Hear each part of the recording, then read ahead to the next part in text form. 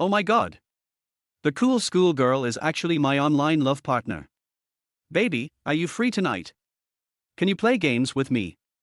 Baby, guess what? I found a tutor for my little sister at school. Do you know who applied for the job?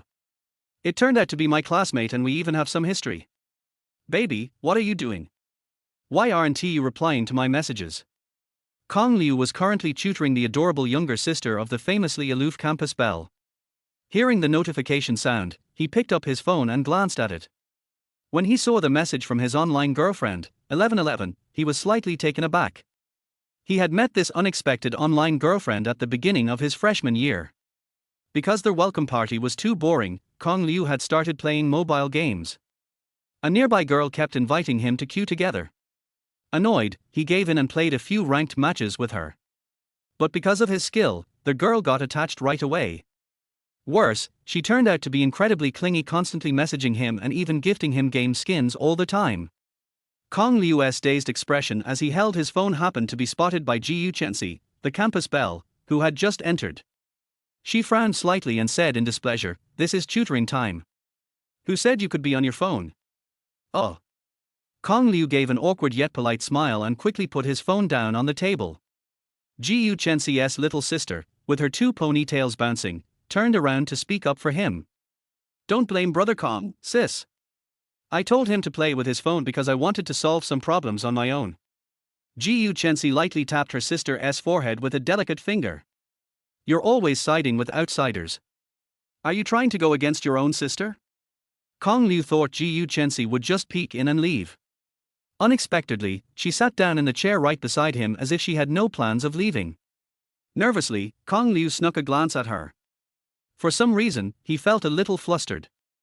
Jiu Chensi was famously the ice-cold beauty of Zhonghai Jiaoda, porcelain skin, long legs, stunning features, graceful presence, and a wealthy background.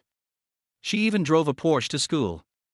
But somehow, during the first week of school, he had managed to offend this campus goddess. It happened on the same night as their welcome party. One of his dorm mates, gazing dreamily at Jiu Chensi sitting in the front row, whispered to Kong Liu, "Bro, look. That girl is gorgeous. She's a freshman too and her name is Chensi. Isn't he that beautiful?" Kong Liu, too busy gaming to care, muttered, "Whether she's Chensi or Sunset Glow, girls that pretty get snatched up by rich, handsome seniors in no time. You don't stand a chance." He didn't realize he had said it too loud enough for Jiu Chensi in the front row to hear. She turned around and shot him a cold, icy glare. As luck would have it, they were both in the same business administration program. Even worse, they were assigned to the same class. Ever since that incident, Jiu Chensi hadn't liked him much. Not that she liked anyone, really. At school, she always wore that cold expression, as if keeping everyone at a distance. Even so, plenty of fearless guys had tried confessing to her, only to be flatly rejected. Sometimes, she didn't even bother replying. Just one icy glance from her was enough to crush their spirits. Not long after the semester began, the title of Ice Queen Campus Belle had spread across the university. Some students even checked her class schedule just to sneak into her lectures for a chance to see her. "Brother Kong, look. Did I get this question right?" While Kong Liu was lost in thought, Jiu Chensi's little sister Jiu Chenxian excitedly placed her workbook in front of him. Snapping back to reality, Kong Liu examined it carefully. The answer was spot on. Jiu Chenxian was a sweet and bubbly girl. Though she and her sister had names differing by only one character, they were worlds apart. With twin ponytails, baby fat on her cheeks, and a chatterbox personality, she was the complete opposite of her frosty sister. She was smart, picking things up as soon as Kong Liu explained them, but had trouble focusing. Probably the reason her teachers couldn't manage her in class. That's why Jiu Chensi had put up a tutoring request on the campus wall. "Well done. All correct, Chenxian," Kong Liu praised. Yay. Jiu Chenxian bounced in her seat, beaming. "It's because you teach so well, Brother Kong. Are there any other similar problems you don't get?" he asked. "Yes. This one." She pointed at another question in their workbook. Just then, Kong Liu's phone buzzed again on the desk. Do. He glanced nervously at Jiu Chensi beside him, who was still staring at her own phone, and cautiously picked up his own to check it. As expected, it was more messages from his online girlfriend. Baby, why are you taking so long to reply? Below that were a flood of emoji stickers. Pouting cat. Crying cat. Rolling on the floor cat. Staring at the clingy texts, Kong Liu felt a headache coming on. His online girlfriend really was a handful, super clingy and always acting cute. If he ever took too long to reply, he'd get spammed like this. He was wondering how to reply when more messages popped up.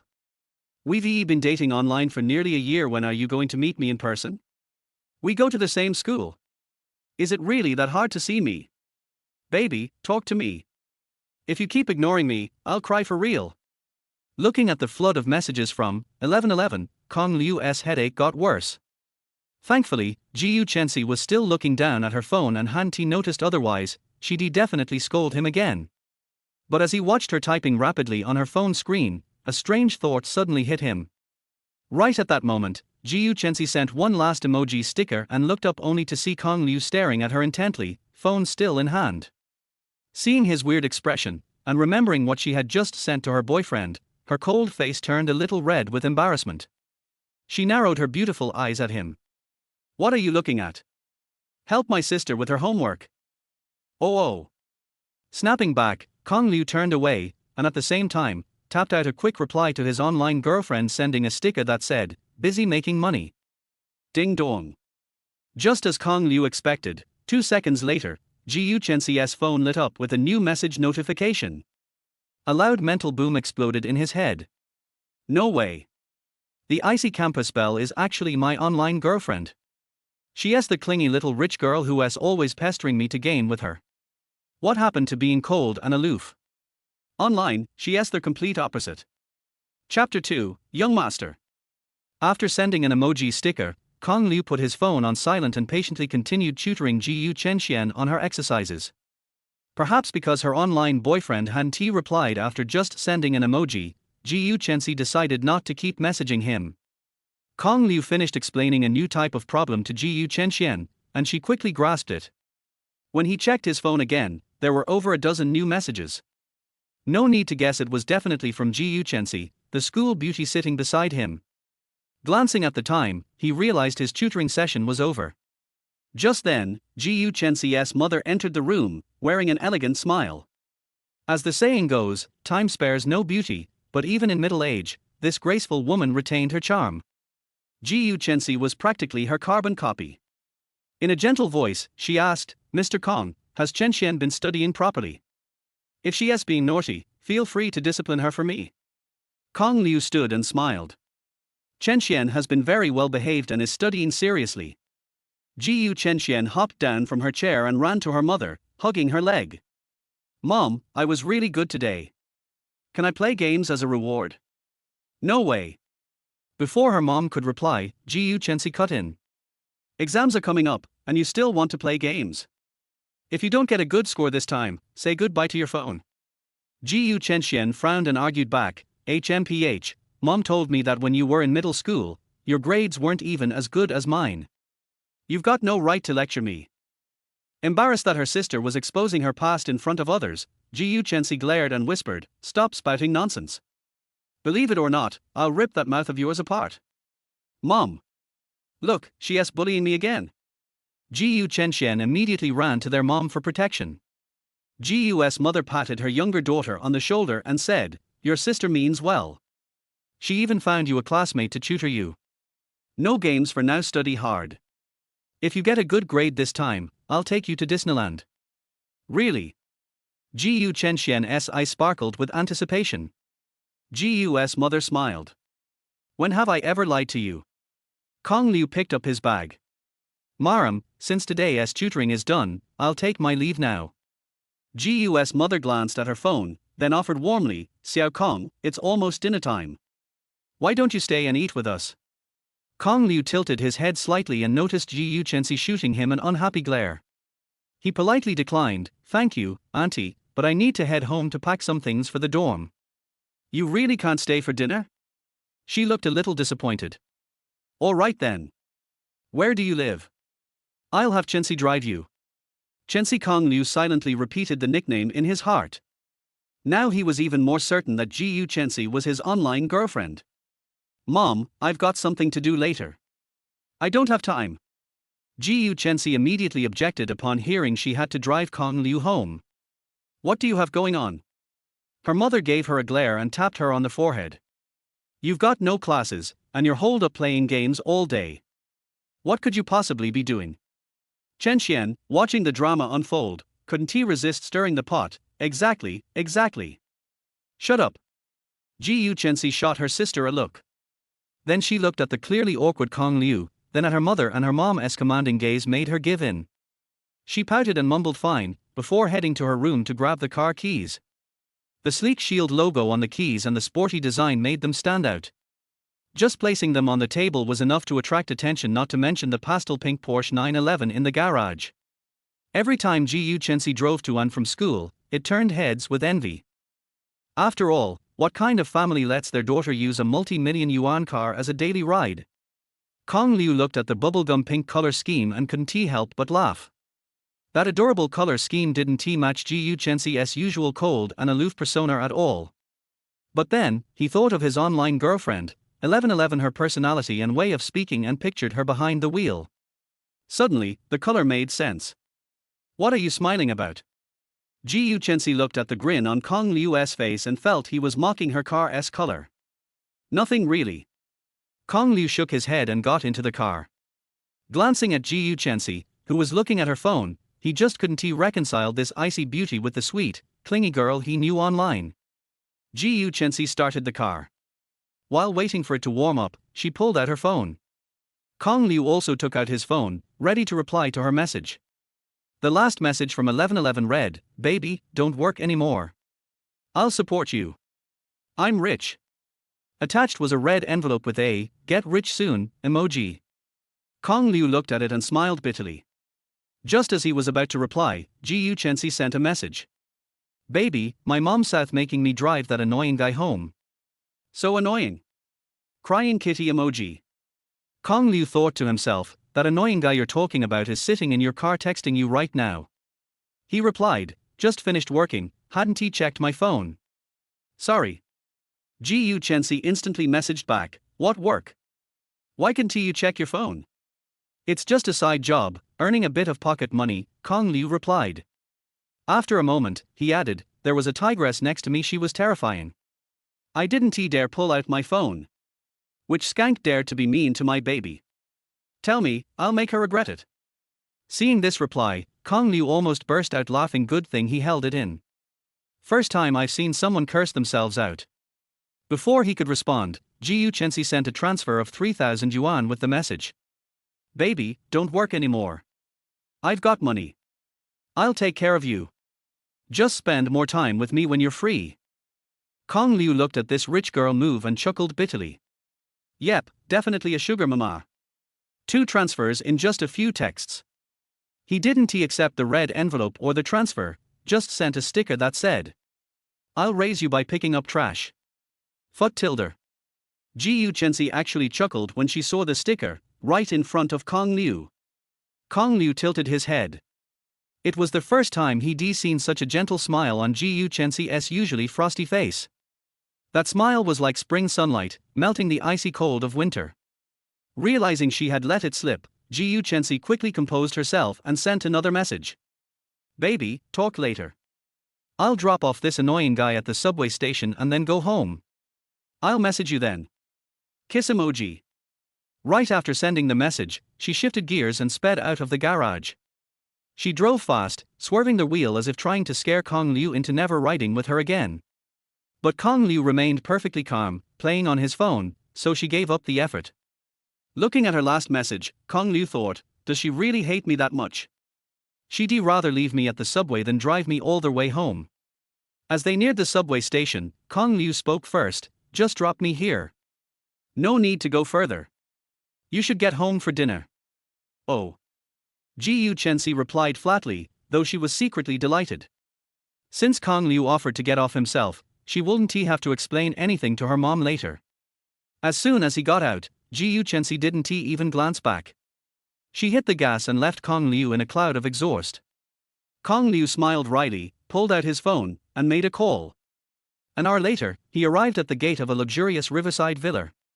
Good evening, young master. Chapter 3 Dinner.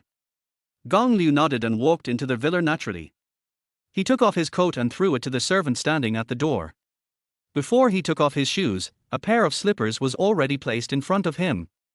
The beautiful maid in black stockings and high heels squatted and wanted to help him untie his shoelaces, but he refused.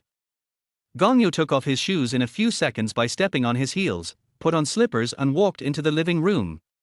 Master, do you want to take a bath first or eat first? No need, you guys go ahead and get busy. Gong Liu waved his hand and said, I'll just come back to get some things. There's a dinner party in the dormitory tonight, I'll go to school to eat. Okay, master. If you need anything, just let me know. Seeing that Gong Liu wanted to be alone, the maids tactfully went back to do their own work. After resting on the sofa for a while, Gong Liu got up, took the elevator in his home, and went up to the third floor. The master bedroom on the third floor was his room. He packed some autumn and winter clothes from it and found 2 bags to pack them. The temperature has started to drop recently and there are only summer clothes in school, so Gong Liu went home to get them this afternoon. He could actually ask the housekeeper to deliver the clothes, but Gong Liu was afraid that the housekeeper would drive the family's luxury car to school to deliver the clothes to him and be seen by his classmates. He would then have to explain everything, which would be too troublesome. Gong Liu has always been very shy about his identity as a rich young man, because since he was a child, everyone has been after his money, the girls he likes, his good friends, and strangers around him. It seems that no matter who it is, once they know that he is a rich man, their attitude towards him will change 180 degrees. Especially during his childhood, after being kidnapped and blackmailed by his classmate's father, Gong Liu became extremely low-key in school. He never wore brand names, only took public transportation to and from school, and even lived a simple life. Gong Liu was packing his things when the lit LCD screen in the bedroom suddenly turned into a video call. A very young couple in ski clothes waved to Gong Liu on the other end of the video. Mom and Dad. Gong Liu also waved to his parents and said, How was your time in the Watch Kingdom? Very good. The woman in the video was wearing ski goggles, but she was still a gentle and intellectual beauty. Her upturned nose was slightly red from the cold, but the corners of her mouth were filled with smiles. She pointed to the endless snow-capped mountains behind her and said to Gong Liu, Son, we are now in the ski resort in Lausanne. Do you see the mountain behind us? That's the Alps. Gong Liu smiled and said to his mother, Okay, then have fun. You must be jealous, right? Who told you not to come? Their mother said with a little pride, I asked you and your instructor to take a long vacation so that you could travel around the world with us, but you refused to do so. Hearing this, Gong Liu gave a wry smile and said, I am focusing on my studies. Besides, I can always go on a trip. But the mother said, You are almost a nerd, and you are still studying. Well, my son is right. He can travel after graduation. The father, who had been silent, interrupted them and said, My son has always had good grades since he was young. We don't have to worry about him. Are you not happy? That's right. Gong Liu echoed his father's words and continued, Besides, it's inappropriate for you old couple to take me with you on your honeymoon. Go away, what do you mean by old couple? Your mother, I'm still young. The mother pointed at Gong Liu and said, Don't tell me that you came home today just to pack up your 2 tattered clothes and take them back to school. It's broken somewhere, isn't it all good? Gong Liu said this as he unfolded the clothes he had just folded in his hands and showed them to his mother. The mother curled her lips in disdain, patted her father's arm, and said, Old Kong, look at your son, he wears these cheap clothes every day, he dresses like a loser, and you don't say anything to him. Puff. Being called a loser by his own mother, Gong Liu spat out blood in his heart. The old father smiled helplessly and said, The money I put into his card is enough for him to open a clothing factory. He insists on wearing this. What can I do? You can't control him, and you expect me to control him. Gong Liu didn't want to continue discussing this issue with his parents, so he said, Mom and Dad, have fun. I'll go back to school after I finish packing. Okay. The mother nodded and said, Throw away those tattered clothes and buy 2 nicer ones. You deserve not to find a girlfriend if you wear such tattered clothes. Ahem. Gong Liu blushed and nodded to agree with his mother. Oh, by the way. When the mother was about to hang up, she suddenly remembered something and said, we sent you some local specialties from here. We sent them to your school. Remember to pick them up. Our local specialties. What local specialties? Before Kong Liu could finish his question, his mother had already hung up the phone. Gong Liu smiled bitterly and continued to pack his clothes. Just as I finished packing my clothes, a message alert sounded on my phone. It was sent by Ji Yuchensi. This girl probably just finished her meal, so she had time to bother him. Baby, what are you doing? Have you eaten? Baby, I'm at home. I just packed my clothes and haven't eaten yet. I'm going back to school now and will have dinner with my roommates later. Ever since he knew that Ji Yuchensi was his online girlfriend, Kong Liu felt weird every time he sent the word baby to 1111. Going back to Jiaotong University. Gong Yu replied, yeah. Then after your party, let's find time to meet up. Shy kitten. Gong Liu looked at the message sent by Ji Yuchensi and smiled bitterly in his heart. This girl was determined to meet him in person. Seeing that Gong Liu didn't reply, Ji Yuchensi continued to send, you don't want to see me, are you worried that I'm ugly? Don't worry, I'm very beautiful. Having a beautiful girl like me as your girlfriend will definitely make you proud. Gong Liu couldn't help laughing when he saw the news, thinking, GUDA campus beauty is so cold, but she is quite sultry in private. He replied, forget it, I'm ugly and not worthy of you. Why are you saying that? I don't like you because of your looks. Pink pig. Baby, even if you look like this, I won't dislike you.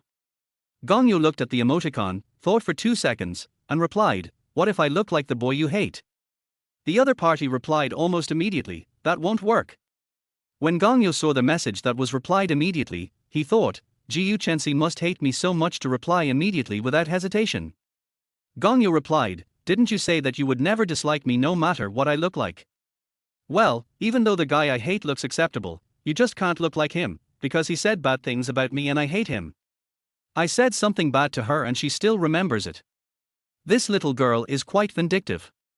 And what do you mean by, she looks acceptable? Gongyo muttered to himself and turned to look at the floor-length mirror in the room. Although he was dressed a little simply, his appearance was still good. The business school is filled with handsome men and beautiful women. Although Ji Yuchensi is the campus belle, he, Kong Liu, is also considered a top figure among the boys. On weekdays, Gongyo has quite a few little fans.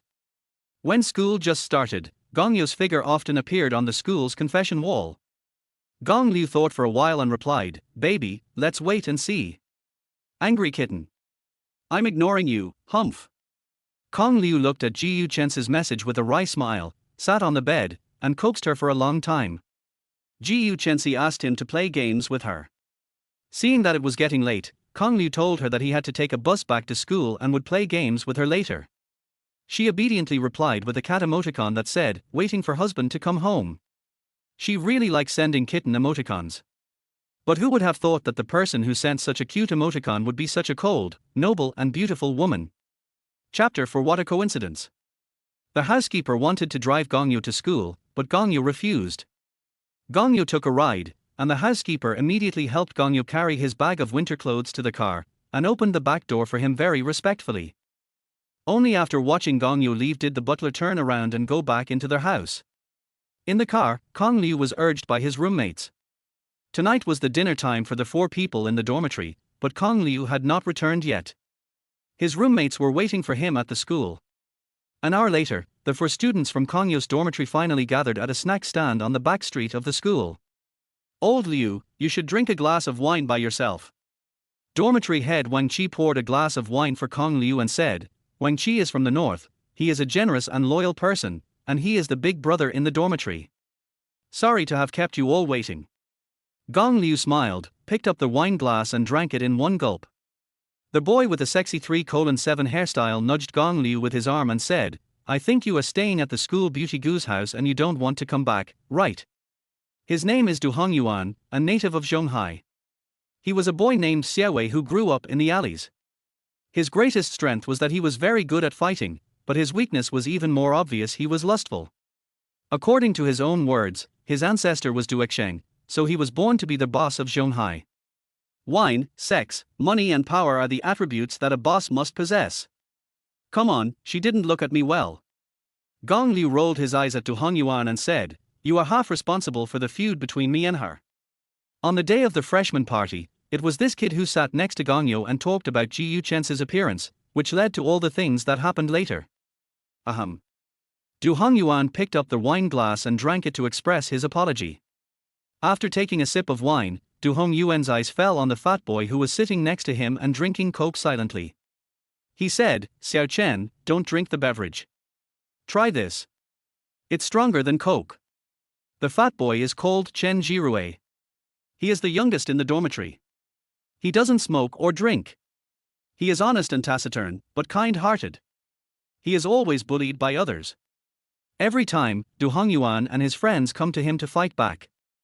Chen Jirue smiled bitterly and said, "Brother Yuan, please stop laughing at me.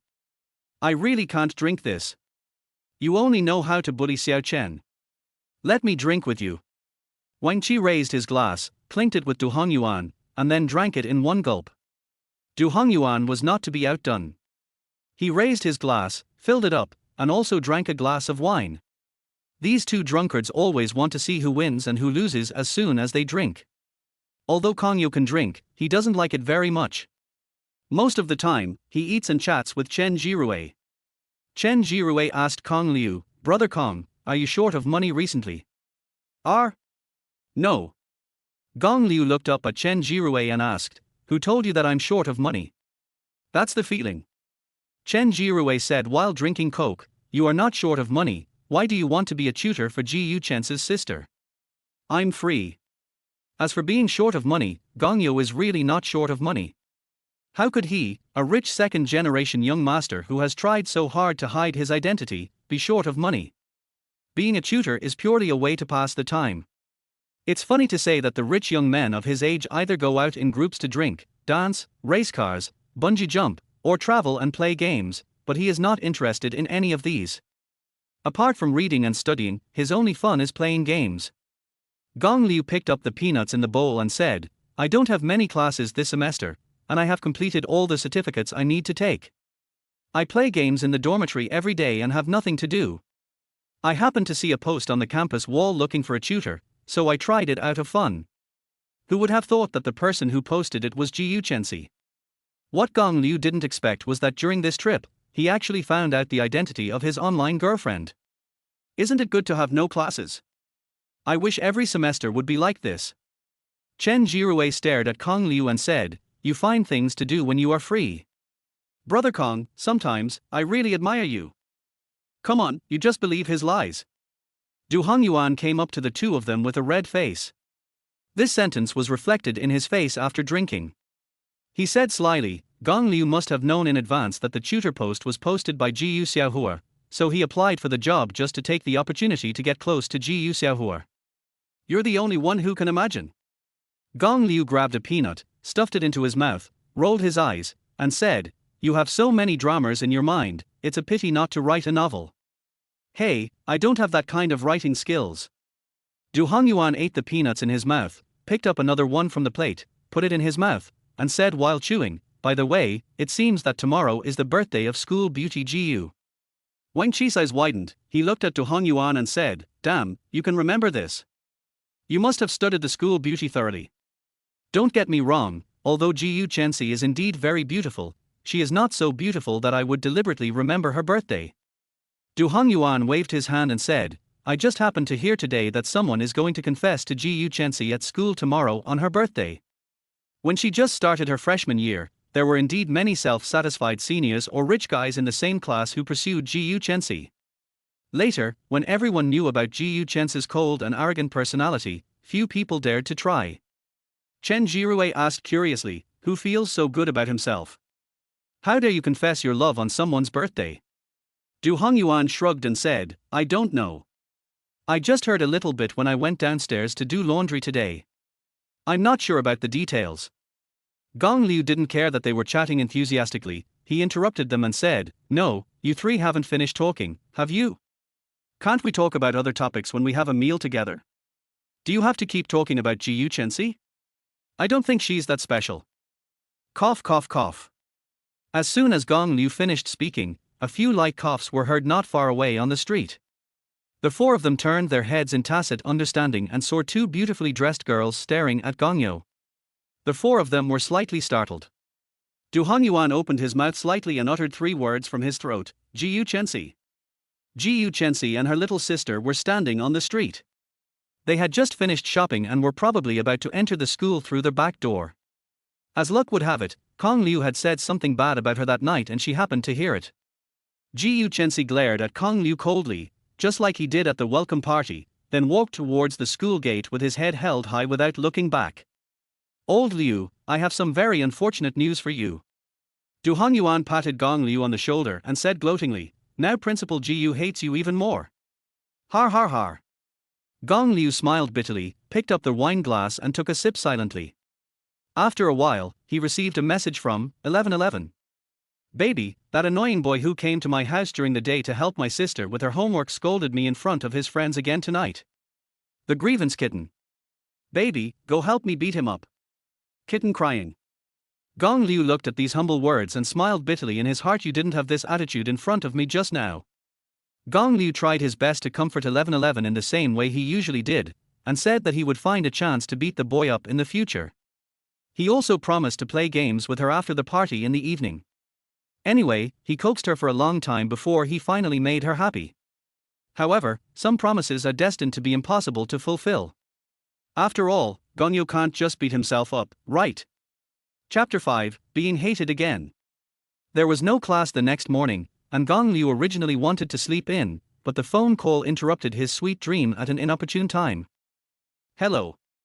Gongyo closed his eyes, touched the phone beside his pillow, and pressed the answer button, relying on muscle memory. A humble voice came from the other end of the phone. Excuse me, is this Mr. Kong Liu? We are an international courier. You have a valuable item that needs to be inspected in person. Do you have time now? R. International Express. When Kong Liu heard what the other party said, his eyes, which were originally closed, suddenly opened. He was a little puzzled. He hadn't shopped online recently, so where did this express come from? That's right. Just as I was wondering, the other party said, the express delivery was sent from the watch country, and the sender is Kong Cheng. Kong Cheng is his father's name. When Kong Liu heard this, he suddenly reacted. They had just made a video call with Kong Liu yesterday afternoon, and he said that some local specialties were sent to him from the watch country. He didn't expect them to arrive today. The phone rang again. Is it convenient for you to pick up the package now? Have you arrived at Jietong University now? Yes, at the door of the express station. Okay, wait for me 10 minutes. Kong Liu said, rubbed his eyes and sat up from the bed. The man replied, okay Mr. Kong, please remember to bring your ID card when you pick up the item. Okay. After hanging up the phone, Gong Liu stretched, climbed out of bed, washed up briefly, put on his clothes, put on a hat to hold down his messy hair, and went downstairs in slippers. After a while, Gongyo received the package. It was a square express box, quite big, but no one knew what was inside. Originally, Gongyo wanted to just take the package and leave, but the courier suggested that he open the package and inspect the goods in person. After all, this is a cross-border logistics, and if something unexpected happens, it will be quite troublesome to handle the subsequent after-sales service. What's more, this package is insured for over 10,000 yuan. Gongyo waved his hand and said nonchalantly, it's okay, I'll take it apart when I get back. The customer didn't want to inspect the goods in person, and the courier couldn't say anything more. Holding the express package, Gongyo turned and walked towards the dormitory, where he happened to meet the fat boy Chen Jirue, who had just returned from the library. After being inspired by Gongyo last night, this boy decided to become a self-disciplined person and take the level 4 exam this semester. He went to the library to study early this morning. Brother Kong. Although Gongyo was wearing a baseball cap, Chen Jirue still saw him in the crowd at a glance and greeted him. Gong Liu also waved at him and stood there holding the express box, waiting for him to come over and go back to the dormitory together. Gongyo asked him, didn't you go to the library to study? Why are you back so early? Chen Jirue said to Gong Liu, I was called back by Brother Du Hongyuan. Gong Liu tilted his head to look at Chen Jirue and asked, why did he call you back? I don't know. Chen Jirue shrugged and said, he told me to come back, saying there was a good show downstairs in the girls' dormitory. Good show. Chen Jirui's words suddenly aroused Kong Liu's interest. Coincidentally, Wang Qi and Du Hongyuan had just come out of the boys' dormitory. Du Hongyuan came over and said to Kong Liu, "You kid, I just saw you lying on the bed, and you disappeared the next second." Gong Liu pointed to the box in his arms and said, "I'm going downstairs to pick up a package." "What do you mean by telling Xiao Chen that there's something interesting to watch?" Du Hongyuan waved his hand and said, "Don't ask so many questions, just follow me." Kong Liu glanced at the other two people, and they just smiled at him. They had no idea what this kid Du Hongyuan was trying to do. There was only a road between the boys' dormitory and the girls' dormitory of Jietong University. The three followed Du Hongyuan and walked towards the girls' dormitory. From a distance, they saw a group of people standing downstairs of the girls' dormitory watching the fun. When I got closer, I found that there was a tall and handsome man in the crowd. He was holding a guitar in his hand and a microphone in front of him. He was singing a love song passionately. Behind him were two younger brothers, one holding a speaker and the other carrying an extremely luxurious cake and a bouquet of flowers. Kong Liu knew this man. His name was Qin Zizhua, and he was in the same class as them. His family had a little money, and he was usually surprisingly high profile in school. He had liked Ji Yuchensi for a long time, and almost everyone in the class knew it. Chen Jirue said speechlessly, "Brother Ju, you pulled me over here just to watch Qin Zizhua confess his love to school beauty Ji. Yes. Du Hongyuan said with a look of excitement on his face, "I just found out that the boy who wanted to confess his love to Ji Yuchensi at school on her birthday today is Qin Zizhua, that idiot." Well. Gong Liu glanced at Du Hongyuan and said in a daze, "Isn't it a bit rude for you to call me an idiot when I'm just confessing my love to you? You don't understand." Du Hongyuan looked at Kong Liu with an expression that said, "You are still too young," and then said, "There are so many people who have confessed to Ji Yuchensi, but have you ever seen her respond in a good way? Today is an important day like Ji Yuchensi's birthday, and this self-satisfied guy came over to confess to Ji Yuchensi.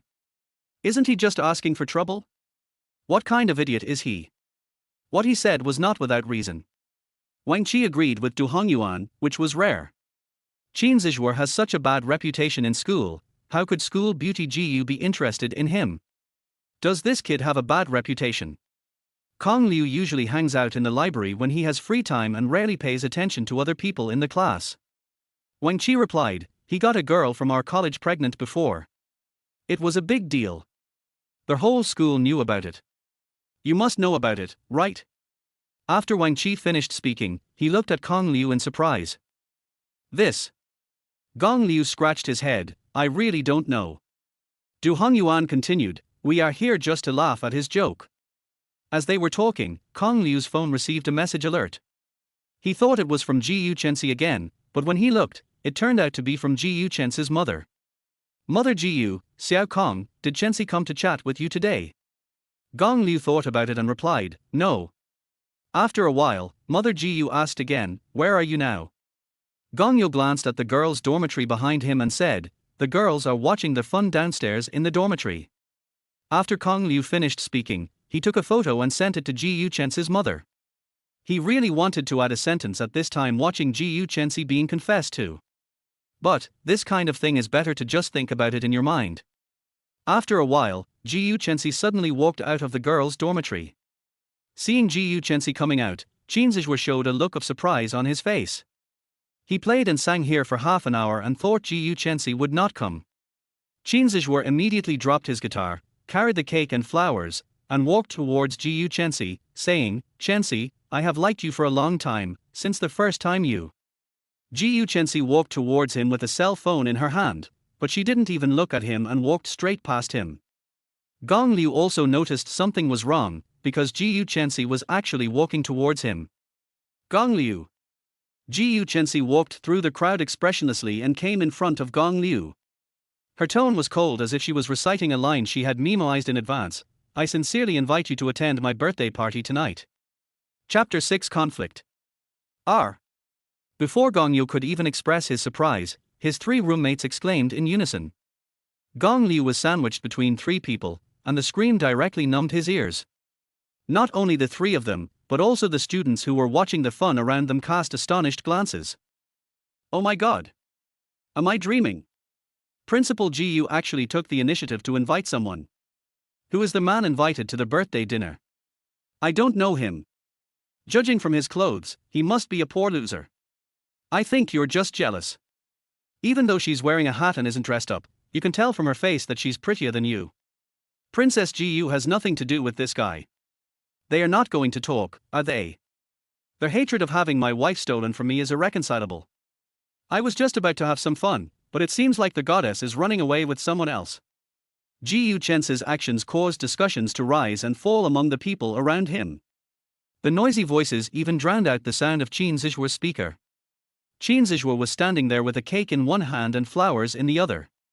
He turned his head and looked at Gu Chensi and Gong Liu in surprise. His face turned red and black, and it was uglier than if he had eaten s. Even if Gu Chensi just rejected him, or even didn't bother to say it, and just walked past him, it wouldn't make him feel so bad. After all, there were many people who confessed to Gu Chensi on the street, and there were even more people who were rejected by Gu Chensi on the street. One more or one less wouldn't make much difference, and no one would take it seriously. But when Gu Chensi had carefully prepared and was about to confess his love to her, in front of so many people, she walked up to Kong Liu, who was wearing a baseball cap and slippers and looked as ordinary as could be, and invited him to her home to celebrate his birthday. At this moment, he felt that it was a joke that he dressed up carefully, held a cake and roses worth thousands of dollars, and held such a grand confession ceremony. The bigger joke was that his confession ceremony attracted so many people, but the protagonist changed from himself to another man. Now he was like a clown. Although the people around him were talking loudly, Gu Chen's face showed no emotion at all. He looked at Kong Liu coldly and urged, "Answer me quickly."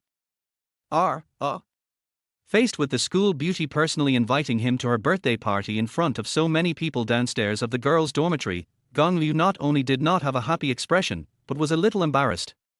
After hesitating for a long time, he agreed, "Okay, I will go." Finally, after getting Kong Liu's reply, Gu Chensi turned around and left without any reluctance, as if he wanted to escape from this place. When Gu Chensi passed by Qin Zixue again, Qin Zixue suddenly blocked her way. Gu Chensi glanced at him coldly and asked, "Get out of the way, what are you doing?" Qin Zixue tried his best to suppress the anger in his heart, and asked Gu Chensi with a forced smile, "Chensi, I have prepared so much for you today, are you?" Gu Chensi frowned, staring at Qin Zixue with cold eyes, and said in a cold voice, "What does your preparation have to do with me?" Qin Zixue held up the things in his hand and said, "I know it's your birthday today, so I bought you flowers and a cake." "That's enough."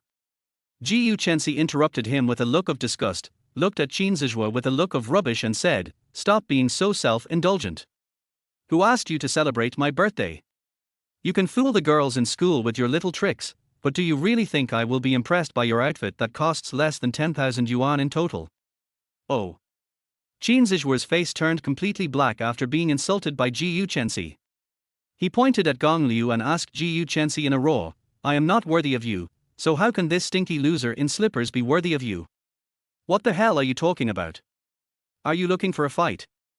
Gong Liu was speechless and retorted directly, "I was the only one here to watch the show, what did I do to offend anyone?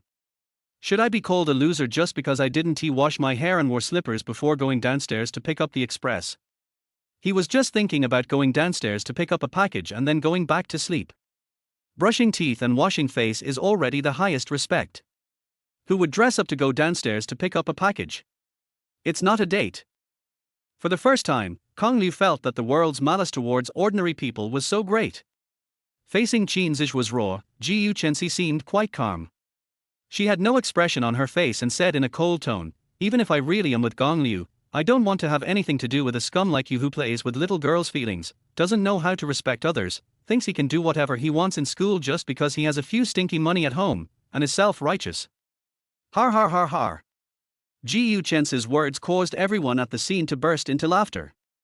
Even in the girls' dormitory, there were people who didn't know what was going on. When they heard the laughter, they curiously leaned their heads out of the windows to look out. "Gu Chensi, don't think you're great just because you're pretty." Qin Zixue was also irritated by Gu Chen's words. He didn't even bother to argue with Kong Liu. He tore off his hypocritical mask and revealed his true nature. He cursed with ugly words and raised his arm to hit people in the street. Ji Chensi was also frightened by the crazy Qin Zizhua. Looking at the palm that was slapping towards her, she didn't even have time to react. Just as the hand was about to fall, it suddenly stopped in front of her. Ji Chensi came back to his senses, only to find that Kong Liu had rushed over at some point. It was he who had just stopped Qin Zizhua's attack on him. Ji Chensi blinked in surprise, and the look he gave Gong Liu became a little different. Kong Liu pinched Qin Zizhua's hand and twisted it backwards, directly twisting his hand behind his back. Qin Zizhua grimaced in pain but was powerless to resist. He could only be captured by Kong Liu, his body bending down uncontrollably. "Gongyo, I'm CNM." Qin Zizhua cursed Kong Liu and shouted to the two younger brothers behind him, "What are you standing there for? Come and help me." Upon hearing this, the two younger brothers rushed up immediately. Gongyo's roommates were no pushovers either. The three of them rushed forward directly. Wang Qi stood in the front, Du Hongyuan, who was the most capable fighter, stood on his left, and Chen Jirue stood on the right. The three of them formed a triangle and blocked Gongyo. "Stupid." Gong Liu kicked Qin Zizhua and sneered, "You beat someone in the street and you think you're right." Chapter 7 10 Years. Qin Zizhua was humiliated by Ji Chensi and Kong Liu successively, and was scolded and beaten. At this moment, his emotions have completely collapsed. "Kong Liu, I will kill you." He didn't care that his hand was pinched purple by Gong Liu, and directly stretched out his leg and kicked Gong Liu. Gong Liu stepped back to the side and avoided his attack, but because he was wearing slippers, he did not stand firmly, and his slippers fell directly to the ground. His body also fell backwards and sat on the ground. Qin Zizhua also took the opportunity to break free from Kong Liu's hands and pounced directly on Kong Liu, who was sitting on the ground. Qin Zizhua rode on him and was about to beat him. But before he could throw a punch, the unlucky guy was kicked to the ground by Du Hongyuan.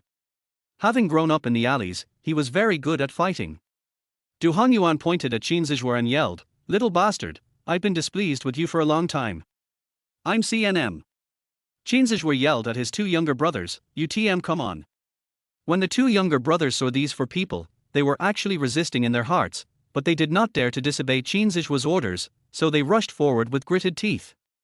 Although Wang Qi was not very good at fighting, he had been helping his family with farm work since he was a child. He had thick skin and strong muscles, and his hands were very powerful when swinging farm tools. It was no problem for him to beat up Qin Zizhua's two thin subordinates. With Chen Jirue assisting him, beating up the two men was like a piece of cake for him. Du Hongyuan and Kong Liu also suppressed Qin Zizhua so much that they managed to beat the boy's temper away. It looked like 7 people were fighting each other, but in fact, it was the 4 people on Kong Liu's side who were unilaterally crushing the 3 guys on the other side.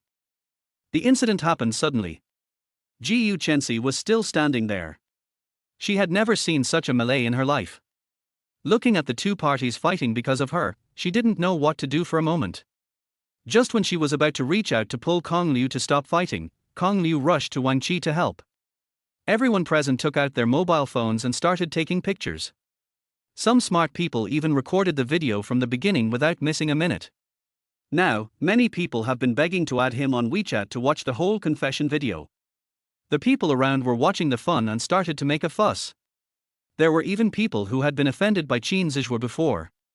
They took the opportunity to secretly mix into the crowd and throw things at Qin Zizhua. When one person did this, the people around him began to imitate and throw things. Some even came in and kicked the 3 of them together. The scene became completely chaotic. "What are you doing?" After a roar, several security guards rushed into the crowd in anger. When the people watching the excitement saw the school security coming, they immediately scattered like birds and beasts. Seeing that the situation was not right, Gong Liu immediately shouted to his 3 brothers, "Stop fighting, run." At Gong Liu's command, the other 3 reacted immediately. Without any hesitation, they blended into the crowd and disappeared without a trace. Gong Liu could have run away, but after taking only 2 steps, he saw Ji Chensi still standing there in a daze, so he turned back and dragged Ji Chensi to run together. As Ji Chensi was dragged forward by Kong Liu, she looked at his back and her thoughts suddenly became hazy. The figure in front of me, in this trance, suddenly merged with a memory from 10 years ago. She seemed to see again the image of the thin boy in her memory, holding her hand and running all the way in the dark night. That thin and short figure seemed to suddenly enlarge several times at this moment and overlapped with Gong Liu's back. Stop! The dense crowd had dispersed, and the two people running were particularly conspicuous, so they were stopped by security after only a few steps. Just like that, Kong Liu, Jiu Chensi, and Qin Zizhuo were taken to the school's administrative office. In order not to betray his three good brothers, Gongyu insisted that he was the only one who beat Qin Zizhuo and the other two into this state. But the administrative teacher would never believe his one-sided story. Besides, he had thin arms and legs, and he didn't look like someone who could beat three people by himself. Qin Zizhuo and the other two talked about the evil deeds of Gong Liu's dormitory, and Wang Qi and the other two were called to the office. At the same time, the counselor of their class also came. When Qin Zizhuo was clamming to call the police to have the men arrested, Jiu Chensi accused the other party of being the first to attack, and Gong Liu and the others were just protecting themselves. Although they were more seriously injured in the fight, they also had greater responsibility. While Jiu Chensi was testifying, Wang Qi placed the on-site video he had just obtained on the table. Because there were so many people filming at the time, the video has several different angles and clearly captures all of their faces. In the video, Qin Zizhuo grabbed Jiu Chensi and refused to let her leave, and harassed her. Qin Zizhuo became angry and started to hit someone first. After being stopped by Kong Liu, he attacked again. Then there was a scene where Kong Liu fell down, Du Hongyuan came to rescue him, and he ordered his younger brothers to come and help. It can be seen from the video that the biggest responsibility for today's fight lies with Qin Zizhuo. The evidence is conclusive and Qin Zizhuo has no choice but to admit that he was at fault first. This time it was the turn of Kong Liu and others to be unwilling. They shouted that they would call the police to arrest Qin Zizhuo and the other two. Everyone in the office had another heated argument. Finally, with the mediation of the administrative teacher and counselor, the few people finally decided not to make a big deal out of the matter and settle it privately. Qin Zizhuo, who was beaten and had to bow and apologize, felt so aggrieved that he felt like his internal injuries were about to burst out. When had he ever suffered such an insult in his life? Looking at the backs of Gong Liu and his group leaving, Qin Zizhuo clenched his fists, the flame of revenge burning in his eyes. Why did you help me just now? Standing on the road between the male and female dormitory buildings, Jiu Chensi asked Gong Liu. In order to give them a chance to be alone, the three good brothers had already hidden far away. Now they were standing by the flower bed downstairs of the boys' dormitory, observing their every move. Well. Gong Liu scratched his head, not knowing how to answer this question for a moment. You can't just say, "You're my online girlfriend, so you're also my girlfriend." I can't just watch my girlfriend get bullied by another man, right? Gongyu has no plans to make their online romance public yet, because he doesn't know how the two should meet after making it public. They used to chat in a very affectionate way, and if they really make it public, it will definitely be weird and awkward. Besides, Jiu Chensi still somewhat disliked him. He didn't expect that just because he helped Jiu Chensi this time, Jiu Chensi would completely change her mind and pledge herself to him. After all, such vulgar plots only appear in novels.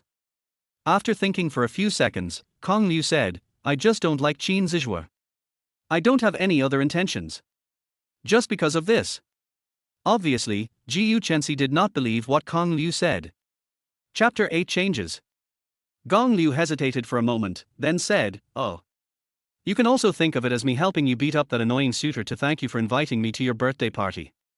The next second, Jiu Chensi poured a basin of cold water on him. If my mother hadn't forced me to do this, I wouldn't bother to invite you. When Gongyu heard this, he was so embarrassed that his head was covered with black lines, thinking, this little girl is really so straightforward that it's annoying. Gong Liu could only say in the end, then consider it as a thank you for your family's willingness to keep me as a tutor, pay me a salary, and solve my current financial difficulties, okay. Are you in financial difficulty? After asking this, Jiu Chensi looked Gong Liu up and down. Gong Liu's baseball cap was lost during the fight. At the moment, he had a messy hair as if he had just woken up. He was wearing a cheap t-shirt and shorts bought online, and one of the slippers on his feet was torn because of the fight just now. From the appearance, he really looked like he was short of money. It's okay, barely enough to survive. When Gongyu lies, he will subconsciously touch his nose. In fact, the balance in the silver white diamond card in the wallet of his dormitory closet is enough for him to donate a building to the school. Oh. Jiu Chensi responded indifferently, but secretly kept this matter in mind. He said to Kong Liu, thank you for what happened today. Wait for me at the school gate in the evening. After saying that, she walked towards the girls' dormitory without looking back. The three roommates immediately rushed out, surrounded Gong Liu, and started asking questions one after another. Du Hongyuan, you are such a hidden talent, you managed to win the most difficult and cold campus beauty in the business school without saying a word. Wang Qi, tell me quickly, what progress have you made? Chen Jirue, brother Kong, you lied to me last night. Gong Liu smiled bitterly, not knowing how to answer their questions for a moment, so he simply played dumb and walked straight towards the dormitory. Gong Liu took out his phone and took a look. Gu's mother sent a few more messages, asking if Ji Yu Chensi had invited him to her house to celebrate her birthday tonight. The message was sent an hour ago. He was fighting at the time and didn't check his phone. He immediately replied, yes, she asked me to wait for her at the school gate tonight. After a while, Mother Ji Yu replied, that's fine. There is also a smiling emoticon at the end. Chen Jirue came over holding Kong Liu's delivery box and said, Brother Kong, I found your delivery for you. The situation was urgent at the time, and Gong Liu didn't have time to think. He dropped the express in his hand and rushed forward to stop Qin Zixua's violence. Fortunately, the careful Chen Jirue helped Gong Liu pick up the express, otherwise it would have been lost long ago. Gong Liu happily took the package and said with a smile, thank you, Xiao Chen. We are all brothers. It would be too distant for Brother Kong to say thank you. Chen Jirue waved his hand and turned to walk towards his seat. Then again, if it weren't for this cross-border express delivery, Gong Yu wouldn't have encountered so many troubles in the morning. Gong Liu took out a small knife from the drawer and was about to open the package to see what was inside when he received a message from 1111 on his phone. She sent a lot of messages at once, telling Gong Liu everything that happened this morning. Gong Yu was busy replying to messages and had no time to open the package, so he just stuffed it into the school bag at his feet. Gong Liu had long guessed that Ji Yu Chensi would come to him to confide, so he had already thought about how to answer, and he was very comfortable with the conversation. The only thing he was not used to was having to keep sending baby. Thinking of Ji Yu Chensi's stern face, the word baby doesn't seem to be appropriate at all to use for her. What Gong Liu didn't expect was that Ji Yu Chensi, for the first time today, praised that annoying male classmate in front of his boyfriend. She said, baby, you know what I didn't expect the most is that today, the annoying male classmate who always said bad things about me actually brought everyone in his dormitory to help me at the critical moment. He doesn't seem to be that bad. Seeing this, Gong Liu couldn't help but raise his lips, and immediately replied, maybe you had some misunderstandings before, maybe you can become good friends if you have a good chat. Ji Yu Chensi replied, bullshit. That guy just scolded me last night. Even if he helped me, I don't want to be friends with him. Looking at the message from Ji Yu Chensi, the corners of Gong Liu's mouth that were raised suddenly fell again as he expected. The vulgar plot of a hero saving a beauty would never appear in reality. Although Ji Yu Chensi had changed his opinion of him, he was just not as annoying as before. Seeing that Ji Yu Chensi was unhappy, Gong Liu was not going to continue on this topic. He typed, is today your birthday? Because she had just told her boyfriend that Qin Zixu confessed his love to her with flowers and cake on her birthday, so it wouldn't be abrupt for him to ask this. Ji Yu Chensi quickly replied, yes. Baby, are you going to give me a birthday present? Why don't you come to my birthday party too? Today is my birthday, will you please agree to meet me? Seeing Ji Yu Chensi's series of messages bombarding him, Gong Liu felt a little overwhelmed. After thinking for a while, he replied, we will definitely have a chance to meet, and I will definitely give you a birthday present. The news about Gong Yu seems like empty promises. But a few hours later, Ji Yu Chensi received a call from a takeaway delivery person. What was delivered was a Lingner Bell doll and a rose. When the doll was first released, its original price was only 200 yuan. Later, it was hyped up to several thousand or tens of thousands. Now the price has dropped back to 300 to 500 yuan. In the afternoon, Gong Liu spent 500 yuan to ask a runner to buy the doll in person at the Disney in Zhonghai. He also asked the runner to buy the flowers. He knew that Ji Yu Chensi didn't like fancy things, so he only bought one flower, but it was beautifully packaged, and it was an exquisite small bouquet held in the hand. The gifts and errand fees add up to a few thousand yuan, which is half a month's living expenses for an average student. Ji Yu Chensi was also very happy after receiving the gift. The two chatted on the phone for a long time. Ji Yu Chensi was still worried that this would cost her boyfriend too much money, so she transferred a red envelope to Gong Liu, but Gong Liu did not accept it and would not accept it. Seeing that it was getting late, Gong Liu took the initiative to end his chat with Ji Yuchensi, took his clothes to the bathroom to take a shower, changed into clean clothes, and left the dormitory with his school bag on the ground. When I left, the three guys in the dormitory were still making noises and clicking their tongues. Wang Qi patted his chest and said, "Old Liu, don't worry tonight. I'll help you fool the aunt when she comes to check on you." Chen Jirue asked very considerately, "Brother Kong, do you have enough money? Do you want me to lend you some?" Of course, if we talk about thoughtfulness, it has to be Du Hongyuan. He took out a box of ultra-thin glasses from the drawer and said to Gong Liu, "You must get it." What a mess! Gong Liu stuffed the thing back into Du Hongyuan's hand with a dark face, and said to the three people unhappily, "I just went to her house to have a meal, her parents are at home, and there are other guests at their house, what are you thinking?" TSK tilde tilde tilde. When the three heard this, they immediately lost interest and turned around to continue doing their own things. Gong Liu's reaction to his three good buddies was both infuriating and funny. Chapter 9. It's almost time. Gong Liu waited at the school gate for about 10 minutes when suddenly a roar came from behind him. Looking back, Ji Yuchensi was driving her pink Porsche to the school gate. The roar of the engine and the cool appearance of the Porsche attracted the attention of many classmates. Ji Yuchensi is like a woman with the aura of a protagonist, attracting countless people's attention wherever she goes. The low-key Gong Liu had to face the gazes of this group of people, get into Ji Yuchensi's luxury car, and leave the school with this Jetong University beauty. "Get in the car." Ji Yuchensi lowered the window, looked at Gong Liu who was still standing there in a daze, and said, "What are you daydreaming about?" Upon hearing this, Gong Liu opened the car door without any further ado and got in with his back bent. When the classmates around saw this scene, many of them took out their mobile phones and started taking pictures.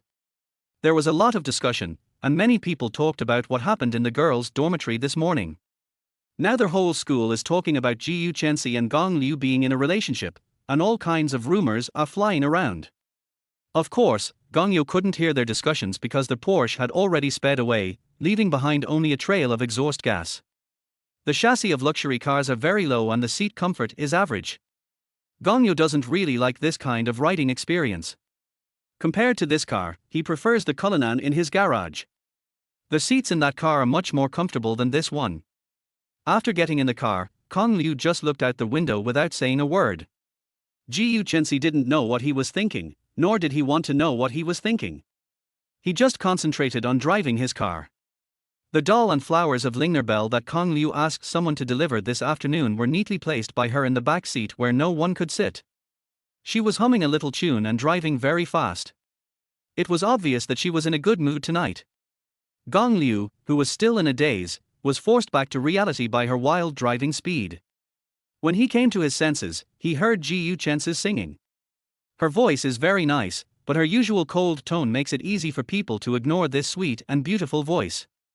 Listening to this voice, Gong Liu couldn't help but bring this voice into 1111, thinking about the scene when she called him baby. With this voice, Gong Liu suddenly became a little uneasy. Ji Yuchensi looked at Gong Liu's strange expression and thought she was shocked by her speed. She stopped the song she was humming and said in a teasing tone, "Why do you look so bad? Are you car sick? Don't vomit in my car." "No." Gong Liu didn't look at her, but just shook his head. Seeing that Gong Liu didn't dare to look at her, Ji Yuchensi was even more certain that he was frightened. She thought to herself, "Your face turned pale with fear, but you still pretended to be calm. You are just afraid that I will laugh at you." For some reason, perhaps because of what happened in the morning, Ji Yuchensi did not take this opportunity to continue to mock Gong Liu, or continue to speed up to scare Gong Liu, but instead slowed down the car. Gong Liu was also a little surprised by this. The car quickly drove to the Ji family's single-family villa. The villa's underground garage seemed to be full of cars, and many cars were parked in the yard in front of the villa. Ji Yuchensi also parked his car in the yard and took Gong Liu into their house. Gong Liu followed Ji Yuchensi and looked at the luxury cars parked on both sides of the road. He couldn't help but say, "There are quite a few guests coming to your birthday party." "So what? There aren't many people I know." Ji Yuchensi's cold face suddenly showed a trace of loneliness, and he said, "In the eyes of the elders, all banquets are just their business receptions. As for me, I am nothing more than a MC who goes on stage to say a few words before the reception starts. Who would care whether I really have a birthday or not? Gu Chensi paused for a moment, raised the Lingner Bell doll in his hand, fiddled with it for a while, and smiled with a smile that could not be seen as happy or sad. He continued, forget it. You won't understand even if I tell you this. Kong Liu glanced at Gu Chensi and said nothing. In fact, he could completely empathize with her, because wasn't it the same at the annual family banquet? After bringing Kong Liu into the villa, Gu Chensi wanted to go back to his room to change into a dress, so he asked him to stay in his sister Gu Chinchuan's room for a while. After all, he didn't know anyone at the dinner party, and it would be boring to stay in their hall. Gong Liu agreed, but did not go to Gu Chinchuan's room. Instead, he wandered around the hall. Those who can attend Gu Chensi's birthday party are all well-known business figures in Zhonghai City. Due to various reasons, they may rarely deal with each other or even have no intersection at all, but they can get together through the opportunity of the banquet, and naturally they will not miss the opportunity to build familiar relationships and make connections. The business circle is such a circle that relies on personal connections. You must first be able to touch this circle before you have the opportunity to make personal connections. Only after you have made personal connections will it be convenient to do business. If you carefully write down the important points of what the industry leaders are chatting about during meals, you might be able to follow in their footsteps and get a sip of their broth.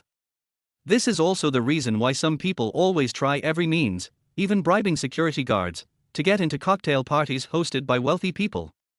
The proportion of women among them is even higher than that of men, and the purpose is naturally self-evident. Gong Yu originally thought that his simple attire would not attract the attention of the business elites present. But the reality was just the opposite. Everyone was wearing elegant dress suits. He, a poor student with a school bag on his back, stood out in the crowd and many people noticed him. However, Gong Yu had seen all kinds of storms, and he didn't care about the looks of people around him. He calmly took a glass of juice from the dining table and walked towards the sofa in the corner. Where's the security? Where is the security? Can just any Tom, Dick or Harry get into a place like this? Just then, an untimely voice sounded, attracting the attention of everyone present, and Gong Liu also looked in the direction of the voice. Not far away, I saw an arrogant middle-aged man walking towards me, pointing at me and shouting loudly for security. Kong Liu looked at the middle-aged man and couldn't help but frowned. His eyes fell on Qin Zizhua behind him. He was looking at him with a teasing look, and it was obvious that he wanted to see him make a fool of himself. This middle-aged man is Qin Zizhua's father, Qin Darhai. Qin Zizhua's confession to Gu Chensi today was the idea of his father Qin Darhai. He had been thinking that if this succeeded, the Qin family would be considered to have climbed onto the high branch of the Gu family, and the Qin family would surely be able to move to a higher level in the future. But his son told him that the task was half done. Gu Chensi had even gone downstairs when he was interrupted by a boy named Gong Liu, who ran out. Qin Zizhua was quite good at confusing right and wrong. The two were chatting when they saw Gong Liu walking past them, and so this scene happened. What's wrong? What happened? The security of the venue was very good. There was a security guard every 1 or 2 meters. When they saw something happening here, 3 or 4 tall and strong security guards immediately came over. Seeing Gong Liu's expressionless face, Qin Zizhua thought that Gong Liu was frightened, and immediately said to the security guard in an aggressive tone, "The cheap goods this country bumpkin is wearing are worth no more than 100 yuan in total. Who lets such a person in? What if he steals someone's things? Can you afford it? You stinky security guards won't be able to pay for it even if you work 10 lifetimes." When the security guards heard Qin Zizhua's words, they felt a little angry, but due to their work, no one dared to show any displeasure and could only nod and smile apologetically. A security guard walked up to Gong Liu and said, "Sir, please show me your invitation letter." Gong Liu shook his head and said, "I was invited verbally, but I don't have an invitation letter." "Make it up. Keep making it up." When Qin Zizhua saw that Gong Liu couldn't produce the invitation letter, he immediately rushed over, pointed at Gong Liu and shouted, "I think you are just a stinky beggar who sneaked in to eat and drink for free. It's okay that you usually cheat in school, but you dare to come to a place like this to cheat. I think you want to go to jail." Gong Liu looked at Qin Zizhua's crazy look and just cursed, "SB. Bastard, what are you talking about?" After these words were spoken, Qin Zizhua became furious and raised his hand to slap Gong Liu. Just like he did during the day, Kong Liu grabbed Qin Zixue's wrist and pinched it hard, and he immediately lost his fighting ability. I didn't beat you into submission during the day, did I? Kong Liu sneered at Qin Zixue and continued in his ear, you should have been at the scene this morning, right? I was invited by Jiyu Chensi. I don't think you don't remember it, maybe, you should remember it better than me. So what? I guess Jiyu Chensi is busy now and he doesn't have time to care about you.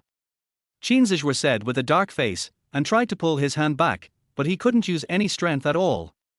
Oh, really? It doesn't matter. I can handle you and your father by myself. After Kong Liu finished speaking, he let go of Qin Zixue's hand and slapped him in the face. Bang! This slap resounded throughout the entire hall. Qin Dahai saw this and immediately yelled at the security guards around him, what are you doing? You're just watching this little jerk fighting and making trouble. Seeing Qin Dahai wearing gold and silver and looking like he was either rich or noble, the security guard did not dare to be negligent and immediately went to stop Gong Liu. Stop! At this moment, a cold voice sounded. Chapter 10 Qin Family. Everyone present looked in the direction where their voice came from. Jiyu Chensi, wearing a white long dress and with a graceful figure, walked towards Gong Liu with the support of several servants. Every step she took was graceful. The white dress reflected a dazzling light under the gorgeous lights. Jiyu Chensi's beautiful face looked even more delicate against the backdrop of the gorgeous dress. Even her cold and noble temperament that kept people at a distance was displayed more vividly. Everyone who came to the birthday party couldn't help but praise and talk about how beautiful the protagonist of the night was. This is the daughter of the Jiyu family. She is so beautiful. I've heard that the girl from the Jiyu family is pretty. Seeing is believing. I originally wanted to talk to Mr. Jiyu about the marriage tonight, but now it seems that my worthless prodigal son will not be worthy of the Jiyu family's daughter. The moment Qin Dahai and his son saw Jiyu Chensi, they were also slightly stunned, with a strange light flashing in their eyes. Qin Dahai immediately stepped forward and said to Jiyu Chensi, hello, Miss Jiyu.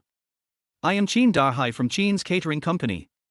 You may not know me, but my son Qin Zixue is your classmate, so you should know that. Qin Zixue. Jiyu Chensi glanced at Qin Zixue behind Qin Dahai, and a hint of disgust flashed in his eyes. Qin Zixue felt uncomfortable all over when he was looked at by that cold gaze. She snorted coldly and asked, what were you doing just now? When Qin Zixue saw Jiyu Chensi coming, he was a little panicked. He knew that Kong Liu was invited by Jiyu Chensi to celebrate his birthday in person. The reason why he dared to instigate his father to deal with him was that he was sure that everyone in the Jiyu family was busy and would definitely not have time to pay attention to this kid. As a result, Jiyu Chensi ran out at this critical moment. Qin Zixue originally wanted to hold his father back, but Qin Dahai stepped forward quickly and said, we found this kid sneaking around and we didn't know what he wanted to do. What's more, his attire doesn't match this distinguished dinner at all. He obviously sneaked in to steal something, so we immediately called the security personnel to kick him out.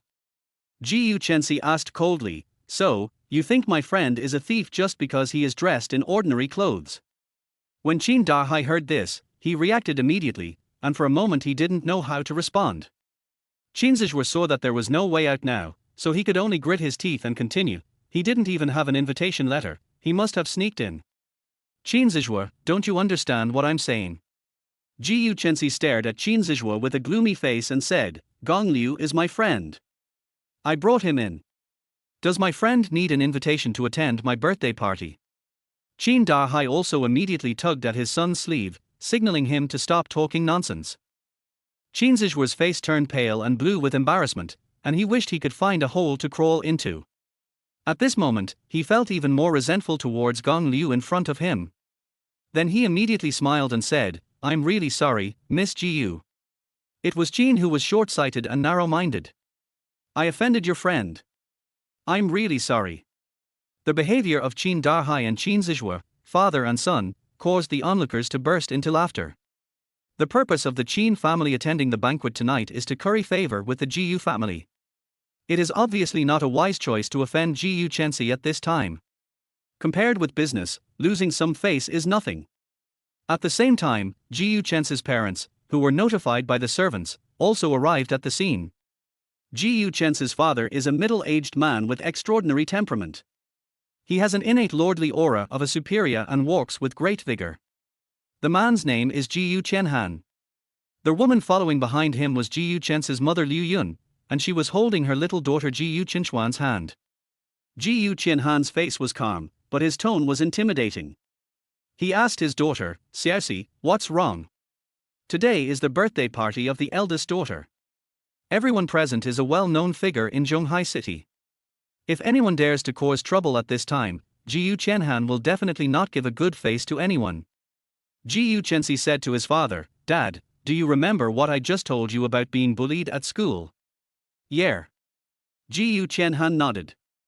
Jiyu Chenxi pointed at Qin Zizhuar and said, it was him. He harassed me downstairs of the girls' dormitory this morning.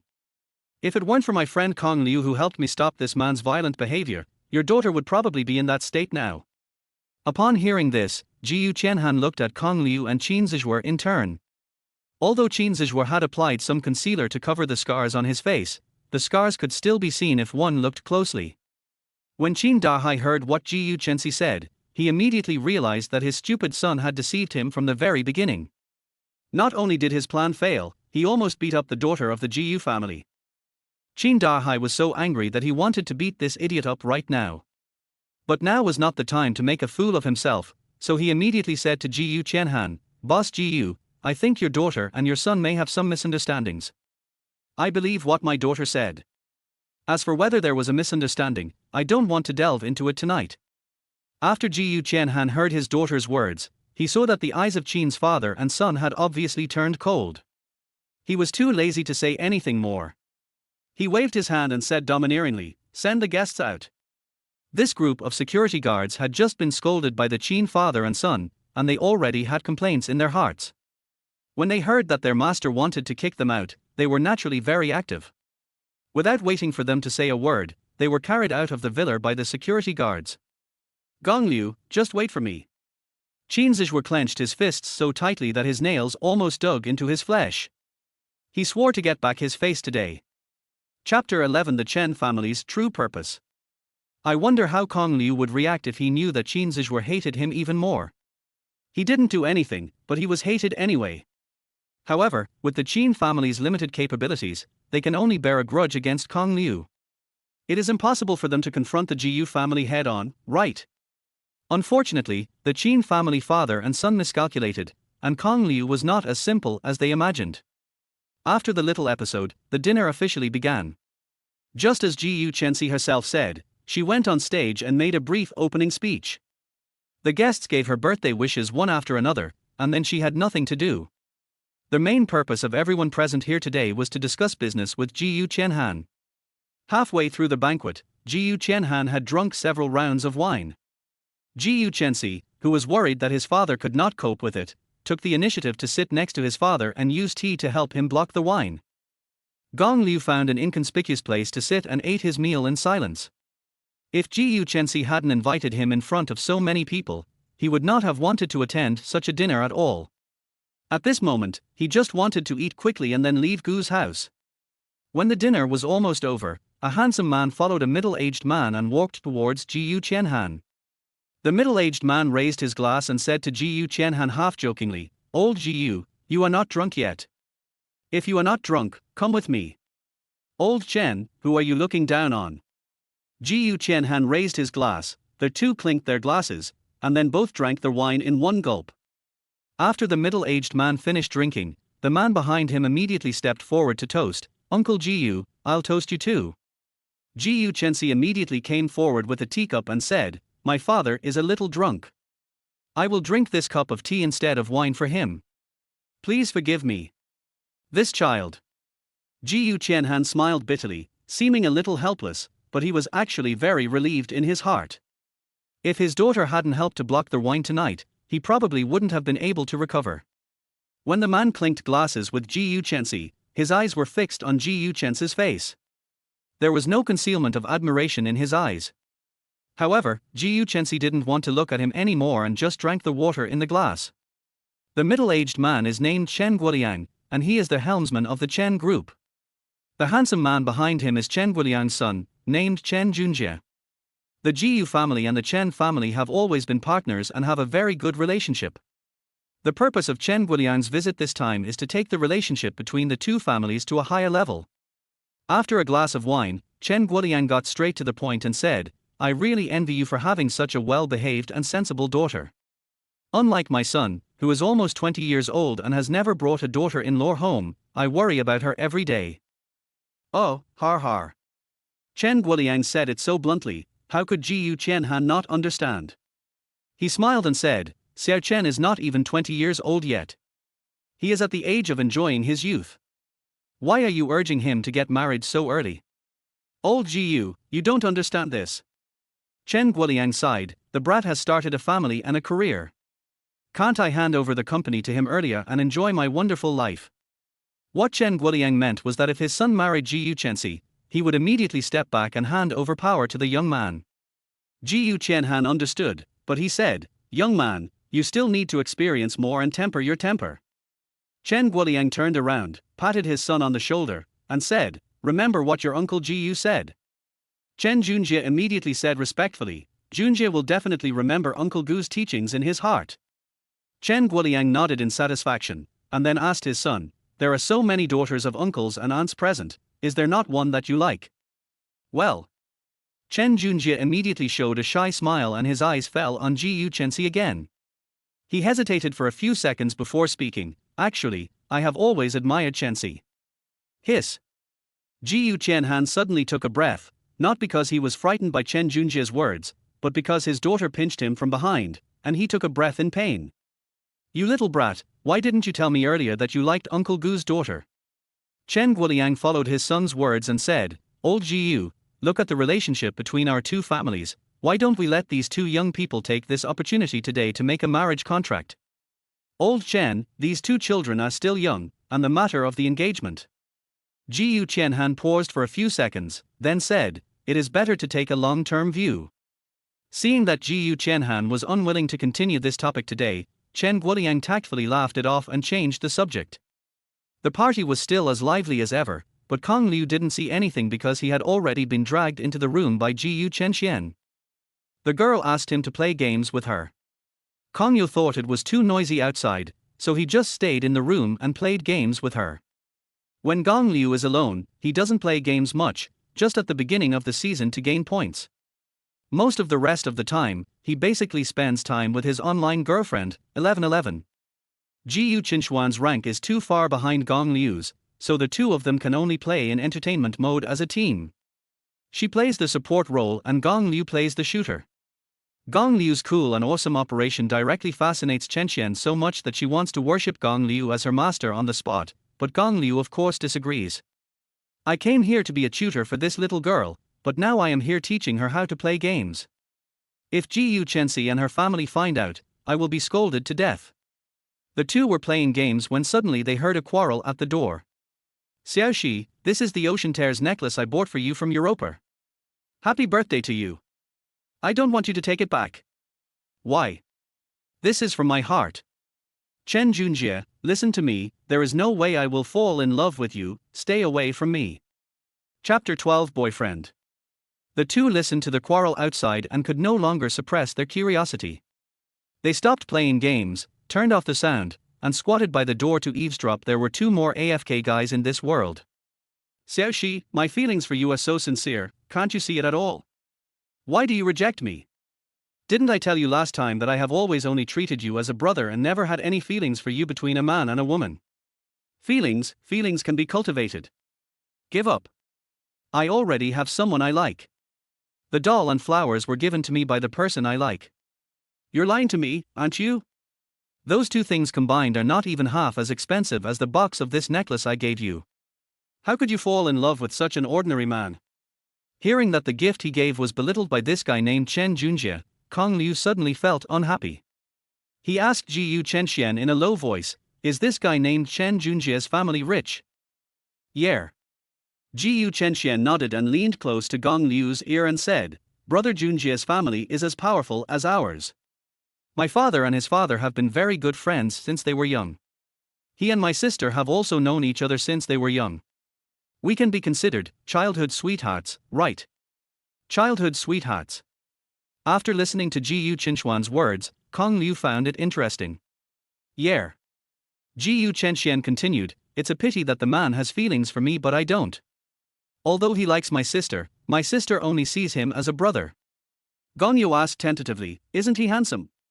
And they are a good match. Why doesn't your sister like him? Ji Chenxian shrugged and said, how would I know? Go ask my sister. Gong Liu immediately waved his hand and said, your sister is as cold as an ice sculpture. I dare not provoke her. Maybe my sister has someone she likes. Ji Chenxian seemed to have thought of something. She leaned close to Kong Liu's ear again and said, Brother Kong, I'm going to tell you a secret, but you must promise me not to tell anyone else, especially my sister. Okay, go ahead. Gong Liu nodded and leaned his head towards her. I accidentally saw the chat interface on my sister's phone before, and it seems like she's in an online relationship, ha ha ha ha. When Ji Chenxian said this, she couldn't help but laugh out loud. But Kong Liu, her sister's online love interest, felt a little embarrassed. In order to prevent Ji Chenxian from finding out the flaw, he had to cover his mouth and gave a fake smile. I once secretly saw the chat content between her and her online lover. It was so corny, with cute emoticons and the name, baby, all over the screen. TSK TSK TSK TSK, I couldn't bear to watch it, har har har har. Oh, har, har har. When Kong Liu listened to Ji Chenxian's words, he felt sweaty all over and was so embarrassed that he almost dug out a 3-bedroom apartment with his toes. The embarrassment is no less than if someone suddenly called out your non-mainstream QQ nickname from many years ago on the street, and even pronounced it with special symbols, circles, dots, and so on. And more, let me tell you. Ji Chenxian wanted to say something, but the door of the room was suddenly opened by Ji Chenxi outside. The two people squatting at the door and whispering were seen clearly by the two people outside. Ji Chenxi frowned, first looked at her sister, then looked at Kong Liu who looked unhappy, and couldn't help asking, what are you two doing squatting at the door? Well. Ji Chenxian's little head turned, and she immediately thought of an excuse. She held up her phone and said, we suddenly found that the internet speed at the door is quite good. Yes. Gong Liu also nodded with a wry smile. Ji Chenxi said with a dark face, everyone stand up. Swish. The two men stood up quickly and stood very straight, even straighter than during the military training in school. Let me introduce you to. Ji Chenxi took a step forward and stood beside Gong Liu. The next second, in front of the three people's shocked gazes, she grabbed Gong Liu's wrist and said, this is the man I like. His name is Gong Liu. The doll and flowers are given to me by him. Gong Liu widened his eyes and looked at Ji Chenxi in horror. He felt a little complicated at the moment, so Ji Chenxi already knew that I was her online boyfriend. When did she find out? Could it be the takeaway order from this afternoon? That's not right, I clearly used Chen Jirui's account to order. When Gong Liu was puzzled, Ji Chenxi covered her mouth with her hand and whispered in Gong Liu's ear, pretend to get rid of him for me. I'll give you 1,000 when you're done. After hearing this, Gong Liu finally understood it turned out that Ji Chenxi was just a blind cat that caught a dead mouse, and actually let him, her real boyfriend, pretend to be her boyfriend to get rid of her suitors. Thinking of this, Kong Liu's heart finally settled down. Of course, Chen Junjie didn't believe that the guy in front of him, who was wearing cheap clothes and had a loser temperament, could be Ji Chenxi's boyfriend. But when he saw the intimate scene of Ji Chenxi and Kong Liu whispering in each other's ears, Chen Junjie suddenly felt a little upset. Chenxi, is this interesting? In order to reject me, you actually used such a childish method. Even if you want to find a fake boyfriend to fool me, at least find a decent one, right? What's wrong with him? Ji Chenxi took Gong Liu's hand and said loudly, he just dressed a little plainly. I like him as a person, his inner qualities, which have nothing to do with his appearance. He could accept that the man Ji Chenxi liked was richer and more handsome than him, but he could not accept that Ji Chenxi would rather be in love with such a loser than agree to be his girlfriend. More importantly, she actually quarreled with me for such a man. He simply couldn't accept it, and anger immediately took over his mind. He said with a sullen look on his face, he is just a stinking loser. Uncle Ji will not allow you to date such a person. You stinky loser, show some respect to my boyfriend. Ji Chenxi said coldly, don't judge people by appearance, my boyfriend's family background is not worse than yours. Oh. Chen Junjie sneered and said, Is he worthy of competing with me when I give you a broken doll worth several hundred yuan as a birthday present? Chen Junjie said, holding up the necklace in his hand and said, this necklace I gave you is worth 800,000. Ji Yu Chenxi was a little speechless. At this time, my younger sister Ji Yu Chenxian suddenly said, who said that Brother Kong only gave my sister a doll? He also secretly prepared a surprise for my sister. As she said this, she winked at Gong Liu, who was still in a daze. It's in my room, right, Brother Kong? Oh, yes. Although Kong Liu didn't prepare anything, when he saw Ji Yu Chenxian blinking, he guessed that she must have a way, so he had no choice but to agree. Chen Junjie sneered, looked at Kong Liu with gloomy eyes, and said, I don't know what treasure it is, let me see it. Chapter 13 Fake Watch. Wait a minute. Chen Junjie was about to walk into the room, but was stopped by Ji Yu Chenxi. Brother Junjie, it's not convenient for you to enter my room now. You wait at the door. Chen Junjie was stunned for a moment, then said to Ji Yu Chenxian, Xiaoxian, you never restricted your brother from entering your room before. Well. Ji Yu Chenxian explained reluctantly, children are growing up, they need some private space.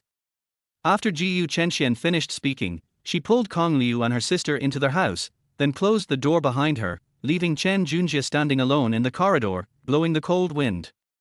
Looking at the tightly closed door, Chen Junjie felt extremely depressed. At the moment it seemed that he was the only outsider. After entering the room, Gong Liu was the first to speak. Let me make it clear first, I don't have any gift more expensive than his 800,000 necklace. Although any chandelier in Gong Liu's home is worth more than 800,000 yuan, he really doesn't have a decent gift at the moment. He can't just give Ji Yu Chenxi a few exercise books in his worn-out backpack and tell her that knowledge is priceless, right? Of course I know you didn't. Ji Yu Chenxian said, walked to her desk, and took out a gift box. Fortunately, I prepared a gift for my sister. I wanted to give her a surprise, but now it seems that there is no chance. Wow, Xiaoxian, thank you. Ji Yu Chenxi was slightly stunned, looking at the box brought by his sister, and said in surprise, what gift did you prepare for me? Strange, why is it so light? Ji Yu Chenxian put her hands on her hips and said proudly, you'll know when you open it. Ji Yu Chenxi immediately opened the gift box, but inside was empty. Ji Yu Chenxi raised his head, looked at his sister in confusion, and asked, you just gave me a box. Ji Yu Chenxian looked at the empty box, immediately held her head, and said distressedly, I was wondering why it was empty when I brought it over. I only remembered to prepare the gift box, and the bag I ordered is still in the store. Ji Yu Chenxi pursed her lips and said speechlessly, okay, I know you have prepared a surprise for me, but the package is still in the store and I haven't taken it back yet. Don't blame me. Ji Yu Chenxian said with a bitter face, I just forgot it. So. Gong Liu interrupted the conversation between the two sisters and said, now how should we deal with the guy at the door? When Kong Liu entered the room, the guy was already furious. Now that he had been turned away for a long time outside, his emotions were probably on the verge of a breakdown. Ji Yu Chenxian covered her face and pointed at the decorations on her bookshelf and said, if it doesn't work, just take out the crystal ball as a treasure. I spent tens of thousands of dollars to buy it. Gong Yu took a look at the ordinary crystal ball and thought, this glass ball is actually worth tens of thousands. It's so easy to make money from rich people. Ji Yu Chenxi waved his hand and said, no, this crystal ball has been in your room for several years. It's not like he hasn't seen it before. What should I do? I just helped Brother Kong to blow his own trumpet. Ji Yu Chenxian said, giving Kong Liu an awkward smile. Just when the three of them were worried, the school bag that Kong Liu casually threw on the table in Ji Yu Chenxuan's room suddenly fell to the ground, and a square express box fell out of the bag. Gong Liu looked at the express box and suddenly his eyes widened. This express was sent by his parents from the watch country. Gong Liu did not have time to open it in the afternoon, so he threw it into his school bag and brought it here in a daze. I think I have a solution. As Gong Yu spoke, he picked up the express box on the ground and opened it in no time. Gong Yu remembered that the courier boy said that the insured value of this package was over 10,000 yuan, so the things inside must be of high quality. After opening the paper box, I saw several layers of stuffing wrapped 3 circles inside and 3 circles outside. I tore off all the stuffing and found a dark gold gift box inside. Gong Yu continued to open the outer packaging of the box, revealing a box wrapped in a brown velvet leather bag. The box was made of mahogany, and under the strong light, the painted surface showed a noble dark red light. The wood grain on it was like flowing golden water waves, very smooth and beautiful. In the middle of the box was a gold-plated candelabra cross. Under the wooden box is a folding card holder made of top-grain calfskin with the same pattern printed on it. Inside the holder is an instruction manual in both English and German, as well as a beautiful postcard. Patek Philippe Sky Moon 6104p. Patek Philippe. Kong Liu recognized this pattern and this string of English because there were two Patek Philippe watches in his father's watch cabinet. These watches are one of the world's three top famous watches along with Vacheron Constantin and Audemars Piguet, and Patek Philippe is even known as the king of watches. Gong Liu put down the card pack and manual and opened the wooden box. Wow! The moment she saw what was in the wooden box, Jiyu Chenxian exclaimed. Jiyu Chenxi also forgot to control his facial expression. He widened his eyes and looked at the contents of the box in surprise. As expected, there must be a watch inside. But surprisingly, this watch is a little too special. The outer ring of the case is inlaid with 38 baguette diamonds, and the dial is a transparent sapphire crystal disc that displays a sky map and a Milky Way map that rotate at different speeds. The breathtaking depth of field and the path of the moon accurately show the panoramic view of the sky as the stars and the moon move across the night sky. There is an elliptical line inside, which frames the area of the sky visible from Geneva. Gong Liu was stunned for a second when he saw such a watch. Jiyu Chenxian looked at Kong Liu and asked, "This watch should be very expensive, right? It shouldn't be cheap." Kong Liu scratched his head, not knowing how to answer Jiyu Chenxian's question. Jiyu Chenxi directly picked up the card wallet that Gong Liu had placed on the ground. With her sharp eyes, she just spotted the invoice sandwiched in the card wallet. At the bottom of the invoice, it was clearly printed, 354 feet 840 inches USD. 350,000 knives equals more than 2,580,000 Chinese yuan. Seeing this invoice, Jiyu Chenxi looked up at Kong Liu with a strange look in his eyes. This watch costs more than 2.5 million. Oh, yes. After thinking for a moment, Gong Liu said openly, "It's a Patek Philippe. A real watch costs 2.5 million, which is normal. Mine is fake." "Is this a fake watch?" Jiyu Chenxi stared at the beautiful watch, obviously not believing that it was a fake. She looked at the invoice in her hand again. For someone like her who often shops overseas, she has seen this invoice many times, and it must be issued by the watch country. Chapter 14. Really? Yes, my father is in the business of replica watches.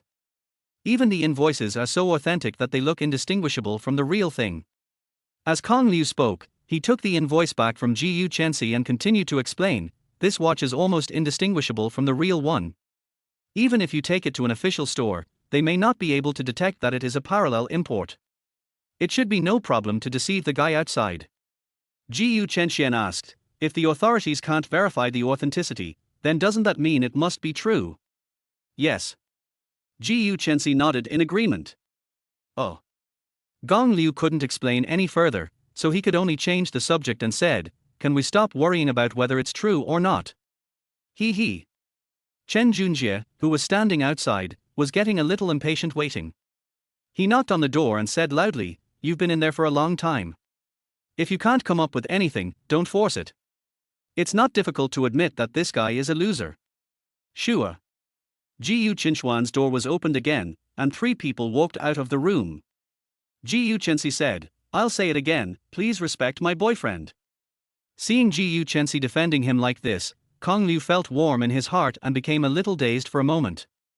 For a moment, he really felt that Jiyu Chenxi was his girlfriend, and it seemed like they had known each other for a very long time. Hiss. His fantasy disappeared immediately the moment Jiyu Chenxi pinched his arm. Gong Liu did what he had just rehearsed in the room.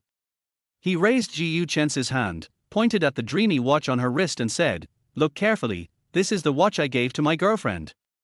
This watch is worth more than 2.5 million, enough to buy 3 of your necklaces." After Kong Liu finished speaking, he glanced at Jiyu Chenxi, and Jiyu Chenxi gave him a satisfied look in return. "Har har har, kid, do you think I'm easy to fool?" Chen Junjie looked at the watch and laughed. He pointed at Gong Liu and said, "Don't think I don't know. This is a Patek Philippe Starry Sky watch. You can't buy it in China. Even if you can really pay 2.5 million, you can't buy it in China. If this watch is real, I will kneel down and kowtow to you right now. Gong Liu didn't show any panic on his face. He calmly waved his hand and said, "You don't have to kowtow, but you have to promise me that you won't bother 1111 again." Hearing the word 1111, Jiyu Chenxi turned her head for no reason and looked at Gong Liu. There was a strange light flashing in her eyes, and no one knew what she was thinking. "Okay, kid, I don't think you'll cry until you see the coffin." Chen Junjie took out his cell phone and said, "I happen to know the store manager of Zhonghai Patek Philippe. You can check whether your watch is real or fake." Seeing that Chen Junjie was determined to prove it was true, Jiyu Chenxi pinched Gong Liu's arm guiltily, and Jiyu Chenxian also pulled the corner of Gong Liu's clothes from behind. Seeing the two sisters nervous because of guilty conscience, Gong Liu just smiled and said, "You'd better have the contact information of the manager of the watch store in China, because I bought this watch from overseas." Har. Chen Junjie snorted coldly, "What a joke, you dare to ask someone to buy a 2 million watch for you." Gong Liu shrugged and said nonchalantly, "We are rich and powerful, there is nothing we can do." "You?" The veins on Chen Junjie's forehead bulged slightly, and he gritted his teeth and said, "Boy, if this watch is not real, don't blame me for being rude to you." Gong Liu continued to provoke Chen Junjie with words, "If you can find out that he is fake, I will let you deal with him." Not long after Chen Junjie sent the message, he received a call. After hearing what the person on the phone said, Chen Junjie showed a rare smile on his gloomy face. He pointed at Gong Liu and said, "Boy, I just asked, there is no record of this watch being purchased in China in the past 6 months. As he spoke, he turned on the speakerphone. A middle-aged male voice came from the phone, "Yes, if anyone dares to use our Patek Philippe name to cheat people with fake watches, we will file a lawsuit in court." Gong Liu confidently said to the phone, "Don't just check the domestic purchase records. Didn't I tell you that my watch was purchased overseas? Now go check the purchase records in the watch country." "Huh, you think we can't check it?" The person on the other end of the phone spoke in an unhappy tone, and then the sound of keyboard typing could be heard. Not long after, the person on the other end of the phone spoke again, but this time his voice was much less aggressive. "Just a week ago, a Chinese named Kong did buy a Starry Sky watch in the Watch Kingdom!" Exclamation point. When Chen Junjie heard this, his pupils suddenly dilated and he almost dropped his phone. Chen Junjie asked, "What is that person's full name?" The person on the other end of the phone said, "Oh. Mr. Chen, please forgive me for not having enough authority to find out the specific information of the members. No need to bother." Gong Liu waved his hand and said, "Ask him if the order number of the Starry Sky watch ends with 4480. There was an order number on the invoice." Gong Liu just glanced at it and memoized the last digit. The man on the other end of the phone quickly found out, "Yes, the last number is 4480. Chen Junjie looked at Gong Liu in disbelief and asked, "Did you really buy this watch?" At this time, the expressions of the two sisters of the Jiyu family were no different from Chen Junjie's expression, and Chen Junjie's question was also what they both wanted to ask. Before Chen Junjie hung up the phone, the store manager's voice came again on the phone. "It seems that the customer surnamed Kong bought more than one watch. The customer bought 6 watches on the same day and at the same time. $6. Chen Junjie was shocked again. How expensive is Patek Philippe? Chen Junjie, how could he not know? The cheapest one starts at hundreds of thousands, and capital verification is required to buy a watch. Even if you are a demolition household who became rich overnight in Zhonghai, with hundreds of billions of cash in your pocket, the store will not let you buy 6 watches in stock at one time. It is conceivable how capable and background a person who can buy 6 watches at one time must have." Not only Chen Junjie was shocked, but Jiyu Chenxi and Jiyu Chenxian, who were standing next to Gong Liu, were also frightened by the store manager's words. If Chen Junjie hadn't been here, they would have pulled Gong Liu aside and started questioning him. Gong Liu looked at the three people's burning gazes and suddenly felt a headache. He thought to himself, "This bitch is a bit too pretentious. I don't know how to make up for it later." Gong Liu was worried that if the store manager checked his family's background again, he would expose it in front of him, so he directly helped Chen Junjie press the button to hang up the phone, and then said, "Okay, accept the loss and remember your promise." Although Chen Junjie was holding a grudge in his heart, he thought that the watch Gong Liu gave to Jiyu Chenxi was real, which proved that Gong Liu's identity was not simple. He didn't know Kong Liu's background clearly, so he didn't dare to offend him easily. Snort. Chen Junjie held it in for a long time, and finally snorted coldly, turned around and walked downstairs, which was also a disguised admission of his failure. As soon as Chen Junjie left, Kong Liu was dragged into the room by the two sisters of the Jiyu family. Jiyu Chensi took off the watch on his hand, shook it in front of Kong Liu, and said, "Explain it." Jiyu Chenxian also pulled Kong Liu's arm and asked like a curious kitten, "Brother Kong, are you really a hidden tycoon?" "Well, actually, over at the Watch Kingdom, my dad's friend works there, they work together, he makes fake invoices and my dad makes fake watches, and then..." Gongyo gave a lot of vague explanations and he could hardly make it out. Fortunately, the phone rang at this time. Gongyo immediately ran out of the room under the pretext of answering the phone. "Hello. Mr. Kong, you have an international express delivery. I need to personally confirm receipt with my ID. What time are you free tomorrow so that we can arrange delivery?" Another international express. After answering the phone, Gong Liu smiled bitterly. Chapter 15, No Debts Allowed. The banquet in the hall was still going on vigorously. No one knew what had just happened on the second floor. Kong Liu didn't want to continue wasting time in this boring banquet and decided to leave first. But before leaving, he had to say hello to Ji Yu Chen's mother Liu Yun. After all, she was the one who invited him, and it would be impolite to leave without saying a word. Liu Yun knew that it would be boring for Kong Liu to stay at this banquet surrounded by strangers, so she did not force him to stay. However, she was worried that Kong Liu had not eaten enough, so she asked the kitchen to prepare several more delicious meals for him to take away before he left. Gongyo looked at the big bag of fresh food packed in a lunchbox and finally understood the literal meaning of, "If you can't finish it, take it away with you." It was difficult for Kong Liu to refuse Gu's mother's kindness, and there were 3 hungry, big kids in the dormitory, so Kong Liu had to accept the bag of food with reluctance. When Ji Yu Chensi saw that Gong Liu was about to leave, she unexpectedly took the initiative to ask her mother to send him to school. Gong Liu was a little puzzled as to why this young lady was suddenly so nice to him.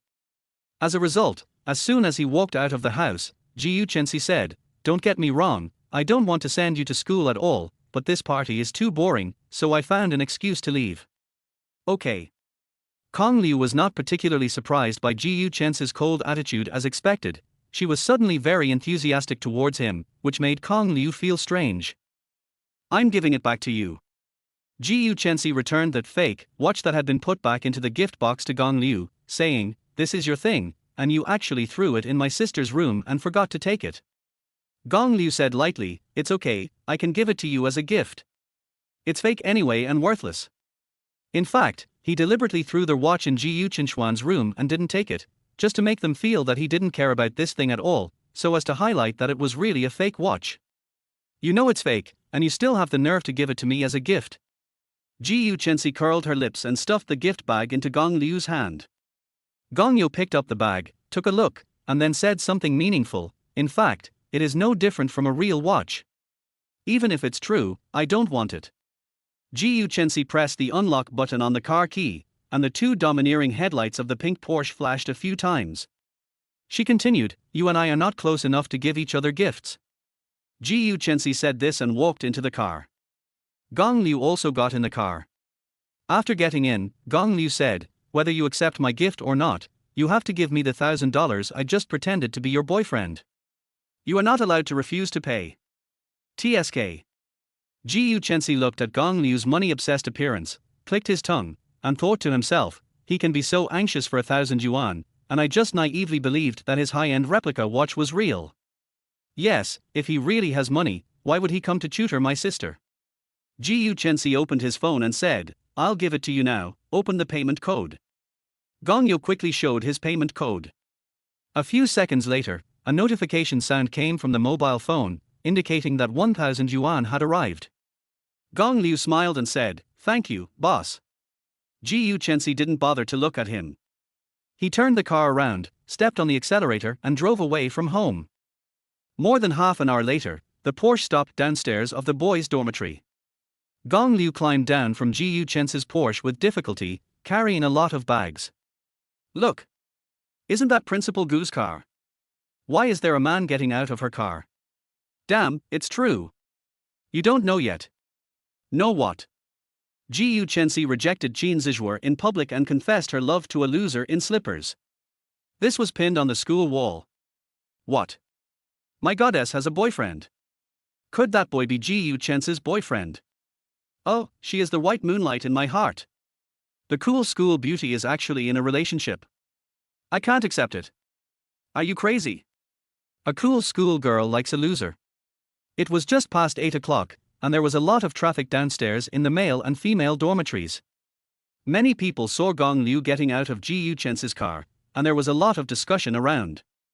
Gong Liu didn't care about these, and said to Ji Chensi with a smile, "Thank you, beautiful lady." Ji Chensi didn't even want to say a word to Gong Liu. He stepped on the accelerator and drove straight to the parking lot near the girls' dormitory. Looking at Ji Chensi's unrestrained appearance, Gong Liu even wanted to get a driver's license. If he got a driver's license, he could drive out the cows and horses in his garage for a ride. However, Gong Liu immediately forgot about this thought. Godfather. You'd better go out and date Ji Chensi every day. Father. Can I eat that abalone? I've never eaten such a big abalone. Good dad. Can you let me try that big lobster claw? This is the first time I've seen such a big lobster claw. The moment Gong Liu walked into the dormitory carrying a big bag of delicious food, he undoubtedly became the big daddy in the dormitory. Everyone listened to his voice and no one could shake his position in the dormitory tonight. Ding dong. Gong Liu was enjoying the joy of being a father when his cell phone message alert suddenly rang. He opened it and saw that it was a message from Ji Chensi. She used the account 1111 to ask him to play games. Gong Liu had nothing to do now, so he agreed to play with her for a while. After going online, Gong Liu discovered that there was a new skin online today, and it was for Ji Chensi's favorite support character, so he gave her one without saying a word. Then again, if he used the money she gave him tonight to buy a skin for her in the game, would this be considered as borrowing flowers to offer to Buddha? Ji Chensi was already in a good mood tonight as she had chased away an annoying suitor. When she saw the gift from her boyfriend, she felt even better. She was so happy that she gave her boyfriend several skins worth over 100 yuan. Wow! Gong Liu looked at the pile of skins in the mailbox and said to himself, "It seems that the little rich woman is in a good mood today." After playing a few games, the two went offline and started chatting. Ji Chensi sent a message to Gong Liu, saying, "Baby, I'm lying in bed now, holding the doll you gave me today." Gong Liu replied, "As long as you like it."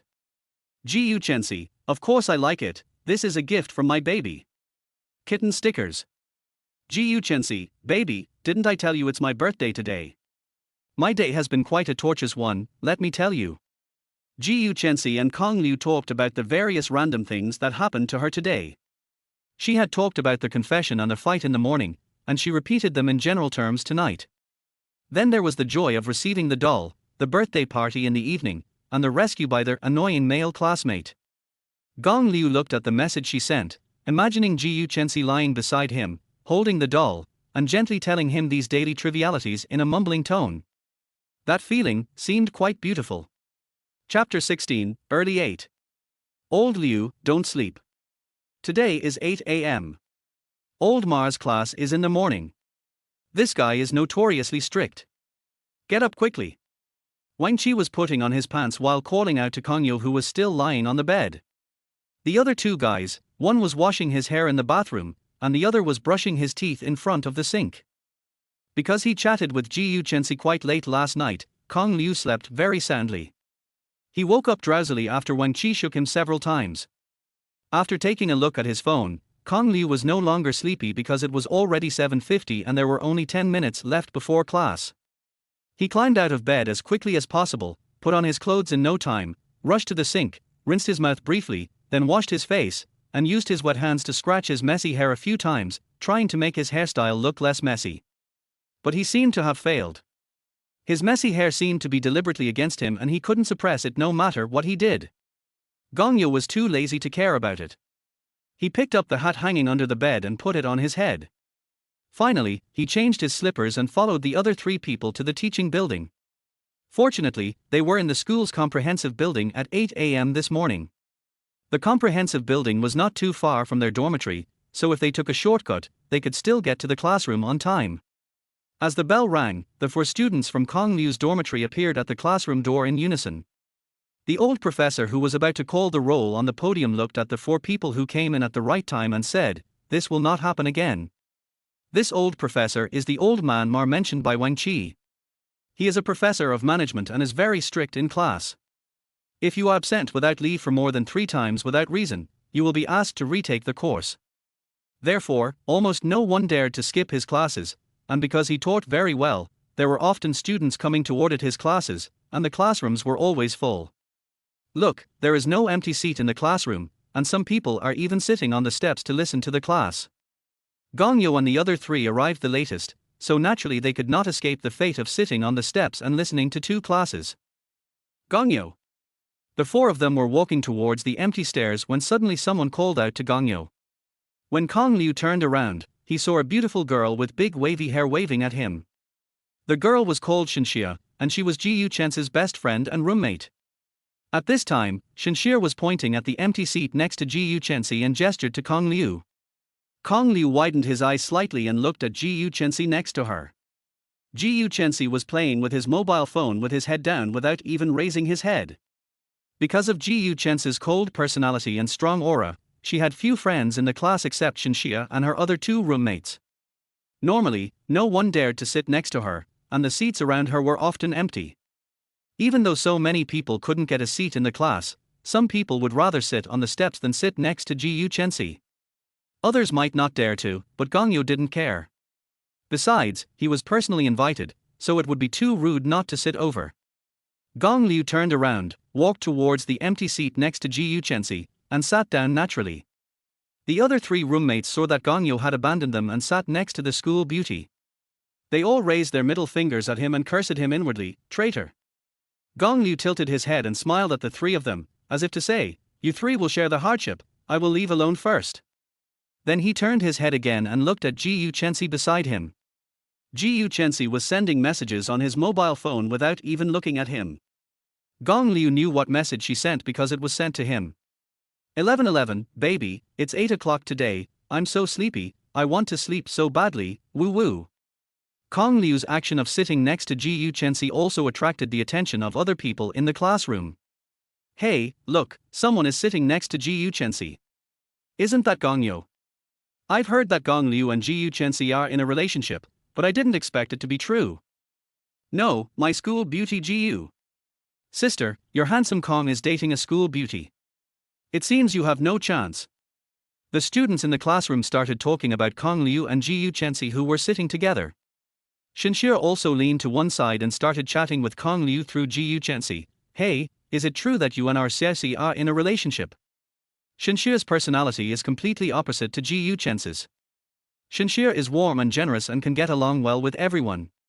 She is popular in the class and is also beautiful. Her big wavy hair adds a lot of royal sister temperament to her. She is also one of the most beautiful women in the business school.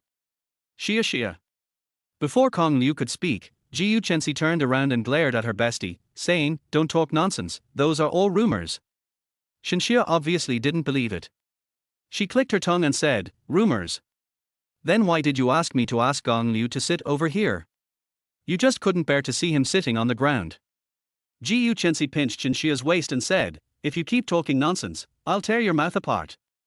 The 2 spoke quietly, but Kong Liu heard most of what they said and realized that it was Ji Yu Chen who asked Shenxia to ask him to sit over. Ji Yu Chen played around with her bestie for a while, then turned around, her face became cold again, and said to Kong Liu, "Don't get me wrong, I just let you sit here because you helped me yesterday. I'm not interested in you, and I already have a boyfriend." Okay. Gong Liu nodded and said with a smile, "Actually, I'm not interested in you either, because I have a girlfriend too." That's the best. Ji Yu Chen turned his head away. Seeing Kong Liu calmly saying that he had a girlfriend, Shenxia of course didn't believe it. She thought Kong Liu said that in order not to be outdone by Ji Yu Chen. As Ji Yu Chen's best friend, Shenxia knows very well that her best friend who looks like a female celebrity wants a sweet love, but none of the suitors in school are worthy of Ji Yu Chen's attention. Shenxia watched her indulging in online romance in the dormitory every day, and was worried that she would be cheated of money and sex, and she was very anxious. Now that she has finally met a boy who can talk to her bestie, she even takes the initiative to ask the boy to sit next to her. It is obvious that there is a chance between the 2 of them. What's more, the boy looked good and was considered a handsome guy in the school. Most importantly, he had helped Gu Chensi pass the character test yesterday. Shinshia would certainly not let their marriage end there. So, Shinshia passed by Gu Chensi, who was sitting in the middle, and continued to say to Kong Liu, "Don't be discouraged, you still have a chance. She doesn't have a boyfriend at all. She just met a gaming partner online. At best, it can be considered an online romance. Xiexia, you want to die?" Hearing her best friend exposing her past in front of others again, Gu Chensi could no longer sit still and started playing with her again. Kong Liu looked at Shinshia, shook his head and smiled bitterly. He actually didn't quite understand why Shinshia wanted to help him, as he and she seemed to have no connection at all. Quiet. Class starts now. After taking the roll, Professor Ma gave a stern rebuke, and the originally noisy classroom immediately became silent. Everyone, open it.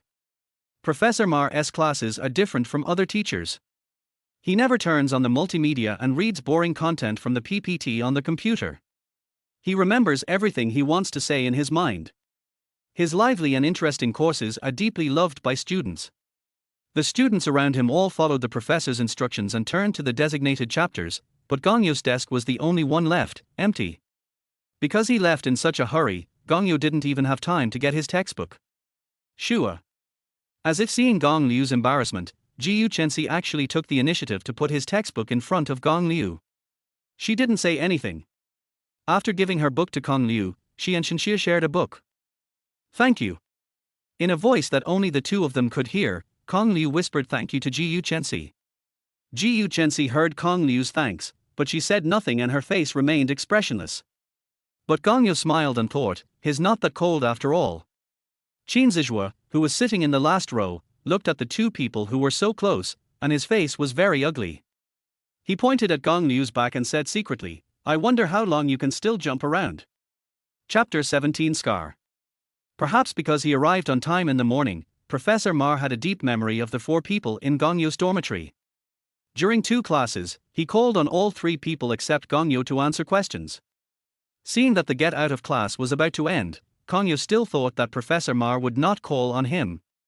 Unexpectedly, he actually drew a blank mind map on the blackboard, and then called on Kong Liu to come to the stage and write down the key points of today's class on the blackboard. Although I was prepared to be called on by the professor to answer questions, I didn't expect that the questions he gave to his 3 roommates were so simple, while I had to go on stage and write something. However, as a top student, Kong Liu remembered the key points of the professor's lecture during class, so it was not difficult for him to write a mind map. He walked up to the podium calmly, filled in all the blank parts in the mind map, and turned to look at Professor Ma. Not bad, I listened carefully to the class. Professor Ma looked at the mind map on the blackboard, nodded with satisfaction, and asked, "What's the name?" Gongyo. Professor Ma rolled his glasses, carefully searched for Gongyo's name on the roll call list, and wrote, +2, behind him. The credits you get in Professor Ma's class are real credits that are directly added to the overall course evaluation. Just now his other 3 roommates were called up to answer questions, but they answered stutteringly. Only he got these 2 precious credits. Wang Qi, Du Hongyuan, and Chen Jirue all looked at him with envy, raised their middle fingers again, and cursed, "Traitor." Professor Ma waved his hand and said, "Okay, go down, and come earlier next time." Okay. Gong Liu rolled up his sleeves, patted the chalk dust off his hands, and sat back in his seat. Hearing Professor Ma praising Kong Liu, Gu Chensi looked up at him for a rare moment, and found that Kong Liu had already taken his seat. Gu Chensi's gaze fell on Gong Liu's left wrist. There was a thumb-sized sunken scar on his wrist. The scar was repaired very well and was basically invisible, but because there was a piece of flesh missing in the sunken place, it could still be seen if you looked closely. The moment he saw the scar, Gu Chensi shuddered. Gu Chensi asked coldly, "What's the matter with this scar?" "Oh." Gong Liu generously showed the scar to Gu Chensi, and said, "I played with it when I was a kid." After saying that, he put down his rolled-up sleeves again, and the scar was covered again. "Oh." Gu Chensi responded absent-mindedly, as if thinking about something. Not long after, the bell rang for the end of Get Out of Class. Kong Liu's class only had these 2 classes taught by Professor Ma their whole day today. After the classes, Gu Chensi, the director of the Cultural and Entertainment Department of the Business School Student Union, had to accompany Shinshia, the vice president of the Business School Student Union, to rehearse the welcome party on Friday night. In fact, Jiu Chensi originally didn't want to join the student union, but she couldn't stand her best friend Shinshia's nagging in her ear, and she agreed because she was annoyed. Kong Liu had nothing to do in the afternoon, so he decided to go to the library to read a book, and then go to tutor Jiu Chenxian in the evening. When going downstairs, Jiu Chensi called out to Kong Liu in the crowd, asking him not to forget about the tutoring in the evening. When Jiu Chensi shouted, all the students in the corridor looked at her and Gong Liu. The rumor that they were in a relationship was already spreading around the school, and Jiu Chensi was always interacting with him in public. It was hard not to be misunderstood. Gong Liu smiled helplessly and made an okay gesture. The three roommates grabbed Gong Yo and started questioning him. Do Hong Yuan know, are you two really dating? Wang Qi, you better tell the truth, kid. Chen Jirue, that's right, we all sat together in class today. Gong Yo looked at his three roommates, all of whom looked like they could eat him alive. He shrugged his shoulders and said, there's really nothing wrong between us. The three of them were in tacit understanding for a while, and said in unison, I don't believe it. Believe it or not. Gong Yo was too lazy to explain to the three of them and walked towards the cafeteria. After 2 classes in the morning, he was very hungry, so he had to go to the cafeteria to have a good breakfast. Just when Gong Yo bought 2 steamed buns and was about to eat them in the cafeteria, he received a call from the courier. He had no choice but to carry the buns back to the dormitory to eat them, although he could also eat while walking. That was not very elegant, so he decided not to. At the entrance of the express station, there was the same courier guy from yesterday. After completing the signing procedures, he respectfully handed a square express box to Gong Yo. Seeing the express box, Gong Yo seemed to have guessed what was inside. This time, the courier did not remind Gong Yo to open the package in front of him. It was obvious that he had remembered that Gong Yo did not like to open packages in front of others. Gong Yo returned to the dormitory carrying the express box in one hand and breakfast in the other. The 3 people in the dormitory haven't returned yet, so Gong Liu took advantage of the fact that no one was around to open the express delivery. As expected, there was another Patek Philippe Starry Sky watch inside, but this Starry Sky watch was a little more low-key than yesterday's one. The outer ring of the case was not inlaid with diamonds, and the overall dial was smaller than yesterday's one. The plain case glowed with a silvery white glow, and the quality was also very high. If the fancy diamond-studded Starry Sky watch from yesterday was suitable for boys, this watch is very suitable for girls. He asked his parents to send back some local specialties, but they ended up sending back 2 watches worth millions. Gong Yo didn't know what to say. However, if you think about it carefully, is it the local specialty of the watch country watches? Gong Yo put 2 watches together, one big and one small. The meaning of these 2 watches is very obvious. His parents are asking him to find a girlfriend as soon as possible.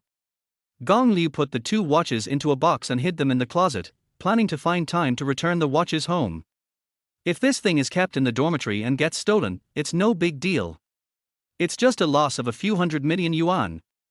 But if it is discovered by roommates, it will be difficult to explain. By then, my identity will be discovered, and it will be difficult to maintain the friendship between ordinary people. Gong Liu thought this in his mind and couldn't help but wrap the 2 boxes more tightly with his clothes. Brother Kong, what are you doing? Chen Jirue walked into the dormitory carrying the wontons and chicken legs he had packed from the cafeteria, as well as a box of crab roe soup dumplings. Nothing, just sorting out clothes. When Gong Yo saw his roommate coming back, he stopped what he was doing and closed the cabinet door with a smile. Oh. Chen Jirue nodded and asked Gong Liu, have you had breakfast? Gong Yo pointed at the food on his table and said, I bought some buns and soy milk, but I haven't eaten them yet. Chen Jirue looked at Gong Liu's humble breakfast and asked, you only eat a few buns? Gong Yo nodded and asked, well, what's wrong? He was originally planning to buy something else to eat together, but the courier called and he was in a hurry to pick up the package, so he took the buns and left. How can you be full with just this little? I bought several chicken legs. I'll share one with you. Chen Jirue said as he stuffed a chicken leg into Gong Yo's bun bag.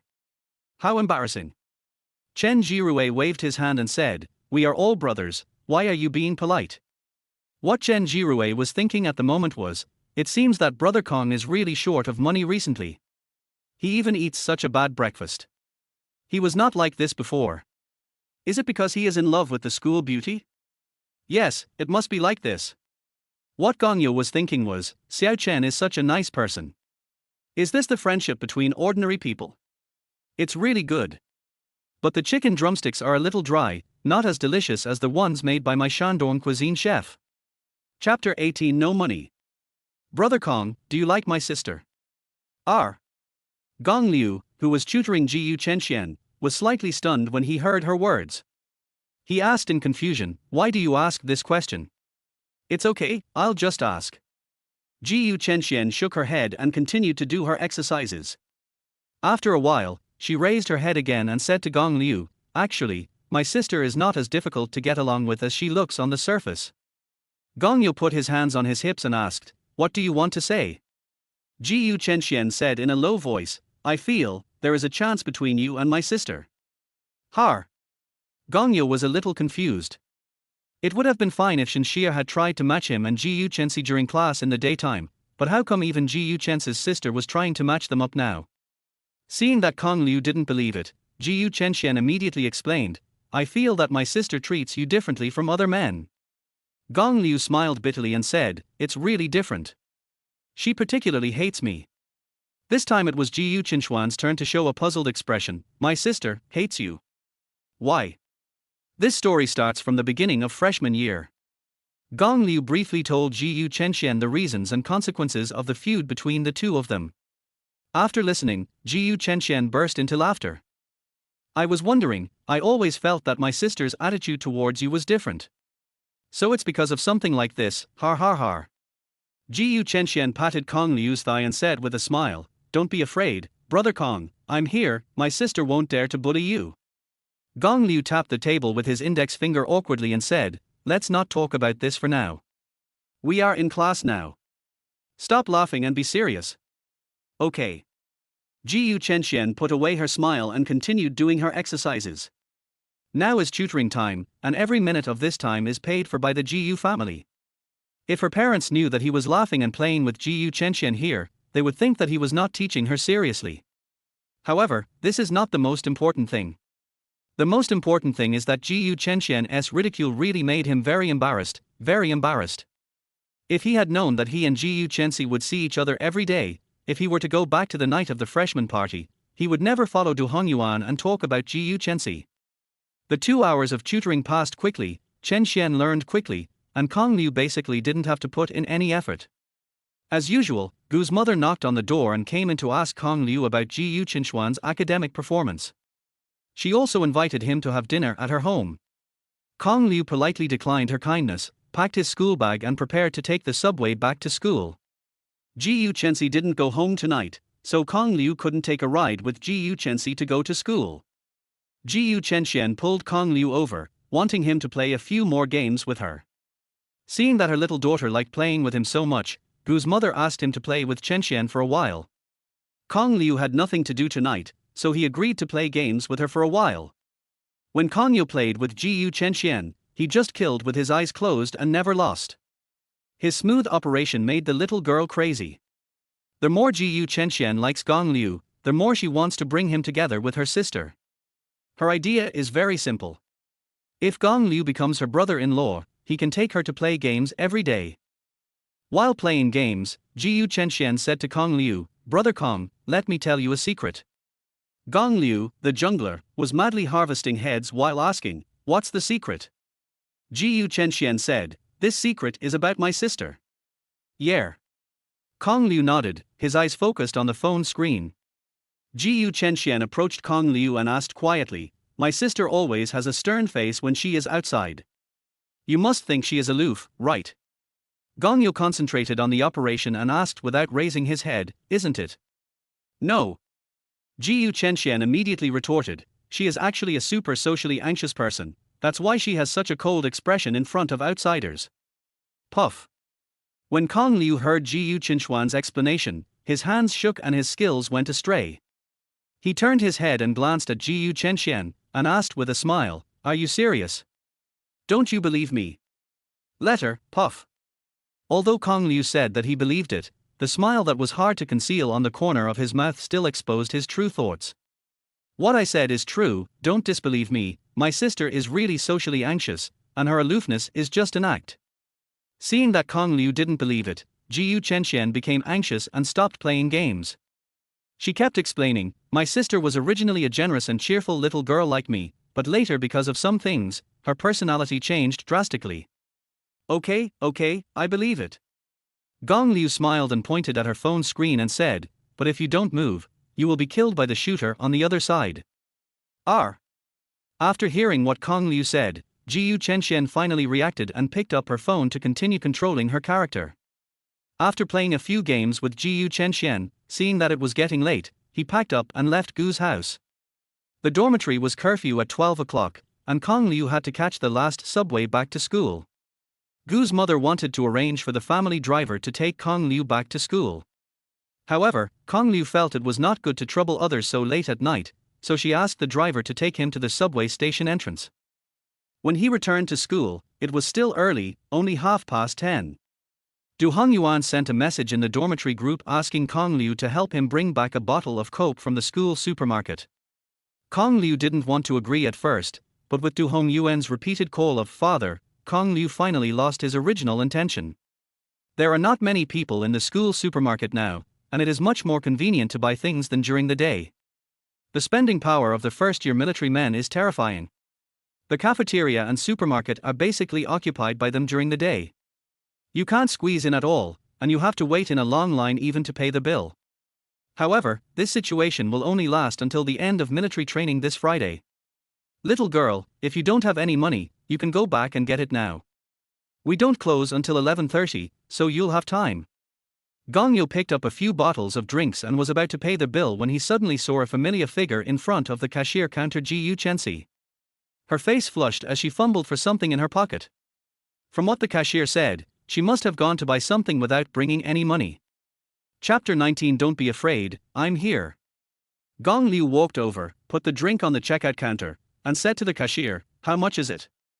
I'll pay for her. The cashier glanced at Gong Yu and was visibly stunned. Jiyu Chenxi also turned his head and looked behind him, and found that the person coming was Gong Yu. Gong Yu smiled at her and said to the cashier, we are classmates. Oh. The cashier suddenly realized and immediately replied, 50.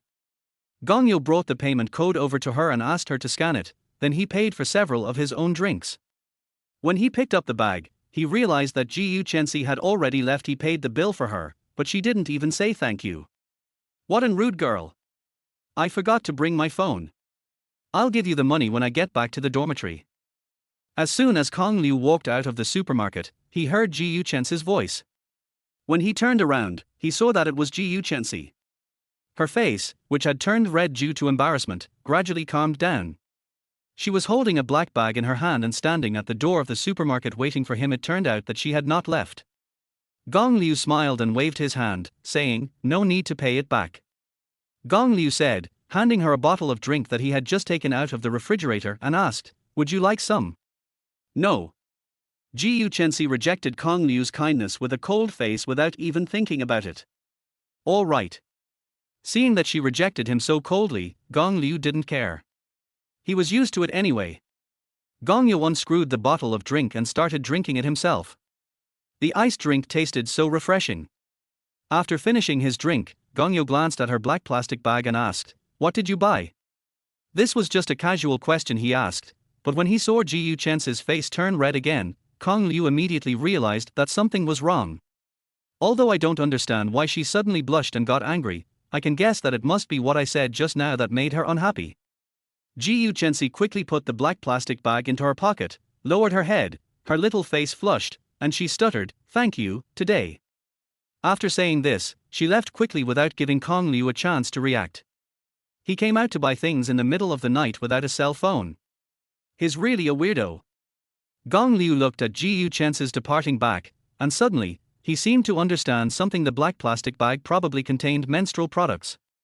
After realizing this, Kong Liu immediately understood why the clerk said, the store closes at 11:30, there's still time.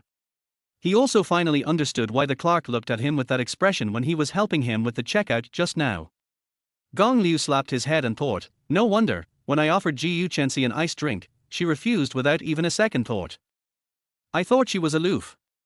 If you think about it this way, her expression just now wasn't anger, but shyness.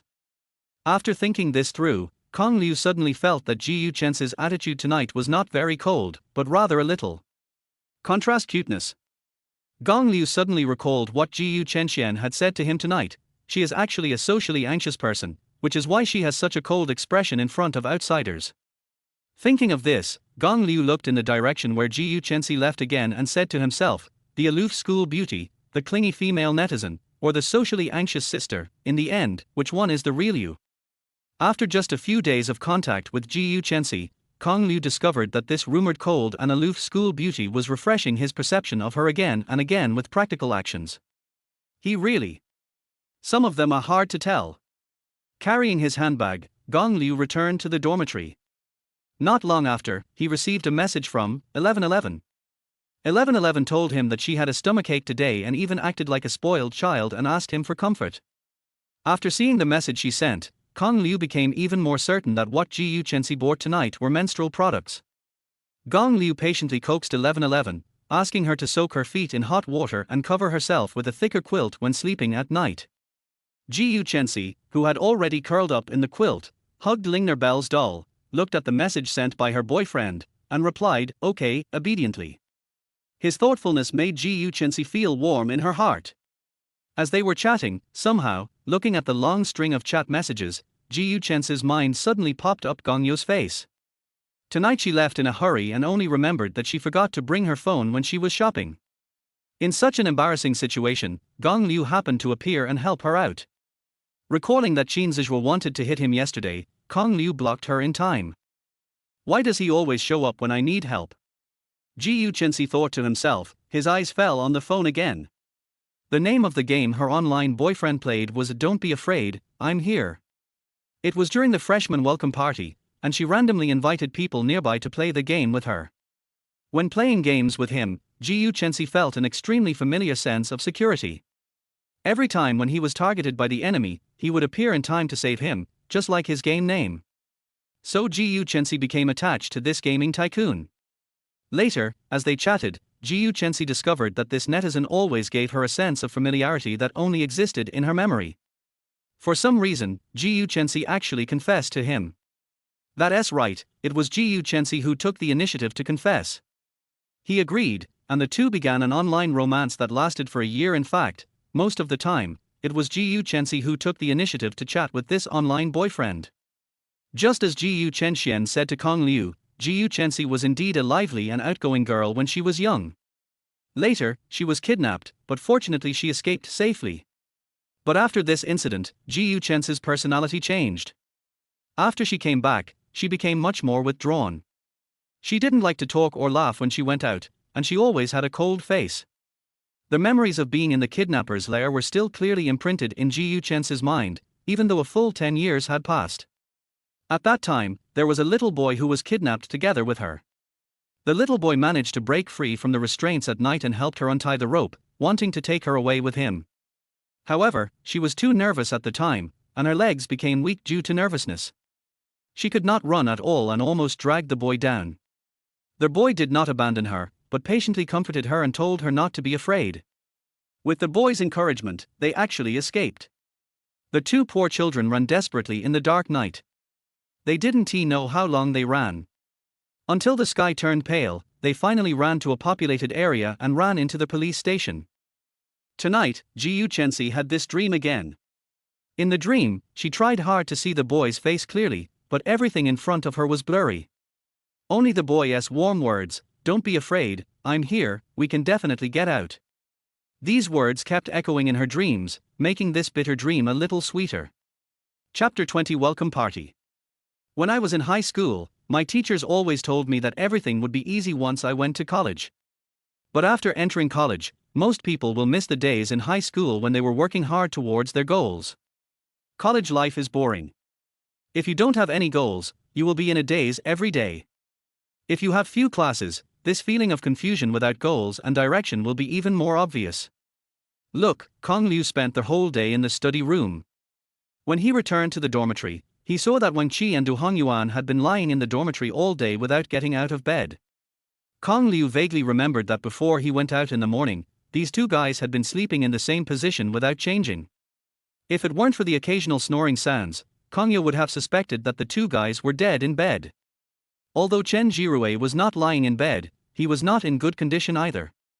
He was playing computer games under the bed. He was the one who said he wanted to learn from me 2 days ago, but after 2 days of reading level for materials in the library, he couldn't stand it anymore and started to give up on himself again. Looking at the three guys in the dormitory, Kong Liu smiled bitterly and shook his head. Ding ling ling. Du Hongyuan's cell phone alarm suddenly rang, and Wang Chi and Du Hongyuan, who were sleeping soundly, sat up from the bed. Wow, you're sitting up in shock from your dying illness. Gong Liu looked at the two people who suddenly stood up and asked, You two set the alarm for the evening, are you planning to steal? Wang Chi stretched lazily, looked down at Gong Liu standing in the aisle, and said, Old Liu, you're back. Just right, the dormitory is ready. Du Hongyuan climbed down from the bed in his shorts and said, Get ready, we should go out. Going out? Where to? Gong Liu looked at Du Hongyuan and asked in confusion, Are we going to dinner again tonight? What a fucking meal. Du Hongyuan was wearing only a pair of shorts, but he still put on a righteous expression, patted Gong Liu on the shoulder, and said, We are going to do great things. Are. Gong Liu was even more confused by what he said. What's the big deal? Du Hongyuan scolded, Look at you, you have really become stupid from studying too much. I am really worried that you will die in the library one day. Chen Jirue, who was standing by, finished the game and immediately turned to Kong Liu and said, Brother Kong, tonight is our business school's welcome party, don't you know? After listening to Chen Jirue's explanation, Gong Liu was even more confused. Isn't the welcome party for freshmen? How can it have anything to do with us? Old Liu, you are a full man who doesn't know the hunger of a hungry man. Wang Chi put his arm around Gong Liu's shoulders and said, You and School Beauty Gu are having a hot relationship, but the three of us are still single. We also want a sweet relationship, okay? TSK. Gong Liu curled his lips and said, So, you three are planning to take advantage of the school girls. Du Hongyuan said as he put on his jeans, Just wait and see, kid. Tonight I will let you see my superb skills in picking up girls. Wang Chi didn't waste any more words. He picked out his most impressive small suit from the closet and put it on. Gong Liu discovered that even Chen Jirue had specially done a little hairstyle. It seems that these three show-offs are really planning to go to the welcome party tonight to pick up the school girls. Gong Liu didn't bother to pay attention to them. He changed into slippers and sat down in his seat. Wang Chi looked at Gong Liu, who was unmoved and even put on slippers, and asked in confusion, Old Liu, why don't you move? The party is about to start, it will be too late if you don't clean up now. It's not like I didn't attend the orientation party when I was a freshman. It was such a boring thing. I don't want to experience it a second time. Gong Liu said as he turned on his computer. Damn it, you traitor, you don't even plan to go with us. Du Hongyuan pointed at Gong Liu and said half-jokingly, There are 4 of us in the dormitory, and you're the only one who's not going to the welcome party. What's wrong? Are you a loner? Believe it or not, we'll isolate you. In the next 10 minutes, Gong Liu was criticized by these 3 guys. Finally, he had no choice but to agree to accompany these 3 guys to watch the welcome party. There was nothing he could do because they were his eldest sons. Unlike the 3 guys who were dressed up carefully, Gong Liu didn't change his clothes at all. He was still wearing the same clothes he wore in the study room during the day. However, this made him look more casual and unlike these 3 guys, who seemed so deliberate. This show-off Du Hongyuan even sprayed some perfume on his body. Kong Liu could smell the alcohol in his cheap perfume from a distance. The welcome party was held in the open space in front of the business school teaching building. The large lawn was already crowded with people. Those who came early grabbed seats, while those who came late had to find a way on their own. Some brought small benches from the dormitory, and some sat directly on the grass. A huge podium has been set up right in front of the lawn. The big screen on the stage is playing video footage shot during the freshmen's military training. The party has not officially started yet. These freshmen came to the scene in groups, trying hard to find acquaintances on the scene, then chatted about family matters and waited for the party to begin. Gong Liu looked at these young faces and suddenly remembered himself a year ago. Of course, there were not only freshmen at the scene, but also cunning seniors like the three guys in his dormitory, waiting to be hunted. In addition, there were also people from other colleges who came to play. Tonight, not only the School of Business, but many colleges of Jetong University are holding welcome parties, because today is the day when the military training for freshmen ends. As expected, the welcome party was still boring, so boring that Gongyo wanted to go back to the dormitory to study right away. However, the three older boys didn't think so. They were tirelessly discussing which girl at the scene was the prettiest. These three guys fell in love with at least 100 girls in one night, but no one dared to ask for their WeChat numbers. Gongyo vaguely remembered that Du Hongyuan vowed to him in the dormitory that he would let him see his superb skills in picking up girls, but it turned out that his skill in picking up girls was just sitting there discussing which girl was the most beautiful. Gongyo looked at his three stupid roommates and couldn't help but smile like an old father. Then he did something very shameless. "Hey, beautiful lady in front, my roommate wants your WeChat." Gongyo's roar caused quite a commotion, and the girls turned around and looked in the direction of Gongyo and his three companions. The three guys were discussing enthusiastically when they were suddenly stared at by a group of girls. They immediately blushed and became speechless due to embarrassment. Although Gongyo's method is simple and crude, it is really effective. After he shouted, several good-looking and courageous schoolmates actually came over and gave their contact information. But they all came to see Gongyo. Gongyo politely declined them and introduced his three good-looking sons to the girls who came up to add their contact information. The three roommates were stunned by Gongyo's action. But they also got what they wanted and added the freshman girl on WeChat. Tonight, there will probably be another harmonious scene of listening to Dad's voice in the dormitory. Next, let's welcome the vice president of the Business School Student Union, Shinshia, and the director of the Student Union's Cultural and Entertainment Department, Jiyu Chensi, with the warmest applause. The two seniors will perform the finale of the song "One is Like Summer, the Other is Like Autumn." Crash! When the names of Shinshia and Jiyu Chensi were announced, the warmest applause broke out at the scene. One is the campus beauty of the School of Business, and the other is known as the most beautiful and cool campus beauty in Jetong University. The combination of the two is indeed worthy of the warm applause from the scene. Gongyo, who was originally bored, now looked at the stage intently. Chapter 21, Conspicuous Bag. If it weren't for you, I wouldn't believe it. Friends are more loyal than lovers. Even if I'm busy with love, I'll freeze you. You won't hate me just for scolding me. If it weren't for you, I wouldn't be sure. Friends listen better than lovers. My missing voice, my empty words. I can't live without darling, and I can't live without you even more. On the stage, two beauties sang the chorus face to face, and the audience cheered louder and louder. The girls' screams even louder than those of the boys. Some are even crazier, shouting directly, "Sister, I want to marry you, give me a chance." The two people on the stage are just like the lyrics, one is like the passionate summer, and the other is like the mature and steady autumn. Shinshir has naturally wavy hair and wears a very eye-catching dark red one-shoulder skirt, showing off her hot and sexy figure. Jiyu Chensi had her long hair tied up and was wearing a grey-blue dress. Under the light, the hem of her skirt sparkled with bright stars, making her look cold, elegant and noble, like a fairy who was not tainted by the mortal world. After the video of these two beauties, who had completely opposite personalities, habits and even dressing styles, singing on the same stage went viral, it became a hot topic on the campus wall of Jetong University for a long time. Even before they reached the campus wall, people from other colleges had already been attracted to the scene by the duo's melodious singing. Some others came after seeing the news sent out in the various school groups. The lawn in front of the business school, which was not very big to begin with, was now packed with people who came to watch the fun. Fortunately, the four people in Gongyo's dormitory were smart and had occupied a good stronghold long ago, so their vision was not blocked by the sudden increase in the crowd. Gong Liu stared at Jiyu Chensi, who was singing on the stage, thinking, "This guy usually speaks coldly, but I didn't expect that his voice is quite sweet when he sings." Thinking of this, Gong Liu couldn't help but smile. Seeing that Gongyo was so absorbed in looking at Jiyu Chensi on the stage, Du Hongyuan's smile was raised harder than that of AK. He immediately patted the other two people who were looking at Gongyo's infatuated expression together.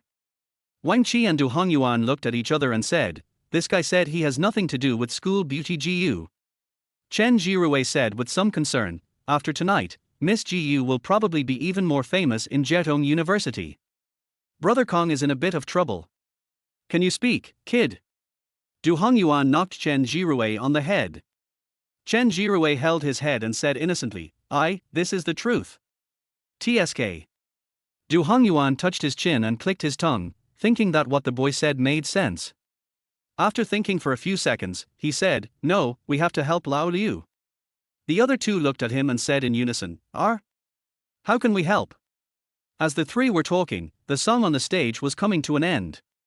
Shinxia and Ji Yuchensi both bowed to the audience in front of the stage at the same time.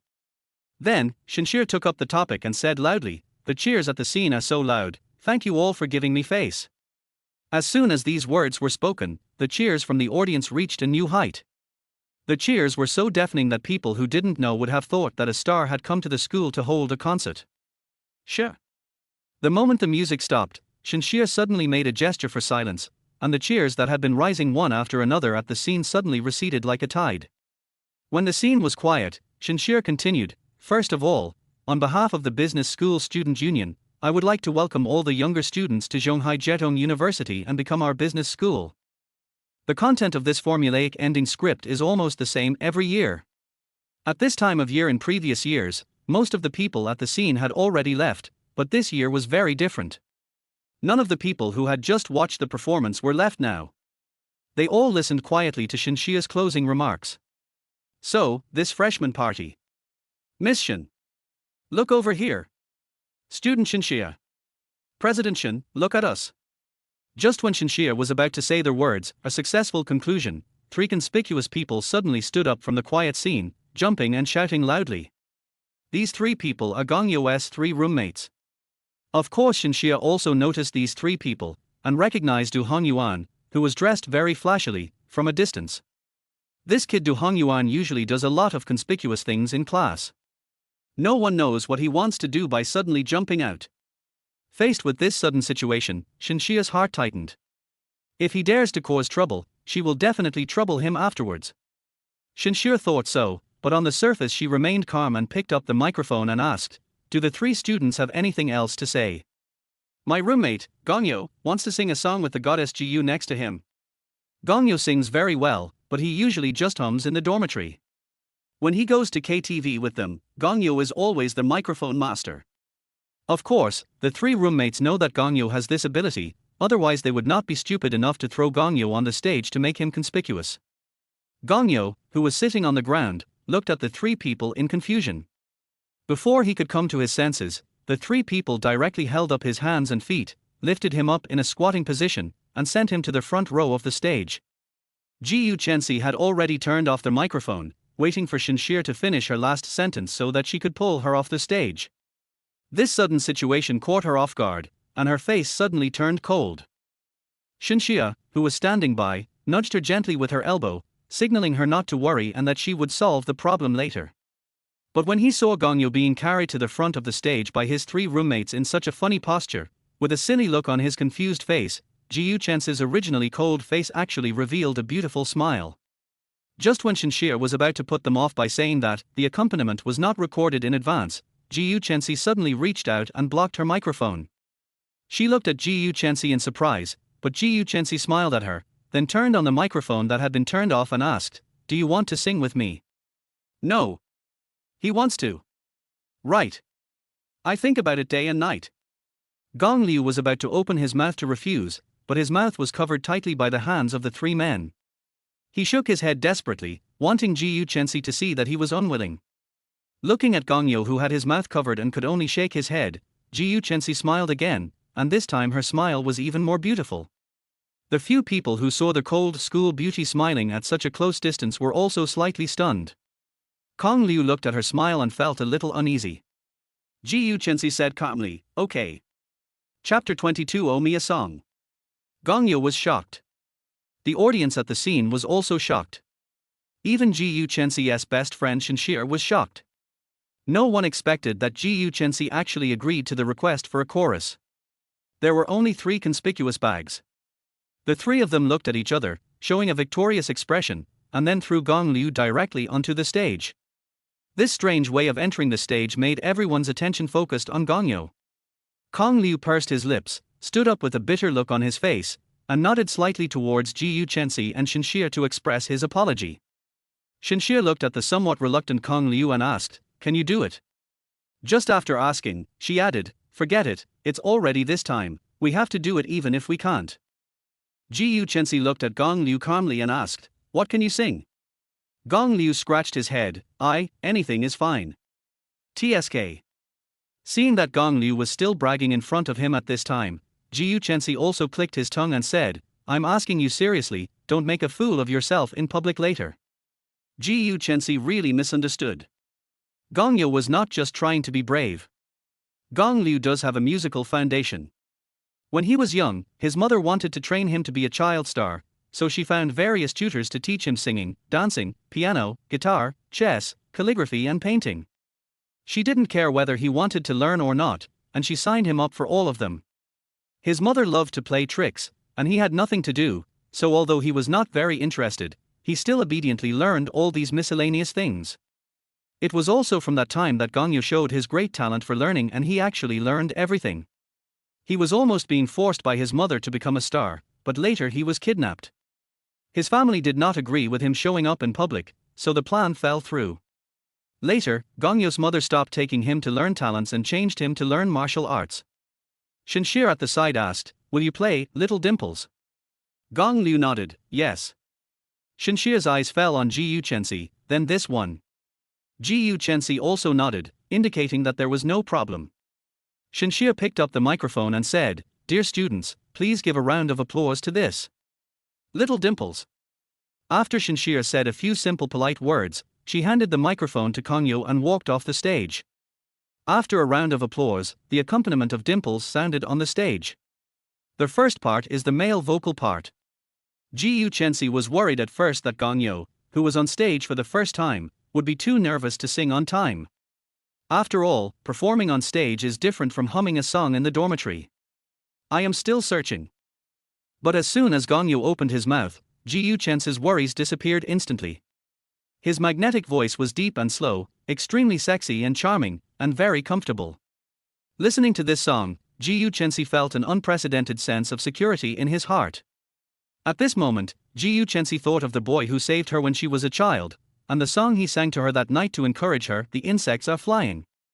It was also at this moment that Ji Yuchensi's eyes became a little strange when he looked at Kong Liu. Kong Liu didn't notice Ji Yuchensi's strange look. It was the first time that Gong Yu sang in front of so many people, and he started the song. He was a little nervous at the moment. Because of this, he sang extra seriously and heartily, so he had no mood to look at Ji Yuchensi. After Gong Yu's segment ended, Ji Yuchensi raised the microphone. Happiness begins to show signs. Kong Liu's eyes fell on Ji Yuchensi's face. She had put on beautiful makeup tonight, making her already naturally beautiful face even more delicate. When she was singing, her voice was no longer so cold, but melodious and beautiful voice lingered in Gong Yu's ears and in the hearts of everyone present.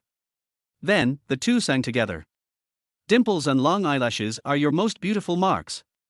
The two sang in harmony, and their beautiful voices flowed into the hearts of every listener like a clear spring water mixed with honey. In just one song, most of the single people present felt the sweetness and happiness of being in love. The occasional eye contact between the two made everyone present extremely envious. People in the audience took out their mobile phones and started recording and taking photos. If nothing unexpected happens, Gong Yu will become famous in Jiedong University after tonight, and there will probably be dozens of different versions of his nickname, Senior, who sings love songs. Everyone was listening so intently that even the music stopped. The scene was silent for several seconds before suddenly there was a burst of warm applause and somewhat crazy cheers. The lively scene was even as lively as the carefully prepared finale song. However, speaking of cheers, Gong Yu's three roommates were standing in the crowd cheering for him in a crazy manner, taking off their clothes and waving their arms. Ji Yuchensi turned to look at Kong Liu and said, "Your three roommates are really nice to you." Har. Gong Liu smiled awkwardly. Looking at these three guys who were just looking for fun, Kong Yu felt so miserable none of them dared to ask for the schoolgirl's WeChat, but they were more happy than each other to tie themselves up and go on stage in front of so many people. Ji Yuchensi said to Gong Liu, "I got my wish to sing with you, now you have to promise me one thing." R. Gong Liu was slightly stunned, and was about to explain, "I didn't want to sing with you." But Ji Yu Chensi didn't seem to want to give him a chance to speak. Instead, he continued in a commanding tone, "After the party is over, sing a song for me." "What song?" "I'll tell you later." Ji Yu Chensi said this and pulled Kong Liu off the stage, leaving the rest of the finishing work to Shinxia. Seeing Ji Yu Chensi holding Gong Yu's hand and walking off the stage in a domineering manner, the audience below burst into crazy screams again. Shinxia looked at the two people walking off the stage hand in hand, smiled mischievously, and said, "You still say that you two are fine? Are you kidding me? Well, now the entire business school, no, the entire school knows that you two are in love. I don't want to bother with you." Ji Yu Chensi rolled his eyes at Shinxia, then stuffed two microphones into Shinxia's hands and walked out with Kong Liu. "Hey, where are you taking me?" Gong Liu, who was being led by Ji Yu Chensi, was also a little confused. "Find a quiet place and sing a song for me." As soon as Ji Yu Chensi finished her words, a large group of freshman fans surrounded her and blocked her behind the stage. The female fans were too crazy, and the male fans could only watch from the outside. Ji Yu Chensi failed to hold on, and Kong Liu was directly squeezed out. At this moment, Kong Liu was also surrounded by a group of people, all of whom were freshmen who were fans of his singing. Fortunately, Gong Yu had 3 good roommates. The 3 of them directly tore a hole in the crowd and carried Gong Yu away from the scene. They really carried him out. Before leaving, Kong Liu glanced at Ji Yu Chensi. Ji Yu Chensi opened her mouth and said a few words to him, but the scene was too noisy, and Kong Liu did not hear clearly what she said. He only guessed from her lip shape that the meaning was, "You owe me a song." Chapter 23, Flying Insects. Today is Saturday, and Gong Yu could have had a good sleep in. But he was woken up by the phone ringing early in the morning. When he picked up the phone, he saw it was an unfamiliar number. Gong Liu answered the phone and said angrily, "Who is it?" On the other end of the phone, there was a cold female voice, "Where are you now?" Hearing this voice, Kong Liu was stunned at first, then he came to his senses. This was Ji Yu Chensi's voice. Her voice was very recognizable. In addition, the two of them sang a song together last night. How could Kong Liu not recognize her voice? Gong Liu glanced at the number on his phone, rubbed his eyes, sat up from the bed, and said, "I'm in the dormitory. Where did you get my number?" Ji Yu Chensi did not answer his question, but said to him directly, "Go downstairs now and sing a song for me." If he was an ordinary boy, and he got a call from the school bell early in the morning, asking him to come downstairs for something, he would definitely run downstairs happily. After all, the other party was fair, rich and beautiful, and she would take the initiative to run to the boys' dormitory to wait for him. How lucky he was. But Kong Liu is not an ordinary person. When he heard what Ji Yu Chensi said, he was stunned. After being stunned for a few seconds, he asked back, "So you called me so early in the morning to harass me just to make me come downstairs and sing for you right now?" Ji Yu Chensi said impatiently, "Hurry up, I'll wait for you downstairs of the boys' dormitory in 10 minutes. You lunatic, wait for me, I'm going to sleep." The little bit of favorability that Ji Yu Chensi had worked so hard to build up in Kong Liu's heart was wiped out by a phone call this morning. Gong Liu hung up the phone speechlessly, turned off his phone, and continued to sleep. But Kong Liu seemed to have underestimated Ji Yu Chensi. He thought that she would stop harassing him after he couldn't get through on the phone, but the reality was not as he wished. 10 minutes later, Ji Yu Chensi really took her best friend to the downstairs of the boys' dormitory. Shinxia was also a little puzzled. What was wrong with this young lady so early in the morning? As soon as she woke up, she urged her to help find someone to get Gong Liu's contact information. After making the call, she dragged her to the boys' dormitory. Gong Liu's phone was turned off, and Ji Yu Chensi couldn't get through to him. She almost wanted to break into the boys' dormitory. Fortunately, Shinxia stopped her, and then Shinxia, using her identity as vice president, found 2 boys from the student union to go to Kong Liu's dormitory and call him out. Gong Yu was almost asleep when a knock on the door woke him up. He sat up from the bed and looked at the other 3 guys in the dormitory. They were sleeping like dead pigs and didn't seem to be awake at all. He had to get out of bed and open the door himself. Seeing 2 strange boys standing at the door of the dormitory, Gong Liu asked, "Who are you looking for?" A boy asked politely, "Excuse me, is Senior Gong Liu from this dormitory?" Gong Liu frowned, a little confused. "I am, what's wrong?" Another boy immediately responded, "Senior Gong Liu, someone is looking for you downstairs." TSK, it's not over yet, is it? Don't even think about it, the person downstairs must be Gu Chensi. Gong Liu waved his hand in displeasure and said, "Tell her I'm busy." As Gong Liu was about to close the door handle was held by the two boys. They looked at Gong Liu eagerly and said, "Senior, if you don't go down, we will be scolded. Just help me." Gong Liu was about to swear, but when he looked at the two innocent younger brothers, he was too soft-hearted. Wait a moment. Although he didn't want to go downstairs, Gong Liu still agreed.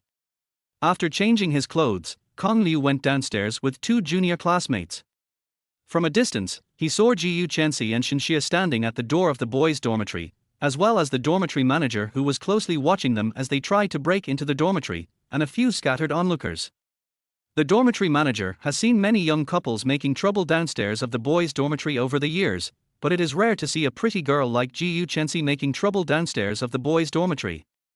So she was very curious in her heart, wondering which bad man had ruined such a beautiful girl, and why he ran to the boys' dormitory to block people so early in the morning. Before Gong Liu reached the door, Gu Chensi came up to him and said, "Sing for me." Under the strange gaze of the dormitory auntie, Gong Liu smiled bitterly and said to Gu Chensi, "Miss, I am a living person and I can't run away. Do you have to rush to call me down to sing so early in the morning?" Gu Chensi was indeed not in a hurry at first. After all, she was in the same class with Gong Liu and they saw each other every day. He went to her house every night to tutor her younger sister. If she wanted to listen to him sing, she could do so at any time. But she had that dream again last night. In the dream, the little boy kept singing "A bug is flying" to her. So when she woke up, while the memory of the dream was still clear, she couldn't wait to find Gong Liu to confirm whether he was the little boy who saved her when she was a child. At this moment, looking at Gong Liu standing in front of him, Gu Chensi was stunned for a moment, and he seemed to finally realize his gaffe. She thought for a moment and said, "Sing "The bugs are flying" for me and I'll treat you to breakfast." A bug flies. Gong Liu frowned slightly and asked, "Why this song?" Gu Chensi waved his hand domineeringly and said, "Don't worry about it, just sing." Gong Liu looked around and asked, "Here?" Gu Chensi nodded and urged, "You were fine on the stage yesterday. There are only a few people here. Sing quickly." Okay. Gong Liu was too lazy to ask more questions. He cleared his throat and sang "The bug is flying" that Gu Chensi had requested. The dark sky hangs low, and the bright stars follow. Gu Chensi closed his eyes and listened to the song carefully. Although Shinxia didn't understand what idle drama the young couple was performing here so early in the morning, she didn't dare to interrupt. She just stood aside quietly as a spectator, and praised Gong Liu for his good singing in her heart. At this moment, many people have taken out their mobile phones and started recording videos. The video of Gong Liu singing "The bug is flying" to campus bell GU in the boys' dormitory early in the morning was immediately posted on the campus wall. I believe that it won't be long before this video will become the headline news of Zhejiang University, just like the chorus video that went viral last night.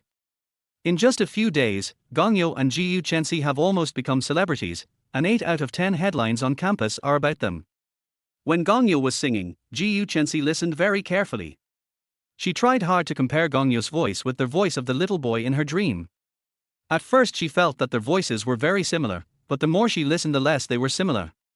In the end she was almost confused, so much so that even after Gong Liu had finished singing the song, she was still immersed in her own world and hadn't come back to her senses. End of this chapter. Chapter 24. The moon in the water is the moon in the sky. When Gong Liu sang "Dimples" last night, it really gave Gu Chensi a familiar sense of security. But today when Gong Liu sang "Bugs Flying," Gu Chensi felt that the voice was very unfamiliar. She didn't understand what went wrong. When she opened her eyes again and looked at Gong Liu standing in front of her, she suddenly felt that her behavior today was a bit absurd. In fact, his parents had asked the police officer in charge of the case for the contact information of the little boy, but the boy's information seemed to have disappeared, and even the police could not find it. Later, the family used their connections to investigate, but still could not find the person, and the matter was finally dropped. She actually tried to find someone by using a simple nursery rhyme, someone that even the police couldn't find. She felt that her idea was so stupid and reckless. Par par par par. I don't know who clapped, but the people around also applauded. In the end, even the dorm auntie started to applaud. She said, the boy really sang well. Why did he make his girlfriend angry? After hearing what the dormitory manager said, Kong Liu didn't know whether to laugh or cry, but at this moment, he didn't know how to explain the situation. Ji Chensi said to Kong Liu with a somewhat disappointed look, open the payment code. R. Kong Liu was a little confused, but he still followed her instructions, turned on his phone, and opened the payment code. Ji Chensi directly transferred 500 yuan to her. Thank you for the song. I'll treat you to breakfast. Sorry to bother you. After Ji Chensi finished speaking, he took Shenxia's hand and left the scene, leaving Kong Liu holding his phone, looking at their departing backs in confusion.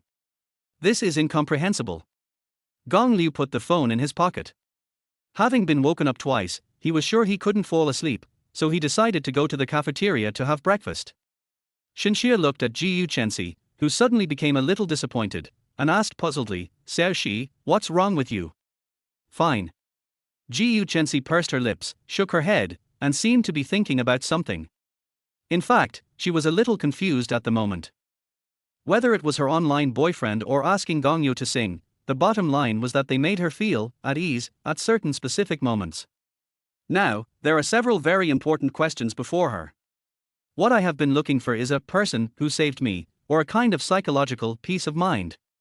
If Gongyo is really the boy who saved me when I was a child, would I like him? Definitely. So do I like him from the bottom of my heart, or do I like him simply because he saved me when I was a child and I have a filter of a savior in my eyes? Besides, if I really like Gongyo, then what does my online boyfriend matter? Ji Chensi was trapped in a vortex from which it was difficult to escape. Ji Chensi went back to the dormitory to pack her things, picked up the new shoulder bag her sister gave her, and took the car keys. She was in a bad mood and decided to go home for 2 days to relax. As soon as he got home, Ji Chensi saw his sister sitting on the sofa playing games. She was in a bad mood and decided to take it out on her younger sister, so she scolded her, "You're playing games here again. Have you finished your homework?" "I finished it a long time ago. Brother Kong helped me finish it last night." Ji Chenxian straightened her back and looked at her sister confidently, as if saying, "I am right, I am not afraid of you. You are not allowed to play even after you finish writing." Ji Chensi knocked on his sister's head and said, "Playing games hurts your eyes." Then he snatched her phone and continued playing the game himself. What surprised Ji Chensi was that, as a high-level player, he actually had a hard time playing against his sister's account and actually lost in the end. She asked, "You haven't even started the ranking game yet, so why are the opponents you're matched with so strong?" Ji Chenxian nodded proudly, "Of course, it's Brother Kong who has been taking me out to play recently. Gongyo takes you to play games." When Ji Chensi heard this, he immediately frowned. No. Ji Chenxian immediately covered her mouth. Kong Liu had clearly reminded her not to tell her in front of her sister about him taking him to play games, but she just let it slip.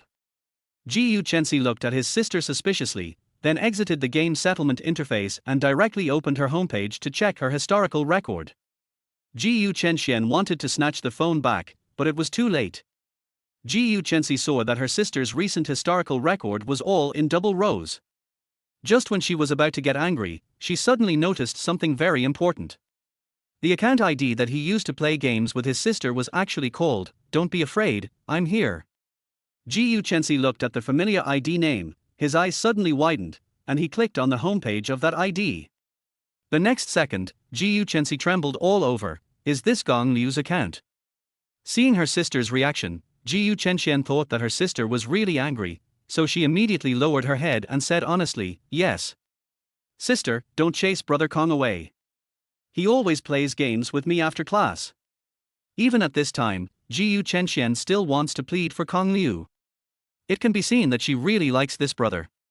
But at this moment, Ji Chensi couldn't hear anything. In her mind, the memories of her online boyfriend, annoying male classmate, and their little boy in her childhood, at this moment, seemed like 3 dreamlike bubbles, all gathered together. The dream bubble shattered the moment it came together, and the confusion in her heart also dissipated from her mind along with the bubble at this moment. There was already a person standing in the shattered bubble. This time, she finally saw the man's face clearly. Ji Chensi's body trembled uncontrollably with excitement. She understood completely. Maybe this is the case of being too clever. It was not until now that she realized that the question she had been thinking about in the morning was actually contradictory and non-existent. Because she has liked the same person from beginning to end. She returned the phone to Ji Yu Chenxian and said, "Don't worry, I won't chase him away. I finally found him, how could I chase him away?" Bo tilde. Ji Yu Chenxi kissed her sister hard on the forehead and said, "Thank you, my dear sister. I love you so much." After saying that, Ji Yu Chenxi ran out of the door with her phone in her hand, and drove her Porsche straight to the school. R. R. R. Ji Yu Chenxian was still in shock after being kissed by her sister. She didn't react. She touched the place where she was kissed, looked at the exhaust gas of the car, and said to herself, "Didn't she just come back? Is my sister crazy? Or am I crazy?" Chapter 25. The person in front of you is the one you love. She was worried that her sister would go to school to cause trouble for Gong Liu, so she immediately sent a message to Gong Liu, "Brother Kong, my sister is crazy, you'd better stay away from her today." Kong Liu, who was reading a book in the library, was a little confused when he saw the message sent by Ji Yu Chenxian. He slowly typed a question mark, but Ji Yu Chenxian did not reply to him. Ji Yu Chenxian felt a little guilty. She didn't dare tell Kong Liu that her sister had discovered them playing games, because she was worried that he would stop playing games with her after he knew about it, so she stopped sending messages. Kong Liu just sent a message to Ji Yu Chenxian, and then he received another message from Ji Yu Chenxi using the account, 1111, "Baby, why don't you want to meet me?" Gong Liu hesitated for a few seconds and replied, "Didn't I say it a long time ago? I am just a loser in reality. I am the kind of guy you hate. If you have a guy chasing you, he must be good looking. You won't like a guy like me." This is the most reasonable explanation he can think of at the moment. In fact, Kong Liu himself didn't know why he didn't want to confess to Ji Yu Chenxi that they were in an online relationship. Maybe he was simply afraid of embarrassment. After all, the two of them would have to spend the remaining 3 years in the same class. It would be so embarrassing to see each other every time they looked up or down. After Gong Liu sent the message, he received a reply soon, "Let's meet. I like you even if you are ugly." Well. Seeing the message from Ji Yu Chenxi, Kong Liu panicked.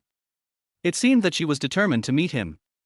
Gong Liu thought carefully for a while before replying, "Baby, why don't we wait a little longer and meet again when I'm ready?" The other party immediately asked, "Why?" Gong Liu continued to reply, "I want to make more money, and then I will meet you when I have money. You won't fall in love with a boy who can't even pay for the car fare and meal on a date, right?" Gong Liu felt that his excuse was very good. As long as he kept saying that he had no money, she would not urge him to meet her in person. Whenever Ji Yu Chenxi said something like, "I have money, I'll pay," Gong Liu would immediately respond with, "I have dignity and I won't be a freeloader." Gong Liu felt that the worst that could happen was that the two of them would have a fight, and the worst result would be that they would delete each other, which was better than being exposed to the public. Anyway, Kong Liu didn't believe that Ji Yu Chenxi would like him, especially when he thought of her cold attitude towards him this morning. Kong Liu was more firmly convinced that Ji Yu Chenxi still hated him. Ji Yu Chenxi, who had parked her car on the side of the road and was texting Gong Liu, had the same first thought when she saw the message, "I have money, I'll pay." She had typed all the words and was about to send it out when she suddenly realized something. At this moment, Ji Yu Chenxi's inner emotions were very active and complicated. Gong Liu saved me when I was a kid, so he must remember me. Is there a possibility that he recognized me from the freshman welcome party? He originally wanted to meet me, but he suddenly realized that I was not an ordinary girl, so he didn't dare to meet me. He also deliberately slandered me in front of my friends to make me hate him, so as to prevent me from falling in love with him. But in fact, he still likes me in his heart, so he uses the way of playing games to get close to me, and deliberately falls in love with me online, and then secretly cares for me and protects me in this way. The reason he doesn't want to meet me must be because he is worried that the gap between our status is too big, so he works so hard to make money. Oh my god, it turns out that he works so hard to make money just so that he can date me decently, and I thought he was a man who only cared about money. Think about it carefully, she is tutoring my sister just to get close to me, right? Right. It must be like this. He must have his reasons for not wanting to reveal his identity. In that case, I'll just pretend that I know nothing for now. After Ji Yu Chenxi's random imagination, she finally found a seemingly self-consistent logic to convince herself why Kong Liu was unwilling to meet her in person. But she seemed to have forgotten a few very important points. It was she who took the initiative to invite Kong Liu to play the game, it was she who insisted on being Gong Liu's girlfriend, and even the information about the tutor was posted anonymously by her on the campus wall. From the beginning to the end, Gong Liu was the passive party. But Ji Yu Chensi no longer had time to think so much, her emotions had already taken over her brain. She now felt that Kong Liu was deliberately hiding his identity and silently staying by her side. Since Gong Liu has concerns about the meeting, Ji Yu Chensi decided not to break the window paper for the time being. Anyway, she now knows that Gong Liu is her destined one, so the rest is up to time. After thinking for a long time, Ji Yu Chensi replied to him, "Okay, I'll wait for you." Gong Liu looked at the message sent by Ji Yu Chensi. He really didn't expect Ji Yu Chensi to answer like this, so he sent an emoticon pack with the words, "Earn money to support the family. Love you, hubby." After sending this message, Ji Yu Chensi turned off his phone and started the car again. Husband. Gong Liu pronounced these two words with some surprise. This was the first time that Ji Yu Chensi called herself husband. Before that, she had always called herself baby. But if she wants to wait, then she can wait. As for meeting her in person, you should postpone it as long as possible. No one can predict what will happen in the future, but at least you can't meet her now. At least you should let the relationship warm up a little before considering whether to confess to her. Kong Liu thought this in his mind. He put down his phone and continued reading the book on the table. At this moment, he had no idea that Ji Yu Chensi had already discovered his identity. "Senior Kong, is the empty seat next to you occupied?" After an unknown amount of time, Kong Liu, who was reading, was interrupted again. A girl wearing a JK uniform, a ponytail and dressed very delicately, holding a book in her hand, stood in front of him, looking at her shyly.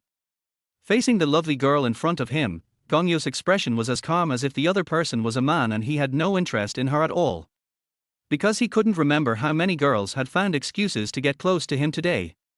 Ever since the sweet little song from yesterday's party was hung on the campus wall, Gong Liu's class name, social media account, and personal photos were all dug out by them. During the day today, many girls added his account. It would be fine if it was just girls, but even boys added him. In desperation, Gong Liu had to set his social account to a state where no one could add him. Gong Liu glanced at her, his eyes fell on the book in her hand, and said, "No one is sitting here, but if you sit next to me with a copy of Human Anatomy, I might be a little scared." "Well." The girl hid the book behind her back in embarrassment and said, Actually. The girl hurriedly took out a carefully prepared love letter from her pocket and wanted to give it to Gong Liu. "I actually have a daughter. Don't you know he's mine?" Just as Gong Liu was about to use the excuse that he already had a girlfriend to fool the girl, he heard a cold voice before he even said the word girl. They both looked in the direction where the sound came from.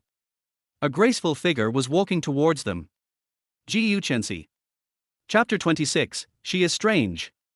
Ji Yu Chensi walked in front of the girl. The tall girl lowered her head and looked down at the girl. Under Ji Yu Chensi's powerful aura, the girl was so nervous that she didn't even dare to look up, let alone speak. At this moment, Ji Yu Chensi was like a noble white swan, with her snow-white neck held high, looking at an ugly duckling with an extremely proud attitude.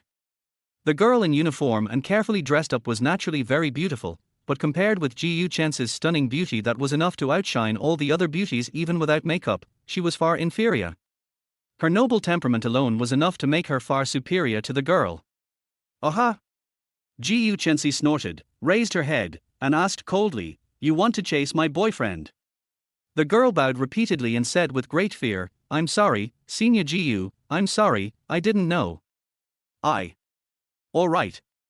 Ji Yu Chensi interrupted her and waved his hand gently, "I don't want to listen to your explanation, just go." "Thank you, Senior." The girl fled the scene as quickly as possible. "Oh, you?" Gong Liu, who had been sitting and watching the whole thing, opened his mouth, looking a little surprised. Ji Yu Chensi's originally cold gaze softened instantly when she fell on Gong Liu's face. She pursed her lips, revealed a beautiful smile, and said, "Don't get me wrong. Last time you pretended to be my boyfriend to help me get rid of the annoying suitor. This time it's my turn to help you. We're even." Ji Yu Chensi said as he sat down next to Gong Liu. After hearing her explanation, Gong Liu smiled bitterly and said, "Then thank you very much." "You're welcome." Ji Yu Chensi waved his hand and said, "If you really want to thank me, just accompany me to dinner." R. After hearing what Ji Yu Chensi said, Gong Liu was stunned for a moment. Ji Yu Chensi thought that Gong Liu couldn't afford the meal, so he emphasized, "I'll pay for the meal, you just have to eat with me." Gong Liu asked in confusion, "Why do you suddenly want me to have dinner with you?" Ji Yu Chensi bit her lip, thought for a moment and said, "I helped you get rid of the annoying suitors. Is this reason enough?" Gong Liu then asked, "Then why did you pay for my meal?" "Because?" Ji Yu Chensi thought for a moment and said, "Because I said I would treat you to breakfast this morning, but I didn't go with you." Gong Liu pointed at his phone and said, "But, didn't you send me money for breakfast?" "Oops." Ji Yu Chensi frowned slightly and said angrily, "Why so many whys? I asked you to have dinner with me, just agree to it." "Oh, okay. Looking at Ji Yu Chensi, who spoke to him in such a strange tone for the first time, Gong Liu felt a little uncomfortable. For the first time, Gong Liu felt that Ji Yu Chensi was so strange. Ji Yu Chensi, who was like an iceberg in the last second and whose aura alone could freeze people to death, now suddenly started to act like a coquettish person. No matter who replaced her, it would be difficult to adapt, right? Gong Liu looked at the time on his phone and asked, "It's only 2 o'clock now. Why don't you go out for a walk first and come find me when you have dinner, or should I come find you?" After Gong Liu told Ji Yu Chensi to come find him, he was afraid that she would be angry, so he immediately added that he would go find her himself. Ji Yu Chensi shook his head and said, "I have nothing to do this afternoon, so I'll just read with you in the library." Ji Yu Chensi placed her expensive luxury handbag next to Gong Liu as if to claim sovereignty, then stood up and said, "Wait for me." After saying that, she ran to the bookshelf and started looking for a book. After searching for a while, Ji Yu Chensi came back holding 2 novels and sat next to Gong Liu again. "You watch yours, and I watch mine." Ji Yu Chensi said this and put the book on the table. Gong Liu took a glance and saw that the book on the top was called, "I Won't Fall in Love with You." From the title, one could tell that it was a Mary Sue romance novel, the kind that he would definitely not even touch if it was placed on the bookshelf. Gong Liu didn't expect that a young lady like Ji Yu Chensi would also read romantic Mary Sue novels. Ji Yu Chensi raised 3 fingers, looking as if he was about to swear, and said very seriously, "Don't worry, I'm very quiet and will definitely not disturb you." "Okay." Gong Liu looked at Ji Yu Chensi, whose attitude towards him had changed 180 degrees. He couldn't adapt to it for a moment. He simply didn't bother to think about anything, picked up the book and continued reading. Ji Yu Chensi, who was sitting next to him, had no intention of reading. She supported her head with her eyes fixed on Gong Liu. Eyes, nose, mouth. It really is just like when we were kids. How could I be so dumb? He and I have been classmates for a year, but I just realized it now. Ji Yu Chensi, you are so dumb. No wonder I had that illusion when he was leading me for a run before. Turns out it wasn't an illusion. He. Gong Liu wanted to continue to immerse himself in the ocean of knowledge, but he just couldn't get into it. He always felt that the environment around him seemed a little unsafe. He raised his head and met Ji Yu Chensi's gaze, who was staring at him closely. At that moment, there was a silly smile on her lips, and her eyes seemed to want to eat him up. Looking at her infatuated expression, Gong Liu suddenly felt a little flustered. No wonder he couldn't concentrate on reading. Gong Liu's light cough finally brought Ji Yu Chensi back to her senses. She tilted her head and asked, "What's wrong?" Gong Liu said, If you don't want to read, don't force yourself, you can go out for a walk." Ji Yu Chensi reacted immediately and asked, "Did I disturb your reading?" "Maybe, a little." Gong Liu did not beat around the bush and told the truth despite the risk of being scolded. Strangely, Ji Yu Chensi was not angry. Instead, he clasped his hands together with an apologetic look on his face and said, "Then I won't look at you anymore. I'll read my book carefully." After saying that, Ji Yu Chensi buried his head in the book. However, Gong Liu discovered that she was still looking at him out of the corner of the book. He was a little helpless, but Ji Yu Chensi was unwilling to leave, so he couldn't chase her away. After all, the library was not owned by his family. Gong Liu continued reading, and after a while he got used to it. There was one advantage to Ji Yu Chensi sitting next to Gong Liu. No one came to bother him throughout the entire afternoon. That's right, Which girl would be so presumptuous?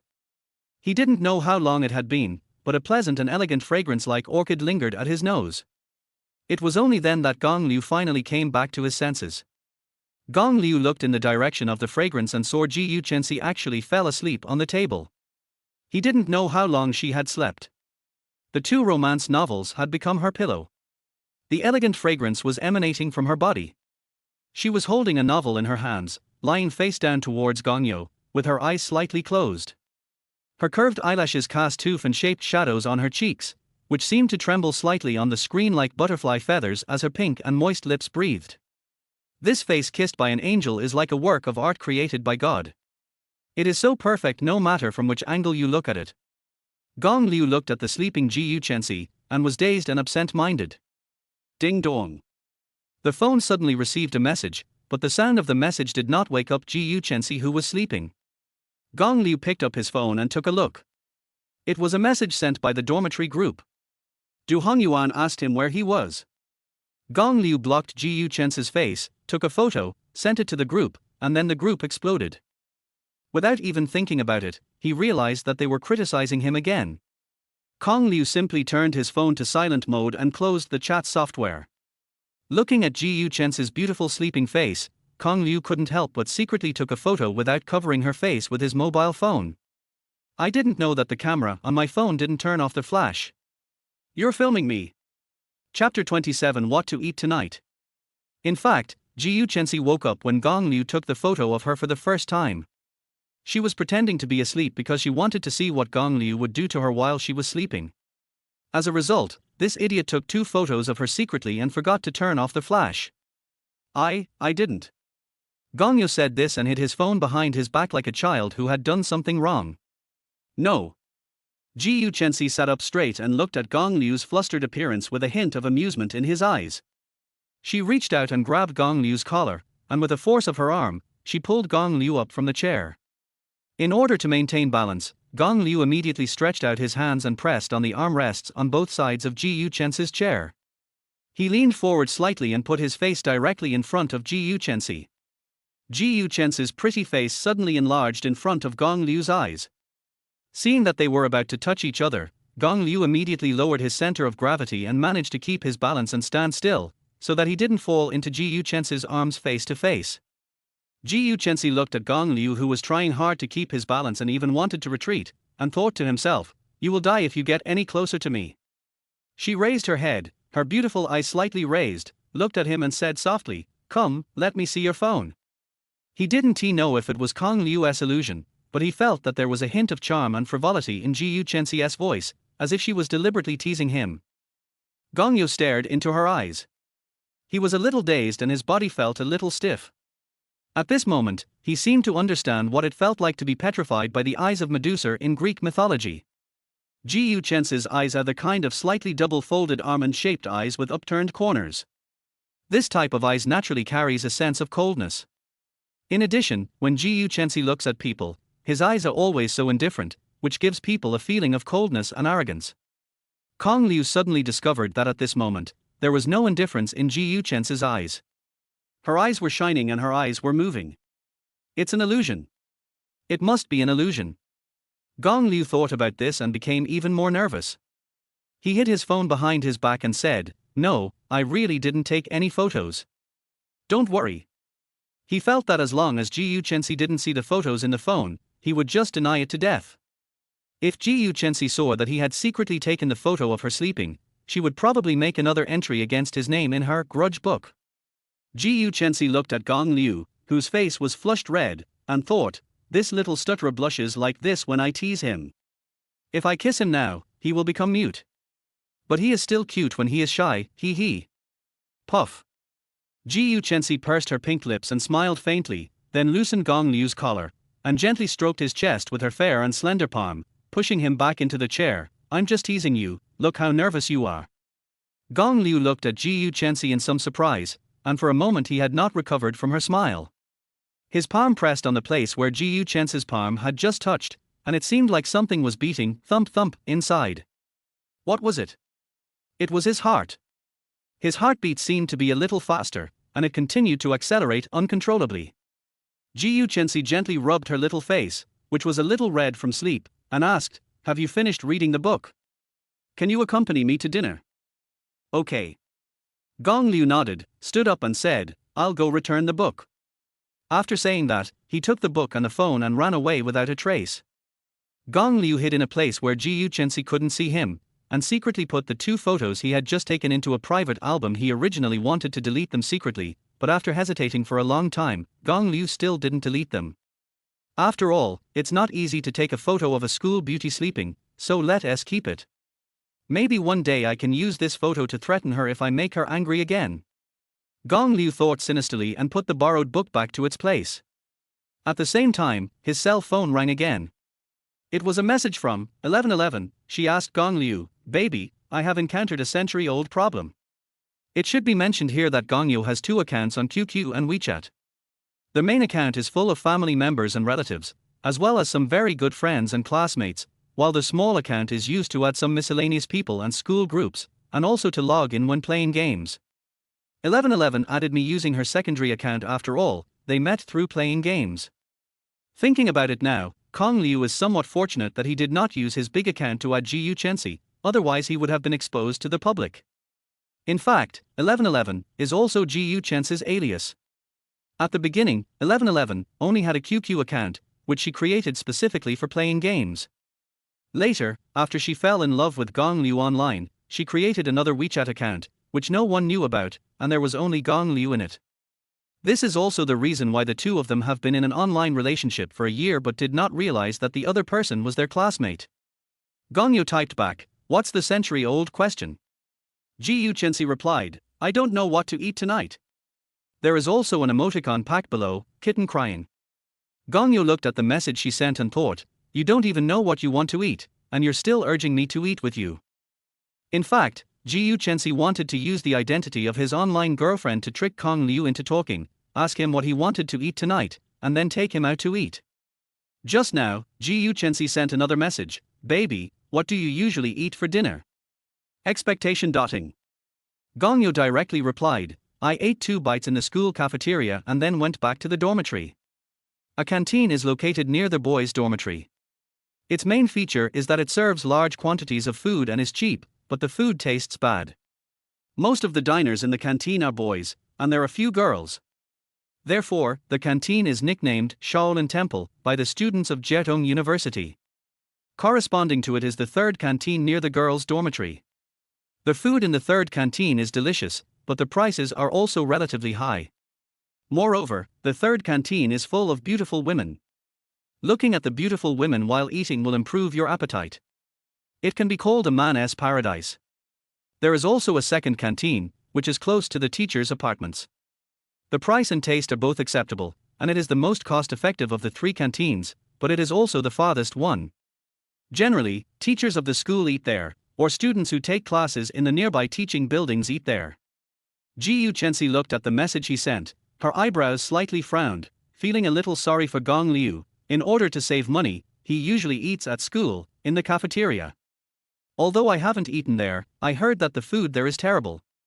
Ji Chensi thought to herself and immediately replied, "Baby, you should be nicer to yourself, and you don't have to work so hard to save money to see me. I'll wait slowly, it's okay, don't worry. Love you, duck." Saving money? But I only go to the cafeteria to eat because I'm too lazy to go the long way. She didn't really believe my excuse of saving money to date her. Gong Liu thought to himself, he suddenly felt that Ji Chensi was not as smart as she looked. She believed his poor excuse, how naive she was. His conscience suddenly pricked, just for a moment. Gong Liu replied, "Okay." Ji Chensi asked again, "Don't you have any favorite food? Hot pot, barbecue, Western food, Chinese food or buffet?" Gong Liu replied, "It seems, no. This." Looking at the message sent by Gong Liu, Ji Chensi was speechless. Gong Liu looked at the chat history, thought for a moment and replied, "If I have to choose from these, I'd go for Chinese food. When I go out to eat with my classmates, we usually eat at the food stalls in the school snack street, or at local restaurants and have some stir-fried dishes." Ji Chensi immediately replied, "Now that you said that, I suddenly figured out what to eat tonight. Thank you, baby." More. Gong Liu, you're welcome. I have to go eat with others. Baby, you should go eat too. Ji Chensi, who? Male or female? Suspicion. Oh, a special friend. Gongyo didn't say the gender directly, but used a clever excuse to get around it. I can't say I'm accompanying you, right? Kong Liu thought to himself, put away his phone and walked towards Ji Chensi. When Ji Chensi saw this message, she smiled and became more certain that Kong Liu knew that she was his online girlfriend. Looking at Gong Liu walking towards her, Ji Chensi also picked up her handbag and said, "Let's go." Chapter 28. Back home. Ji Chensi drove and brought Kong Liu to the door of a 3-story European-style building in the city that was very much in the style of old China. This small Western-style building is called Heping Residence. It was the former residence of Mr. Chen from the Chen family, one of the 4 major Chinese families. Now it is a private restaurant with only 8 private rooms, and reservations must be made 1 day in advance. Kong Liu's favorite dishes are the private white-cut local chicken and the pigeon stewed with Tianshan snow lotus. If you ask Gong Liu why he knows this private restaurant so clearly and thoroughly, he will tell you that this is his family's business. Gong Liu thought to himself, good guy, he ate a meal and went straight home. If he went in with Ji Chensi, then his identity, which he had hidden with great difficulty in school, would be exposed. Ji Chensi, who had already gotten out of the car, looked at Gong Liu, who was still in a daze sitting in the passenger seat, walked to the passenger seat, opened the door, and said to him, "Get out of the car, we are here." Gong Liu sat in the car and pretended to be dumb and asked, "Aren't we going to eat? There are no restaurants nearby." "That's it, let's go eat private food." Ji Chensi listened to Gong Liu's words and pointed to the small Western-style building behind him with a smile. "Hurry up, let's go." As Ji Chensi spoke, she even bent over to the passenger seat and reached out to help Gong Liu unbuckle his seat belt. Her soft hair playfully floated to the tip of Gong Liu's nose, and the pleasant orchid fragrance instantly lingered on his nose. Their hair was still teasing his nose, making it itchy and his whole body numb. Ji Chensi turned her head and looked at Gong Liu. The distance between them was so close again. She said, "I have already unbuckled your seat belt. Do you still want me to carry you out?" Gong Liu felt his face getting hot, and his eyes moved away from Ji Chensi's face in embarrassment to other places. Something was wrong. Something was wrong with Ji Chensi today. Very wrong. Ji Chensi looked at Gong Liu, who blushed again because of his words, and stood up straight with a smile. Although he blushed, Gong Liu still had no intention of getting out of the car. He said, "It must be very expensive here. Why don't we go eat somewhere else?" "Don't worry about it, it's my treat anyway." As Ji Chensi spoke, he reached out his hand in a very domineering manner and pulled Gong Liu out of the car, then pulled him towards the small Western-style building. Gong Liu followed behind, hurriedly covering his face with his hands. As soon as I entered the door, a graceful female receptionist came up to me and said, "Hello, sir and madam, welcome to the Peace Residence. Do you have an appointment for today?" The female receptionist might be new and did not recognize Gong Liu. She just smiled and asked if the two had an appointment. No. Facing outsiders, Ji Chensi still looked cold and asked, "Is there no room left?" She had eaten at this private restaurant once before with her family and thought the food was good. She decided to come here on a whim because Gong Liu said he wanted to eat Chinese food. There was no possibility of making a reservation in advance. "Don't you have an appointment?" The doorman immediately looked embarrassed when he heard that the two did not have an appointment. "I'm sorry, miss." Gong Liu tugged at the corner of Ji Chensi's clothes and said, "That's really a pity. Let's go to another restaurant." "No, this one." Ji Chensi waved her hand, then took out a few red banknotes from her bag, folded them into a triangle, and stuffed them into the handkerchief pocket on the chest of the female receptionist's uniform. She asked, "Can you please let your manager come over? Those who come here to eat are all rich people. The female receptionists are pretty and have good service attitudes.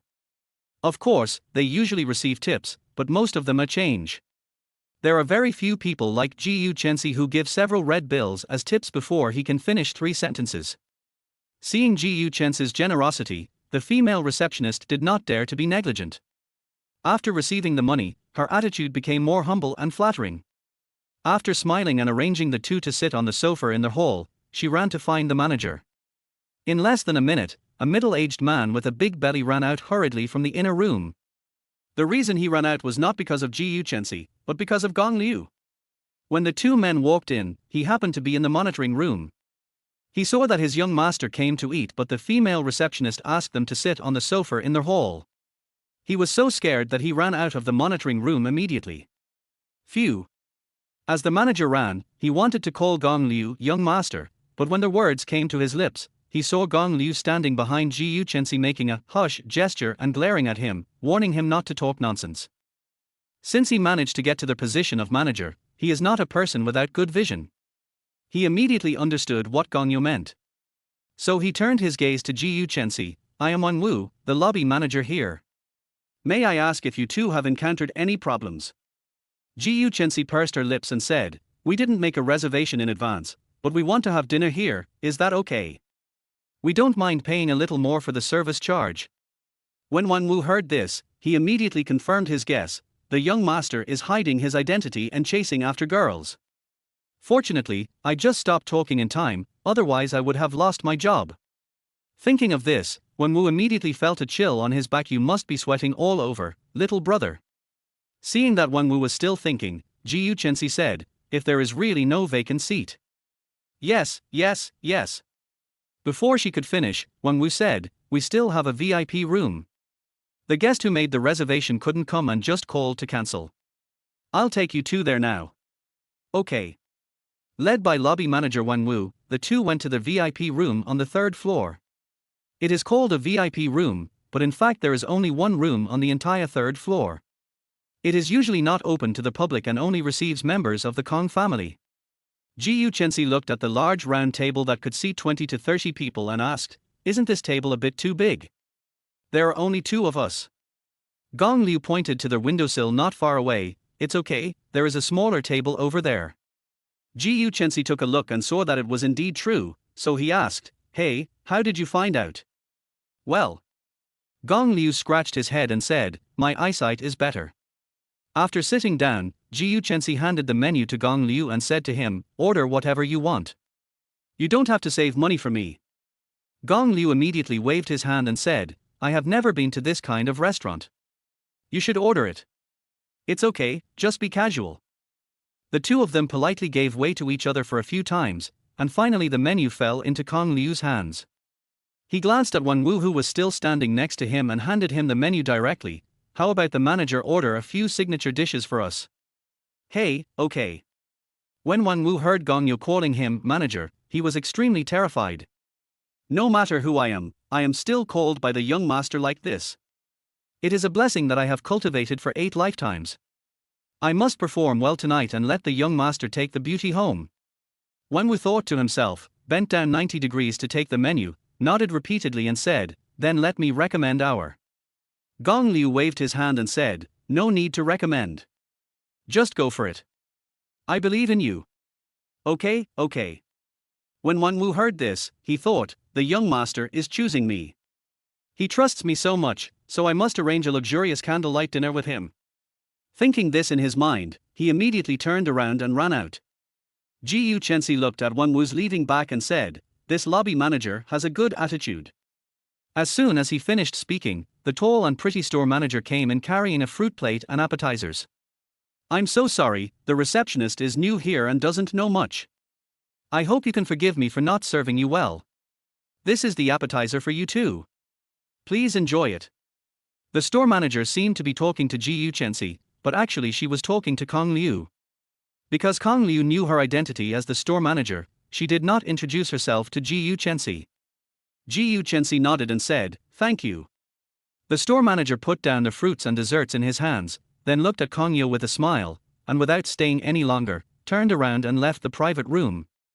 Ji Yuchensi also noticed the scene just now. She immediately became jealous and thought to herself, how dare you look at my man? I should have not eaten here earlier, humph. Chapter 29 I am a student, send me off quickly.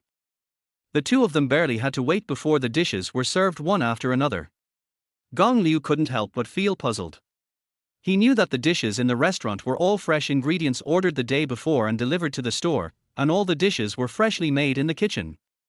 The preparation process of each dish was not simple, so it was impossible for them to be served so quickly. In fact, all of these were arranged by Wang Wu. He was afraid that Kong Liu would be unhappy if he got impatient, so he sent all the dishes that were supposed to be reserved for other tables to Kong Liu. Anyway, Kong Liu didn't order any dishes, so whatever dishes were ready in the kitchen would be served directly to them. Wang Wu specially selected the most beautiful waitresses in the restaurant to serve the two. When they served each dish, Wang Wu introduced it. This is the sweet lotus root, which is as sweet as love. This is the roasted pigeon with mandarin ducks playing in the water, which is a metaphor for the long-lasting love between the two. This is the crab meat soup with a love stronger than gold. That's enough. Gong Liu listened to Wang Wu's random dishes and even linked something unfounded with love. He waved his hands with a frown on his face. What a mess. Wang Wu saw that Kong Liu looked unhappy, so he stopped telling the names of the dishes. He bent down and asked in a low voice, "I'm sorry, sir, if there is anything I did that you are not satisfied with, please point it out." Gong Liu asked back, "Why are the names of these dishes different from the ones on the menu? Are these dishes on the menu?" This. Wang Wu thought for a moment and said, "This is a special dish that our restaurant has carefully prepared for the two distinguished guests. This will further highlight their distinguished status." Gong Yu finally understood that this guy was just trying to curry favor with him, which was why he did such a ridiculous thing as changing the name of the dish. "Manager, if all dishes are served, please leave." Gong Liu waved his hand, indicating that he could leave, and said, "Don't change the names of dishes next time." Okay. I'll be leaving now. Please enjoy your meal." Wang Wu had originally wanted to perform well in front of Kong Yu, but he ended up making things worse and making him unhappy. He had no choice but to quickly leave the private room with a few waiters. Walking out of the private room, Wang Wu smiled bitterly. "If I had known that the young master didn't like this, I wouldn't have messed around." Wang Wu asked two waiters to guard the door of the private room, while he went to the kitchen to prepare some more delicacies for his young master so that he could calm down. After Wang Wu left, Jiyu Chensi, who was sitting opposite Kong Liu, looked at him suspiciously and asked, "Why do I feel that this lobby manager seems to be very afraid of you?" Gong Liu scratched his head and asked stupidly, Isn't he too humble in his attitude toward you? Jiyu Chensi usually has nothing to do, so she would read some novels to kill time. She was thinking, if someone like Gong Liu dresses like this and goes to a fancy restaurant, wouldn't he be looked down upon by the waiters? Why is the lobby manager of this restaurant so nice to him? Surely novels are all lies, right? In fact, the Peace residence usually has a very good attitude towards receiving ordinary customers, but it is not good enough for the lobby manager to do it personally. Today it was entirely because of Gong Yu's presence. Kong Liu didn't want to continue to argue about this topic with Jiyu Chensi, so he quickly said, "I'm a little hungry, let's eat." After hearing this, Jiyu Chensi stopped asking questions and said, "Try the food here and see if it suits your taste."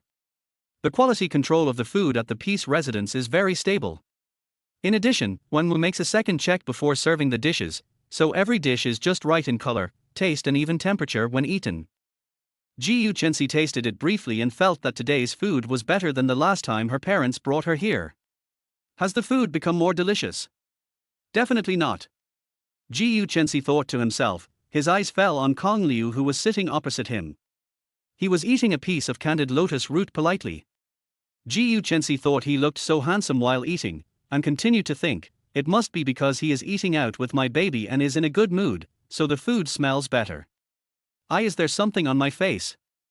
Gong Liu took a few bites of the honeyed lotus root, and when he looked up, he saw Jiyu Chensi staring at him with a strange expression, just like he did this afternoon. No. Jiyu Chensi waved her hand and urged him, "Eat quickly, or the food will get cold and won't taste good." Jiyu Chensi's face turned red, and she lowered her head and ate the crispy duck in the bowl with a grunt. She was so weird today. I should have listened to Jiyu Chenxian and stayed away from her. Although Gong Liu thought so in his heart, but looking at Jiyu Chensi with puffy cheeks chewing duck meat, he suddenly felt that the other party seemed quite cute. Illusion. It must be an illusion. I actually think that a fierce woman like Jiyu Chensi is cute. I must be crazy. Gong Liu shook his head, put the terrible idea behind him, then picked up a piece of pancake crust and a piece of crispy duck, added some small ingredients, and rolled them together. Just as he was about to reach out to dip the crust into the sauce on the plate, Ji Yuchensi raised his head again. Looking at the movement of Gong Liu stretching out his hand, Ji Yuchensi thought that this was the pancake that Gong Liu specially rolled for him. She was flattered and thought to herself, what a fool. He is so nice to me and yet he pretends to be so calm. It's really hard for him. Thanks. As Ji Yuchensi spoke, he immediately stretched out his hand and grabbed the pancake that Gong Liu had just rolled. Oh, you're welcome. To be honest, when Ji Yuchensi grabbed the cake in his hand, Gong Liu was stunned for a second.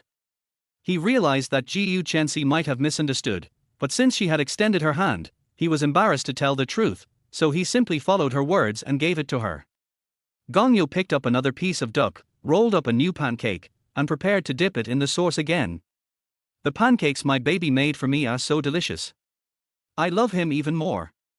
Ji Yuchensi bit into the fragrant roast duck pancake that Gong Liu made for himself with his own hands. She was so satisfied with the meal, and the corners of her mouth that were curled up wildly were harder to suppress than a Gatling gun. Seeing that Gong Liu made another one and handed it over, Ji Yuchensi felt even happier, stretched out his hand and said, "Thank you." Looking at Ji Yuchensi, who was holding out her hand as if waiting for him to give her cake, Gong Liu suddenly thought of a joke on the internet. "I'm a student, please give it to me. Don't be ungrateful, thank you." Gong Liu was a little speechless, thinking, no, you are addicted to freeloading, and you only know how to ask for food. Don't think that I will indulge you just because you are beautiful. As Gong Liu thought about it, he stuffed the cake in his hand into Ji Yuchensi's hand and said to himself silently, "Forget it, forgive her again." Just after comforting himself, Gong Liu heard Ji Yuchensi say to him, "Don't just do it for me, eat it yourself too." Puff. Spit out a mouthful of blood in his heart. Gong Liu skillfully rolled another pancake. This time he learned his lesson and didn't dip it in sauce. He just put it into his mouth after wrapping it. Chuckle, chuckle. The two were eating when someone knocked on the door of the private room. Ji Yuchensi, who was interrupted, immediately put away his smile and said in a cold voice, "Please come in." Wenwu was followed by two waiters carrying dishes. "These are two special dishes that our restaurant has prepared for the two handsome and beautiful gentlemen and ladies." Wenwu said this and waved his hand, and two dishes were served on the table. One was the pigeon stewed with Tianshan snow lotus, which Gong Liu liked to eat, and the other was the silver cod with golden peony soup. Ji Yuchensi looked at the two dishes, which were exquisitely presented and had expensive ingredients. A hint of surprise flashed in her eyes. She said lightly, "Your store is quite good at doing business." Desserts and fruit plates were served before the meal, and two dishes were served at the end. It seemed that when my parents brought us here before, we were not treated so well. Wang Wu, who was praised by Ji Yuchensi, smiled happily and said, "If you think our store has good service, then you must come often, har har." Ji Yuchensi nodded and said cheerfully, "Okay, I'll go downstairs and get an annual card for your store later." Just now, while waiting in the lobby, Ji Yuchensi accidentally saw the membership card recharge activity of Heping official residence. It only costs 88,000 to recharge an annual card. Annual card members can spend 20,000 yuan in the store for free every month within 12 months from the date of card application. It is quite cost effective. She thought of getting a card and giving it to Gong Liu so that he could come here to improve his diet and no longer have to go to a cafeteria to eat terrible meals every day in order to save money and meet her online lover. Oh. Wenwu hesitated. Hearing Ji Yuchensi's words, Wenwu's eyes fell on Gong Liu. This was the girl that the young master wanted to pursue, and it seemed inappropriate to ask her to spend money to apply for a card in the store. Gong Liu ate the food in the bowl with a calm expression, and didn't seem to care about Ji Yuchensi's decision. In order to please Gong Liu, Wenwu immediately said to Ji Yuchensi, "I'll give you one, just as a token of our friendship." "No need." Ji Yuchensi shook her head, took out a bank card from her bag, handed it to Wenwu, and said, "It's only 88,000 yuan, just swipe the card, and pay for the meal together. The card is for. I want to see who is so awesome. I've been waiting for almost an hour and not a single dish has been served, but he keeps serving dishes." Before Ji Yuchensi could finish his words, there was a sudden commotion outside the door. Chapter 30, Finding Trouble. Chen Junjie made an appointment with a junior schoolmate to have dinner at the Heping official residence today. Although the junior schoolmate was pretty, he was not in a very good mood. After returning from the last birthday party, Chen Junjie immediately went to investigate Gong Liu's identity, but found nothing. After careful consideration, he still felt that Gong Liu's dress did not look like that of a rich man at all, and he could not afford to give Ji Yuchensi a watch worth millions, and that watch was obviously a men's watch. Therefore, he was convinced that Ji Yuchensi had deliberately found an actor to anger him that night in order to test him, and he ended up leaving in a rage. Therefore, he specially prepared this meal with the purpose of asking Ji Yuchensi out and giving her some gifts to restore his image in Ji Yuchensi's mind. He had booked a private room at the Peace residence for Saturday night and had paid for it, but Ji Yuchensi rejected his invitation on the grounds of schoolwork. Chen Junjie was very depressed and asked a junior high school girl to accompany him out for dinner. The junior high school girl is not bad looking, but compared to Ji Yuchensi, there is a world of difference. When Chen Junjie brought his junior high school girl to the restaurant and were waiting for their meal, his friend at Jietong University sent him a video. The video was exactly the scene of Kongyo and Ji Yuchensi singing Dimples last night. This made him very angry, but his good upbringing prevented him from turning over the table and leaving. However, after waiting for an hour, no dish was served. He was already starving, and watched the dishes being brought upstairs outside the door. And those dishes always feel similar to what I ordered. Chen Junjie was about to go out to ask someone, but as soon as he went out, he saw the lobby manager followed by two beautiful waitresses walking towards him with the pigeon and fish he had ordered from the menu. He thought they were going to deliver them to his box, but they were heading upstairs instead. This time, Chen Junjie completely exploded and rushed upstairs to ask for an explanation. The waitresses at the door were unable to stop a grown man and could only watch him rush in. Chen Junjie rushed in and the first thing he did was to take a look at the dishes on the table. Wow, 5 out of the 8 dishes were ordered by him. At this moment, Chen Junjie's attention was all on the dishes on the table, and he didn't notice Ji Yuchensi and Kong Liu who were sitting at their seats. He immediately looked at the lobby manager and asked, "What do you mean? We were here first, why do you serve our dishes to their table?" After listening to Chen Junjie's words, Kong Liu finally understood why the dishes were served so quickly tonight. It turned out that the idiot Wang Wu directly brought the dishes ordered by others to him in order to please him. Fortunately, they were the dishes for Chen Junjie's table. Wang Wu was questioned by Chen Junjie, who pointed at his nose, in front of Kongyo. He felt a little uneasy, and besides, he was wrong in the first place. Wang Wu quickly apologized and said, "I'm really sorry, sir. If you are not satisfied with your dining experience tonight, please come with me to talk."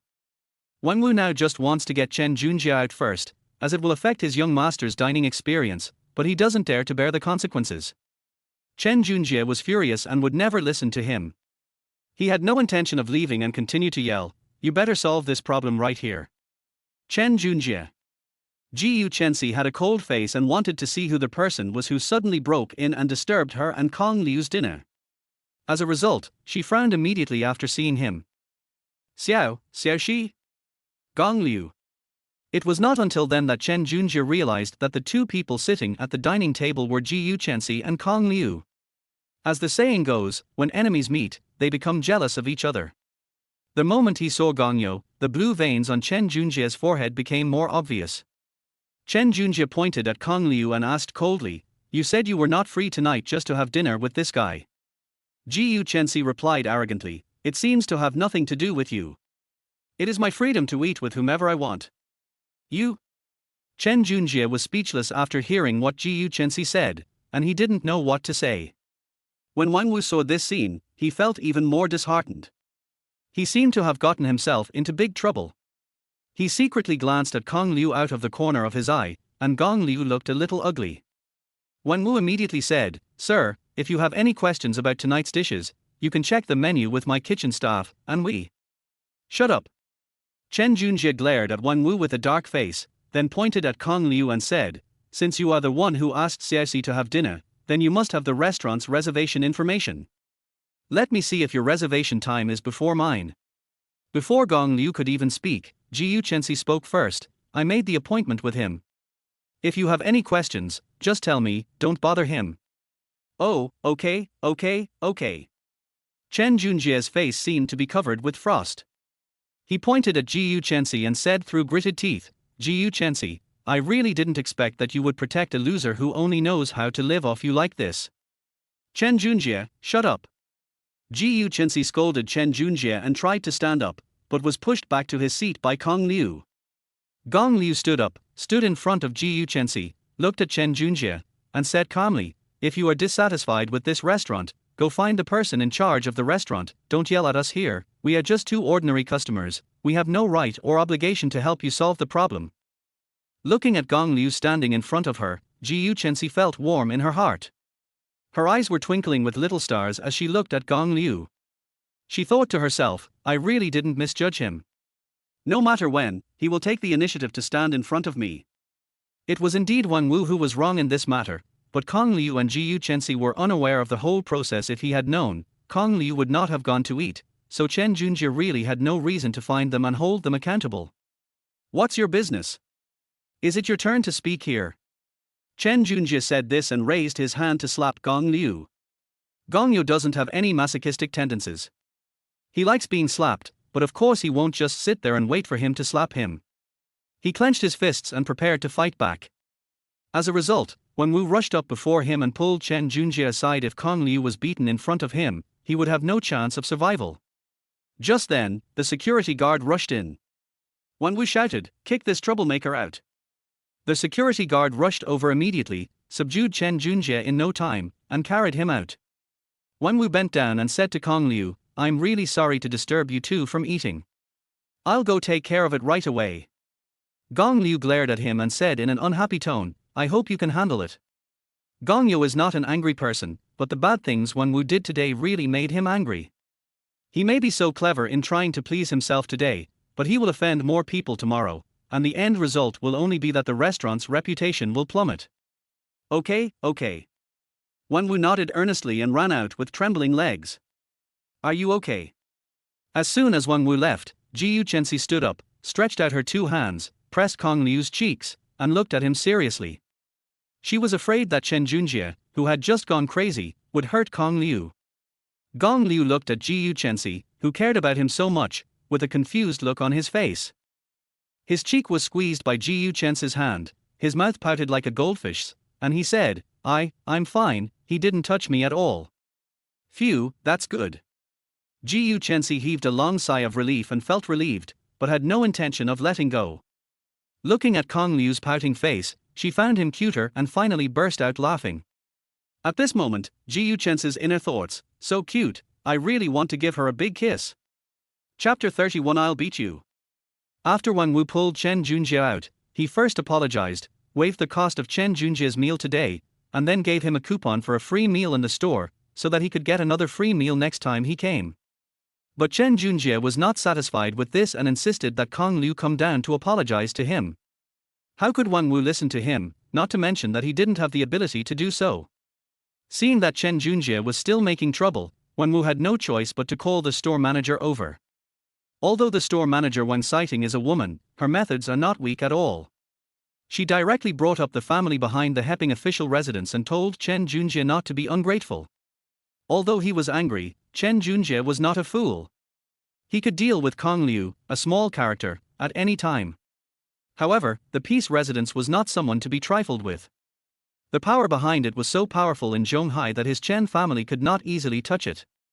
After carefully considering the pros and cons, Chen Junjie calmed down, followed the instructions of the store manager, and agreed to their mediation. After dealing with Chen Junjie's matter, Wang Sighting immediately took Wang Wu to the third floor to apologize to Gong Liu. It was dealt with so quickly. Ji Yuchensi asked the two of them with some surprise. She knew Chen Junjie's temper. He was not someone who was easy to appease. Wang Sighting and Wang Wu bowed and apologized, saying sincerely, "It has been resolved.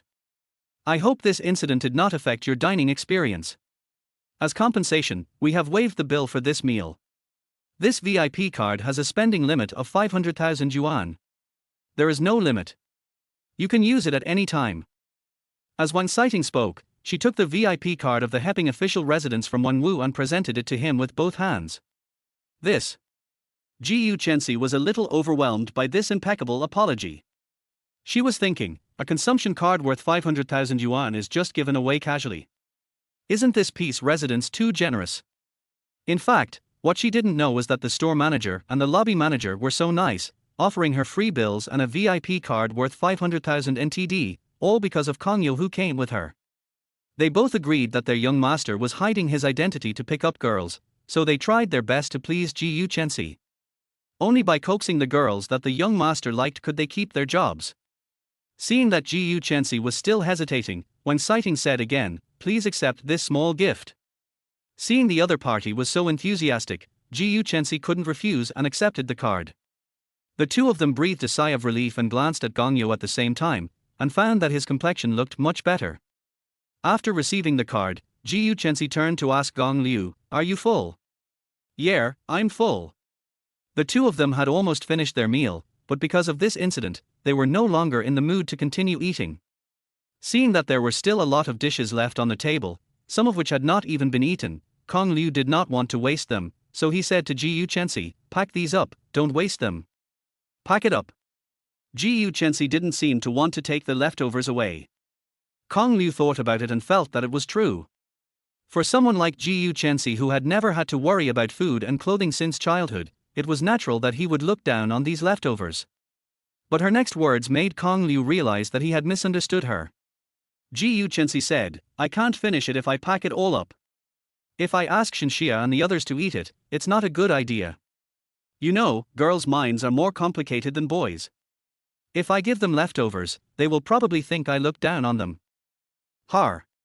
Hearing this, Gong Liu smiled and said, "Fortunately, there aren't so many trivial matters in our boys' dormitory. Then I'll pack some of the honey lotus root for you to eat as a snack in the evening, and you can take the rest back and share it with your roommates."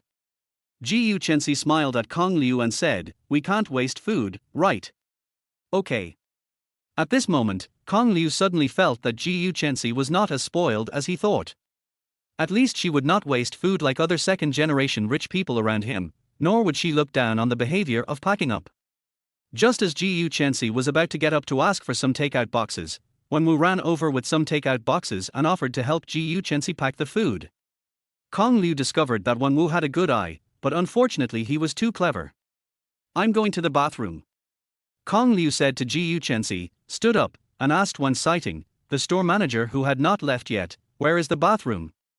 It's his own store, how could Gong Yu not know where the toilet is? Wang Sighting immediately heard the deeper meaning of Gong Liu's words and immediately said, "Sir, please follow me." After walking out of the box, Kong Liu stopped pretending and asked directly, "Manager Wang, is this Wenwu your relative?"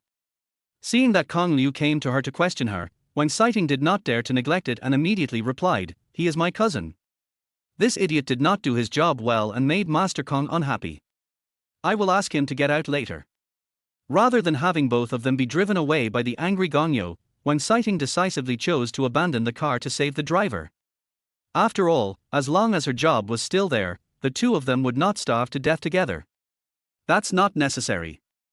Gong Liu waved his hand and said, "Tell him not to do such ridiculous things again in the future, but if it happens again, you will go with him." When Wang Sighting heard this, her legs went weak and she almost lost her balance. She nodded in fear and agreed, okay, Master Kong. "Don't call me Master. I don't like this title outside." After saying this, Gong Liu walked straight towards the toilet. When he came out, Ji Yu Chensi was already standing at the door waiting for him with a small bag. The packed food had been placed in the car downstairs by Wenwu, and the two of them went downstairs together. Gong Yu and the others were about to leave, and Chen Junjie had his meal only then. Looking out the window at the two people getting into the car together, Chen Junjie's face became terribly gloomy, and the delicacies on the table became tasteless. "This is for you." After getting in the car, Ji Yu Chensi gave the VIP card that the store manager had just given him directly to Kong Liu. R. Gong Liu looked at Ji Yu Chensi in surprise and asked puzzledly, "What are you doing for me?" Ji Yu Chensi said without hesitation, "For you." Gong Yu touched his nose with his hand and asked again, "Why did you give it to me?" "The card is for you. You can come and eat it yourself when you want." After Ji Yu Chensi finished speaking, she added, "But women with my cassette tapes are not allowed to come here." There was a hint of jealousy in his words. Listening to Ji Yu Chensi's words, Kong Liu was even more confused. He was thinking, could she be trying to buy my freedom with a meal card? "No need, this card was originally given to you by the manager." Gong Liu waved his hand and said, "Keep it for yourself. I can't use it even if you give it to me." Gong Yu was telling the truth, he really didn't need this thing when he came here to eat. "Just keep it if I tell you to. Why are you being so pretentious?" Yu Chensi said this, and directly grabbed Kong Liu's hand and stuffed the card into his hand. But I really.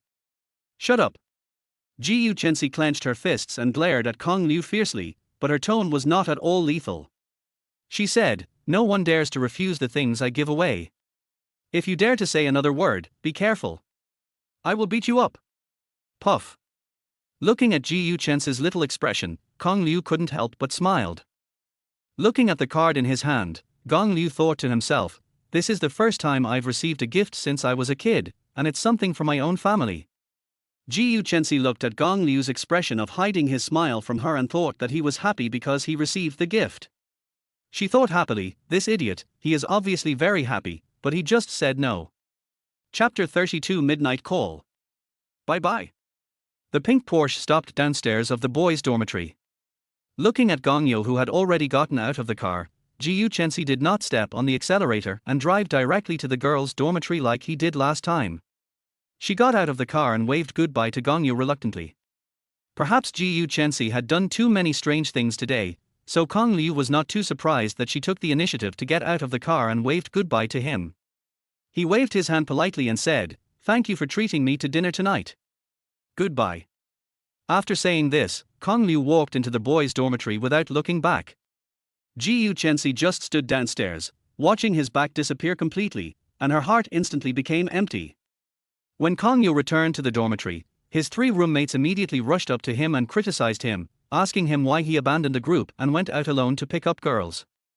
Gongyo was too lazy to explain to them and held the packed food high. The next second, pleasant voices rang out in the dormitory. "Father, I just spoke too loudly. I deserve to die. Godfather. Dear Godfather, please let me taste that pigeon. Dad, how do you know I didn't eat tonight?" Looking at such a harmonious and warm scene in the dormitory, Gong Liu was very pleased and showed a kind smile like an old father. Chen Jirue asked, "Brother Kong, you went on a date with Miss Yu this afternoon, right?" Du Hongyuan immediately laughed and said, "Do you even need to ask this?" Wang Qi also smiled and nodded, "That's right, Lao Liu sang for school beauty Yu downstairs in the boys' dormitory this morning." Although Yu Chensi's face was blocked in the photo that Kongyo sent to the dormitory group, the three of them could guess roughly what she looked like just from her clothes. Looking at the gossiping looks of the three, Gong Liu pursed his lips and said speechlessly, "Even if there is food, it can't stop you three guys from talking, right?" As Gongyo said this, he reached out to close the lid of the takeaway box. The three of them immediately stopped him and said in unison, "Wrong, wrong, good father. Instead of worrying about me, you might as well worry about yourself." Gong Liu pointed at the three people and said, "Didn't I help you three at a lot of girls yesterday? Don't tell me you haven't made any progress at all. How dare you talk about this?" Du Hongyuan covered his chest with a hurt expression, pointed at Gong Liu and said, "After those girls added us as their friend, they all came to ask us for your contact information. Is this true? Are you guys so lame?" "That's not the case." Wang Qi suddenly raised his head and said confidently, "I have made some progress here." When Wang Qi carried Gongyo onto the stage yesterday, his strong and muscular figure was noticed by a freshman girl, who took the initiative to ask for Wang Qi's contact information. The two chatted all day and even made an appointment to go shopping together in the evening. It seems that there are some signs of a relationship. Gong Liu patted Wang Qi on the shoulder, like an old father, and said, "Not bad, keep it up." Du Hongyuan glanced at the time and urged Wang Qi, "The date is almost here, let's pack up and get ready to go out." "No, his going on a date, what does it have to do with you? Why are you packing?" Kong Liu looked at Du Hongyuan, who was somewhat excited, and asked in confusion. "Brother Kong, you don't understand this." Chen Jirue said with a smile, "The schoolgirls usually go out in groups from the same dormitory. Although Brother Wang only made an appointment with one person, there must be more than one person coming out." Gong Liu smiled and said, "So you guys are preparing for a dorm party? You can't find love in the dormitory." Du Hongyuan said as he combed his hair, "Only by casting a wider net can you find your true love. Just forget it." Gong Liu rolled his eyes at him, turned to Chen Jirue and asked, "Are you going too?" I don't have anything to do, so I'll go play with them." Chen Jirue scratched his head a little embarrassedly and asked, "Brother Kong, do you want to go with us?" Gongyo answered without hesitation, "No." He had no interest in such boring things, and he had just returned to school with great difficulty. He really didn't want to go out again and just wanted to go to bed early. Chen Jirue nodded and said, "That's right, you already have Jiu Xiaohua, you can't go out and mess around." Hearing this, Gong Liu said with a frown on his face, "She and I are just special friends." Du Hongyuan answered from the side, "Yes, yes, yes, it's so special that she took the initiative to give you a VIP card." When getting off the car, Gong Yu casually stuffed the VIP card of the Peace residence into the packing bag. As a result, the card fell out when the three guys were unpacking the bag. Gong Yu had to tell the truth that it was a gift from Jiu Chensi. He did not mention that there was a consumption amount of 500,000 in it. Naturally, the three of them would not believe Gong Yu's words of special friend. The more he explained, the more confusing it became. Gong Yu simply stopped explaining and changed his shoes and climbed onto the bed, ready to lie down for a while before taking a shower. As a result, he fell asleep right after lying down. When he woke up again, the dormitory was pitch black, there was no sound at all, and his three roommates had not returned yet. Gong Liu rubbed his temples and sat up from the bed in a daze. He took out his cell phone and took a look. There were a few advertisements scattered on the phone, and there was also a message from 1111 asking him if he wanted to play games. He looked at the time again. It was already 11:30 and the curfew was on at 12 o'clock. Gong Liu replied to Jiu Chensi with a message saying that he was just sleeping, and then Wang Qi sent a message asking when they would be back. Jiu Chensi quickly replied to his message, and the two started chatting online again, but Wang Qi never replied. Gong Yu sent messages to Du Hongyuan and Chen Jirue again, but still received no reply. Just when Gong Liu felt something was wrong, he suddenly received a strange call. It was a girl's voice on the other end of the phone. "Excuse me, is this Gong Liu, Senior?" When Gong Liu heard the other party calling him Senior, he thought she was another unknown suitor. Just as he was about to hang up the phone, her next sentence made Gong Liu frown. "Senior Gong Liu, please come and save Senior Wang Qi, they." Gong Liu frowned and asked anxiously, "What happened to them?" "They were beaten." "Where are you?" "You bitch, you're tipping off, right?" "R." Suddenly there was a scream on the line, and then the call was cut off. Not long after, Gong Liu received a photo sent by the other party using Wang Qi's account. In the photo, Wang Qi, Du Hongyuan, and Chen Jirue were lying on top of each other with blood all over their faces. Not far away, there was a sturdy man pulling a girl's hair and snatching something from her.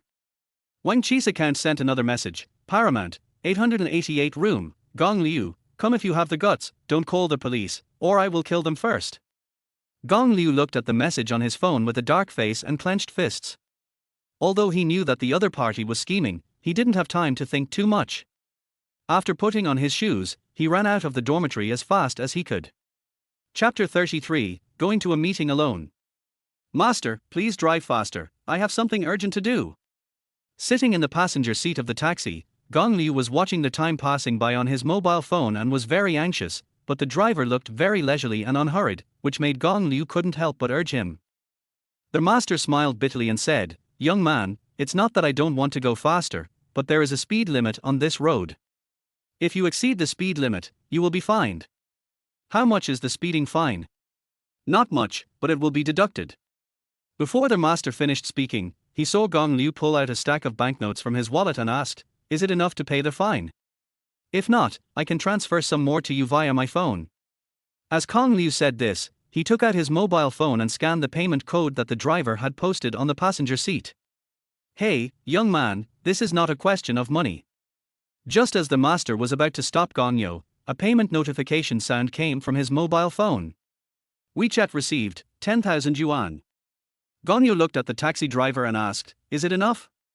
"If not, that's enough." The master waved his hand and interrupted Gong Liu's words. His face suddenly became serious. "After being banned for so many years, you are the first one who paid me to drive fast. Kid, sit tight." R. Gong Liu's eyes widened when he heard this. As soon as the driver finished speaking, he stepped on the accelerator, shifted the clutch smoothly, put it in fifth gear and sped on the road. This time, the taxi driver seemed to have found back the feeling of dominating the racing field in his youth, and he drifted around the corners without slowing down. Thanks to the master's amazing driving skills, the journey that would normally take half an hour was completed in just 10 minutes. When Gong Liu got out of the car, he immediately held onto the door and started vomiting violently. He vomited out everything he had eaten with Gu Chensi tonight. The master considerately gave Gongyu a piece of paper to wipe his mouth. "Thank you, I feel much better after vomiting." Gongyu wiped his mouth, but his face was still pale. If he had known that his driver was driving so fast, he would not have spent money to suffer. "I should be the one thanking you," the master said with a refreshed look on his face. "Young man, I haven't driven so happily in a long time." "Don't thank me." Gong Liu closed the car door, shook his head to adjust himself, picked up a palm-sized stone from the ground, weighed it, then put it into his pocket and walked towards the Paramount KTV. The hot and sexy female door receptionist saw Gongyu coming towards them and immediately greeted him with a smile on her face. "Sir, do you have an appointment?" Gongyu said, "Take me to room 888. Room 888. The doorman immediately asked, "Are you Mr. Qin's friend?" Gong Liu frowned slightly and asked, "Mr. Qin? Qin Zizhua?" "Yes, it seems that you are really Mr. Qin's friend." After the doorman finished speaking, the smile on her face became even brighter. She reached out to support Gong Liu and said, "Please follow me." Gong Liu originally thought that he had provoked Chen Junjie when he went out to dinner with Gu Chensi tonight, so he hired someone to beat up his roommate.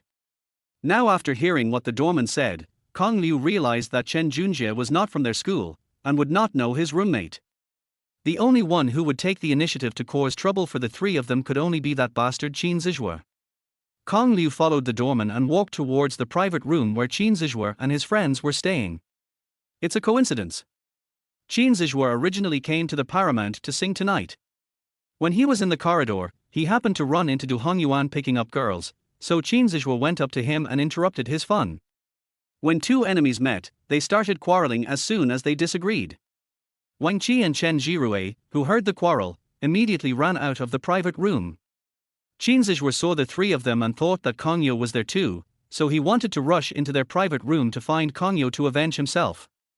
Qin Zizhua's behavior made the three people very angry. Du Hongyuan, who had a bad temper, picked up a wine bottle and wanted to smash it on Qin Zizhua's head. But this is not school. The two bodyguards following Qin Zizhua are no pushovers. They subdued Du Hongyuan in no time. Wang Qi told the girl he had a date with tonight to call Gong Liu for help, and then rushed over with Chen Jirue to help. As a result, after a few hits, both men fell to the ground one after another. When the girl who was asked out by Wang Qi was making a phone call, her other three roommates were about to run to their hall to call for help, but they were also pulled into the box by the bodyguards by their hair. Looking at the three people lying on the ground without the ability to fight, Qin Zizhua hit them on the head with a wine bottle, and then started punching and kicking them.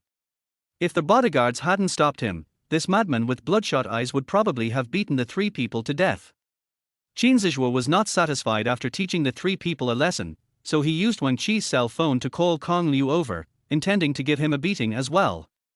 In the 888 room at this moment, Qin Zizhua pinched a girl's neck and said to her with a ferocious expression, "You are pretty, how could you fall in love with this country bumpkin?" Qin Zizhua said this and kicked Wang Qi, who had fainted. The girl whose neck was being strangled was the girl Wang Qi had a date with tonight. Her name was Yang Shuer, and it was she who called Gong Liu just now. The other three girls who were sitting in the corner trembling with fear were Yang Shuer's three roommates. Originally, they were having fun, but Qin Zizhua suddenly rushed into the box, and then they started fighting for no apparent reason. In the end, it turned out like this. They were quite innocent. Wang Qi was kicked awake by Qin Zizhua. He looked at Yang Shuer, who was being strangled by the neck, and shouted hoarsely, "Qin Zizhua, you scumbag, let Shuer go. I'll give you a chance to live." Qin Zizhua pointed at Wang Qi, who had just woken up, and said to Yang Shuer, "Kiss me in front of this country bumpkin. If you kiss me once, I'll let one of your roommates out. How about that?" 2e. Yang Shuer spat directly on Qin Zizhua's face. ICNM. Par. Qin Zizhua wiped the saliva off his face and slapped Yang Shuer in the face. Seeing his beloved being beaten, Wang Qi used the last bit of his strength to knock Qin Zizhua out, then used his body to protect Yang Shuer. No matter how Qin Zizhua hit him from behind, he would not get up. Bang! The door of the private room was kicked open by Gongyu. The female door receptionist standing next to Gongyu was stunned when she saw the mess inside. "Guard the door for me," and call the security guard in 10 minutes later. After saying this, Kong Liu stuffed a red bill into her chest as a tip, then he took off his coat and walked into the private room. Gongyo, you're finally here. Seeing Gong Liu coming in, Qinzhou no longer cared about Wen Qi, who was knocked unconscious by him again. He took out a bottle of beer from the wine box and walked towards Gong Liu. I thought you didn't dare to come. Gong Liu didn't say anything. He took out the stone he had just picked up from the door and stuffed it into his coat. The coat instantly turned into a weapon with the same function as a meteor hammer. Qinzhou didn't bother to care what Gong Liu wanted to do, and shouted directly to the two bodyguards, "Come on." Two bodyguards immediately rushed up and attacked Gongyo from the left and right.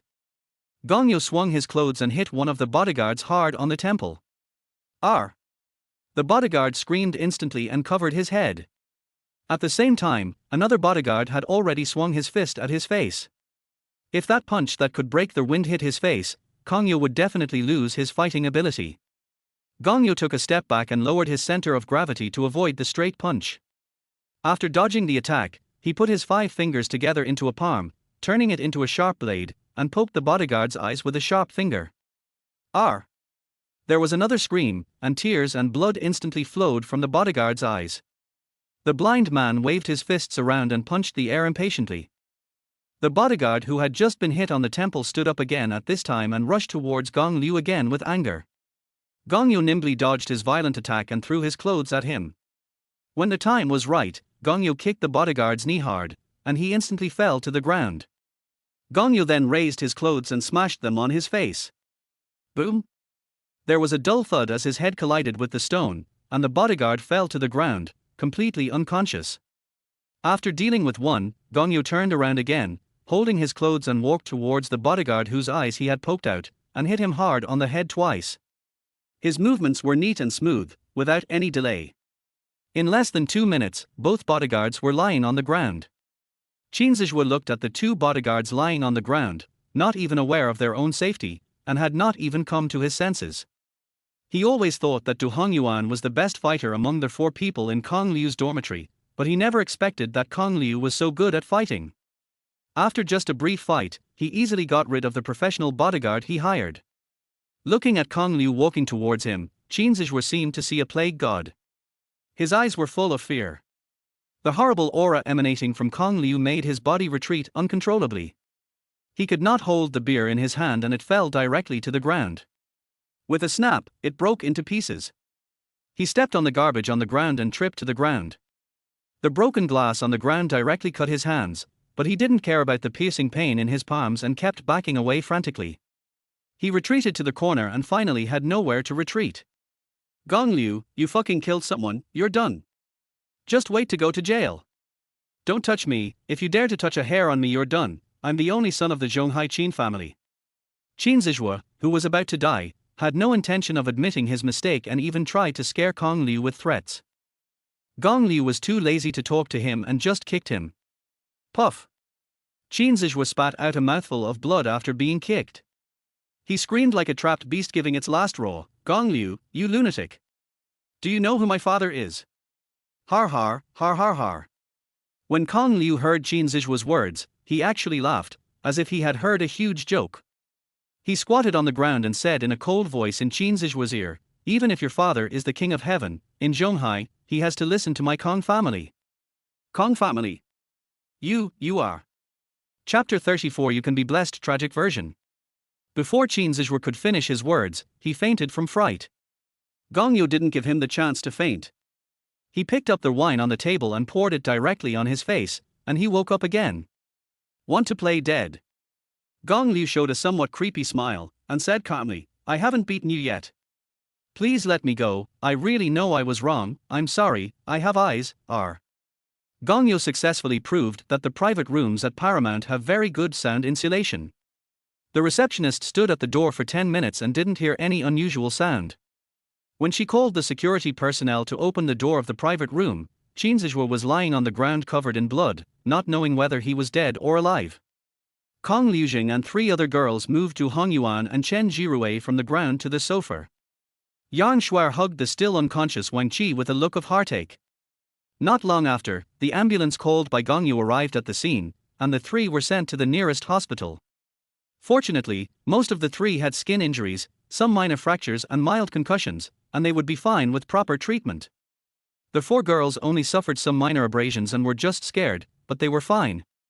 As for Gongyo, that was even less of a problem. After taking a statement at the police station, he casually ate some fried rice noodles at a local night snack stall before leisurely heading to the hospital. Originally he was going to be detained for beating someone, but he was released after making a phone call.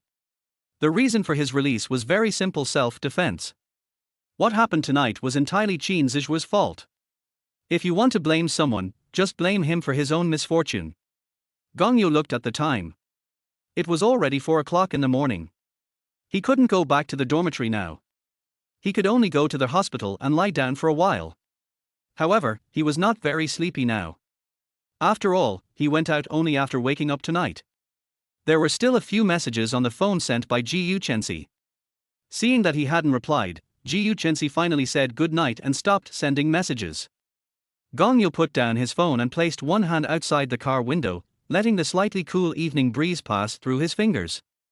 When Gongyu arrived at the hospital, the three guys had already woken up.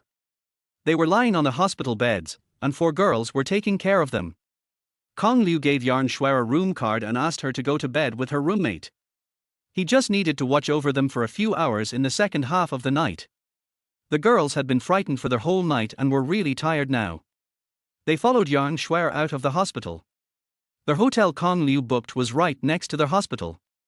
It was a high-end suite with 3 rooms and a living room. It was no problem for 4 people to sleep in it.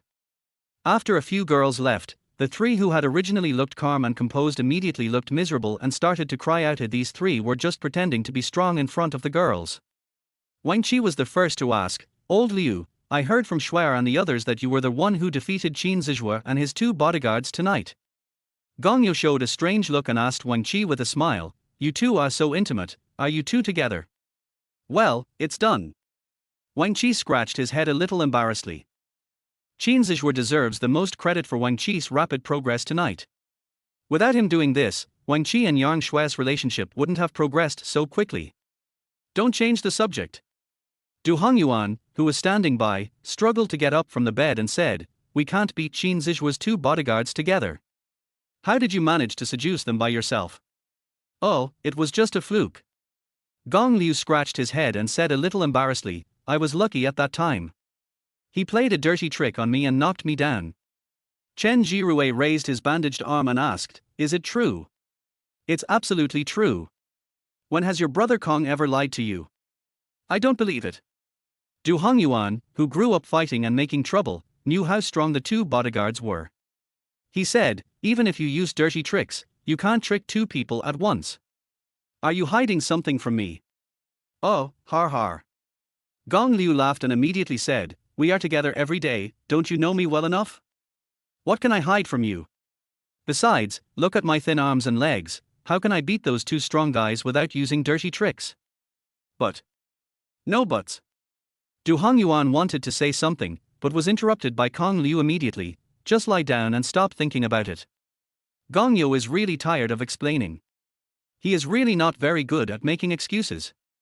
After being yelled at by Kong Liu, Du Hongyuan did indeed behave himself. The news that Qin Zizhua instigated social personnel to beat up his classmates outside school soon spread to the school. In order to protect its reputation, the school immediately issued a notice ordering the expulsion of Qin Zizhua, and also went to the hospital to send warmth to several victims. The public opinion storm finally subsided, but this matter is far from that simple. After Ji Yuchensi learned about this, she wanted her father to use his connections to mess with the Qin family's company, but her father told her one thing. After Qin Dahai compensated each of Kong Liu and the other 8 people with a private settlement fee, a few days later, the company went bankrupt due to a series of problems such as investor withdrawal and broken capital chain. Not only that, the Qin family also broke out in a large number of scandals. Qin Dahai jumped off the building and Qin Zizhua went crazy in the hospital. Although he felt that this was a bit too coincidental, Ji Yuchensi didn't think much about it. A few days later, Qin's catering went bankrupt and the news of the boss jumping off the building spread on the internet. Du Hongyuan looked at the local news on his phone and said to Kong Liu, "Old Liu, Qin Zizhua's father jumped off the building. Did you know? Oh. I don't know. Lying on the bed next to Do Hongyuan, Kong Liu was watching a short video and said calmly, the Qin family father and son did so many immoral things, and ended up like this. Maybe it's God's will.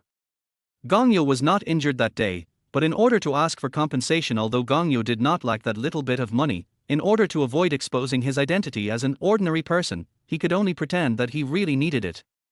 So, he also went through the hospitalization procedures and lay in the hospital like a waste every day with his brothers. Others didn't think anything of it when Gongyo didn't go to class, but Ji Yuchensi really missed him. She missed him so much that she almost couldn't sleep. Seeing that her best friend was almost falling in love with him, Shinshia suggested that she make some chicken soup and go to the hospital to see him. So, on a sunny afternoon, she came to the hospital with the chicken darkness soup dish she had cooked herself. Are you sure this is chicken soup? Sitting on the bench at the end of the corridor, Gongyo held the thermos lunchbox and looked at the yellow and green soup in the box. Combined with the hideous deathly expression of the chicken, he always felt that the hot steam coming out of the soup was filled with skull-shaped bubbles. Gongyo rejected this weird food from the bottom of his heart. Yes. Ji Yuchensi didn't notice Gong Liu's frightened look. She proudly put her hands on her hips and said with a proud expression as if waiting for praise, "You are so lucky. This is made by me. Come and try it to see if it tastes good." Gudong. Swallowing sound. Gong Liu stuttered and asked, You probably rarely cook, right? I've got you all figured out. Ji Yuchensi's face turned red all of a sudden. She covered her face shyly and said, "This is my first time, you have to take it seriously."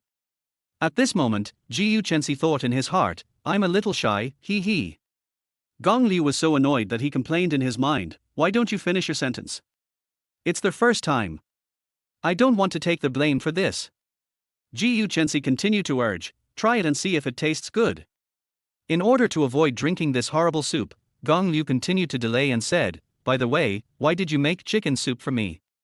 Although the relationship between the two has eased, there is really no reason for Ji Yuchensi to suddenly run to the hospital to give Gong Liu chicken soup, and she made it herself. Of course it's because of my sister. You haven't been to my house as a tutor for so many days. She cares about you, so she begged me to make chicken soup for you. You don't think too much about it. Ji Yuchensi shook her little hands and explained incoherently. The arrogant lines coupled with the slightly awkward body movements. To be honest, Gong Liu was touched by her cuteness and drank a mouthful of the chicken soup in the bowl for no reason. Chapter 35 I am really convinced by you. After drinking this mouthful of chicken soup, Gongyo almost died. The strange taste spread in the mouth, then quickly slid down the throat into the stomach. Under the action of stomach acid, the chicken soup surged wildly in the stomach like a bomb. After drinking a mouthful of chicken soup, Gongyo covered his stomach, knelt on the ground, and lost consciousness. What's going on? How did the patient get food poisoning? What did you feed him? He just drank some of the chicken soup I made. Why are there mushrooms in this chicken soup? Chicken stewed with mushrooms, isn't it said on the internet that it's very nutritious? But this is a poisonous mushroom. Kong Liu, lying on the hospital bed, opened his eyes drowsily and looked at the doctor and Ji Yuchensi who were talking. He always felt that what they said seemed to materialize as subtitles and floated before his eyes.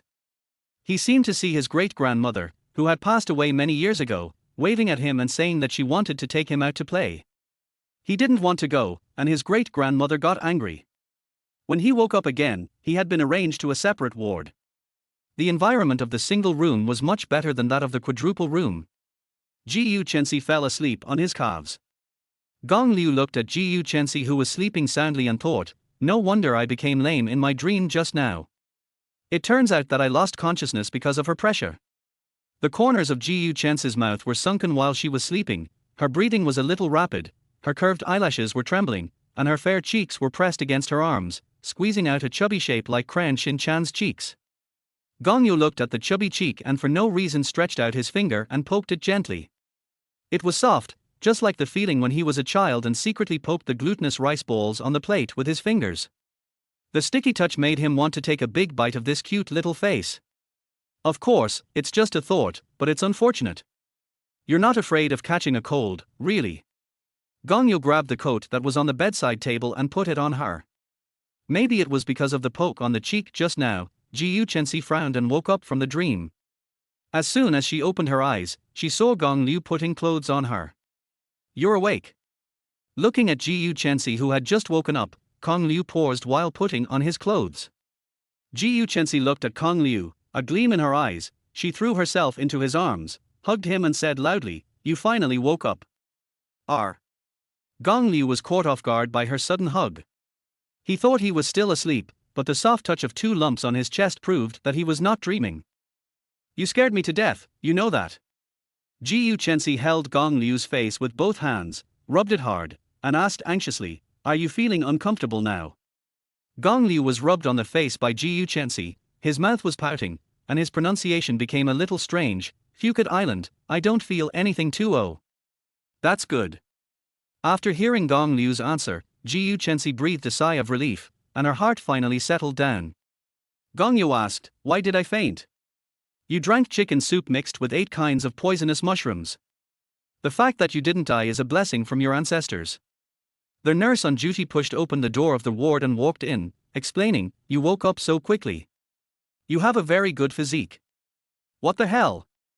8 kinds of poisonous mushrooms?" Gong Liu's eyes widened when he heard what the nurse said. He thought, no wonder there were little skulls floating in the steam from the chicken soup. "I was wondering why it seemed like I was too cute. This case has been solved." Gong Liu turned to look at Ji Yuchensi. His horrified expression seemed to be questioning her. "I have no grudge against you, why did you harm me? And 8 kinds of poisonous mushrooms, are you afraid that I won't die thoroughly enough?" Ji Yuchensi was stared at by Gong Liu, her face flushed with embarrassment. She lowered her head and muttered softly, I'm sorry." This was the first time that Kong Liu saw Ji Yuchensi lower her proud head and say the 3 words, "I'm sorry," so sincerely. It was really a rare thing. The nurse drew a tube of Gong Liu's blood and left. Ji Yuchensi and Gong Liu were the only ones left in the ward, and the atmosphere became particularly awkward. Ji Yuchensi spoke again to break the awkwardness and said, "I really didn't know that the mushrooms in my yard were poisonous. You have to believe me." "I don't believe you, you idiot." Looking at Ji Yuchensi's confident look, Kong Liu remembered the scene at noon when she proudly said to him, "You are so lucky." Gong Liu stretched out his hand angrily. Ji Yuchensi thought that Gong Liu was going to beat her, so she immediately closed her eyes and did not dodge. She just waited obediently for him to punish her. Only when facing Gong Liu would Ji Yuchensi be so well behaved and obedient. Gong Liu just poked her forehead twice with his finger and said, "Chinzishwar's 2 bodyguards didn't hurt me at all, but you almost poisoned me to death. I am really impressed by you." "Oh, I know I was wrong." Ji Yuchensi held Gong Liu's hand and spoke in a tender tone without any coldness at all. At this moment, she was like a ragdoll cat who had done something wrong and was blamed by his owner and was begging for forgiveness. Gong Liu folded his arms and asked, "What's wrong?" "It's all wrong." Ji Yuchensi lowered his head and spoke aggrievedly. She was at a loss as she picked at her newly made nails the day before. The nail on her index finger was half short. It was broken when she was making chicken soup for Gong Liu at noon. She didn't know where it fell, most likely it fell into the chicken soup. Never mind. Looking at Ji Yuchensi's aggrieved expression, it was indeed heartbreaking. Thinking that she meant well but ended up doing something bad, Kong Liu was too lazy to argue with her. He waved his hand and let the matter go. If Kong Liu knew that there was half a fingernail mixed in the chicken soup, he probably wouldn't have forgiven her so quickly. Yeah. Seeing that Gong Liu had forgiven him, Ji Yuchensi raised his hands, smiled and said, "I will definitely not put mushrooms in the chicken soup I make for you tomorrow." Puff. After hearing this, Gong Liu almost vomited blood and passed out in anger. This silly girl actually wanted to make chicken soup for him. She was using him as a guinea pig for her cooking skills. "No more chicken soup for me." "If you don't like chicken soup, how about pigeon soup?" "No way." "What about pork rib soup?" "No, as long as it's soup." "Then what kind of food do you like?" "I'll cook it for you. Promise me you won't go into the kitchen again." Chapter 36. Good luck in getting out of hospital. In the days that followed, Ji Yuchensi would still send some supplements to Kong Liu when he visited him in the hospital, but most of them were made by the aunt at home or bought from the store. She listened to Gong Liu very much and never cooked again. Gong Yu spent half a month of retirement life safely in the hospital and returned to school with his 3 roommates. R. Du Hongyuan took a deep breath of the school air and exclaimed, "This is filled with the vitality of youth. It's simply amazing." Wang Qi also agreed and said, "I've had enough of the smell of disinfectant." Wang Qi was holding a bouquet of carnations in his hands. They were the flowers Yang Shuer gave him as a congratulations on his discharge from the hospital. Originally, she wanted to pick Wang Qi up in person today, but she had a full schedule in the morning, so she had to order a bouquet of flowers to be sent to the hospital. Although the flowers were not big, they were full of love. Wang Qi held the bouquet of flowers like a treasure. To be honest, this was the first time Wang Qi had received flowers from a girl since he was a child. Yes, yes. Chen Jirue also nodded in agreement. He turned to look at Kong Liu, whose expression was calm and neither happy nor sad, and asked in confusion, "Why aren't you excited at all, Brother Kong?" Why should I be excited? There's no smell of disinfectant in the single room. Because of food poisoning, Gong Liu was arranged to a single room by Jiyu Chensi. The environment of the single room was like that of a small hotel, and the mattress was softer than that of an ordinary ward. Kong Liu felt like he was on vacation in there. In addition, Jiyu Chensi brought him delicious food every day, so Gong Liu gained weight in the past half month. It's nothing like those 3. They are really in the hospital for treatment. They have to get injections, apply medicine, and change bandages every day. They even have to avoid certain foods, and no one sends them delicious food. Only when Yang Shuer has no classes will she take time to visit Wang Qi and bring them some food. The rest of the time, Kong Liu takes care of their 3 meals a day. Upon hearing this, Du Hongyuan immediately raised his middle finger and said, "Get lost, you bastard who threw himself into the arms of a rich woman." Gong Liu rolled his eyes at him and was too lazy to talk to him. But not long after, he came up again and asked, "Well, does Jiyu Chensi have a younger sister? Are you crazy about wanting to hook up with a rich woman?" Gong Liu's eyes widened and he looked at Du Hongyuan and said, "His sister is only in junior high school." Du Hongyuan touched his chin and said, "It's okay. It's only a 6 or 7 year age difference. I can wait." Before Gong Yu could say anything, Wang Qi raised his middle finger to him and said, "Chu Sheng. You don't even let the little girl go." Chen Jirue also silently raised his middle finger, and Gong Yu certainly couldn't be left behind. "Fuck, I was just joking, but you guys took it seriously." Du Hongyuan looked at the 3 people who raised their middle fingers and said with shame, "Am I this kind of person in your hearts?" The 3 of them nodded in unison and said, "Yes." "Get out." Du Hongyuan was speechless.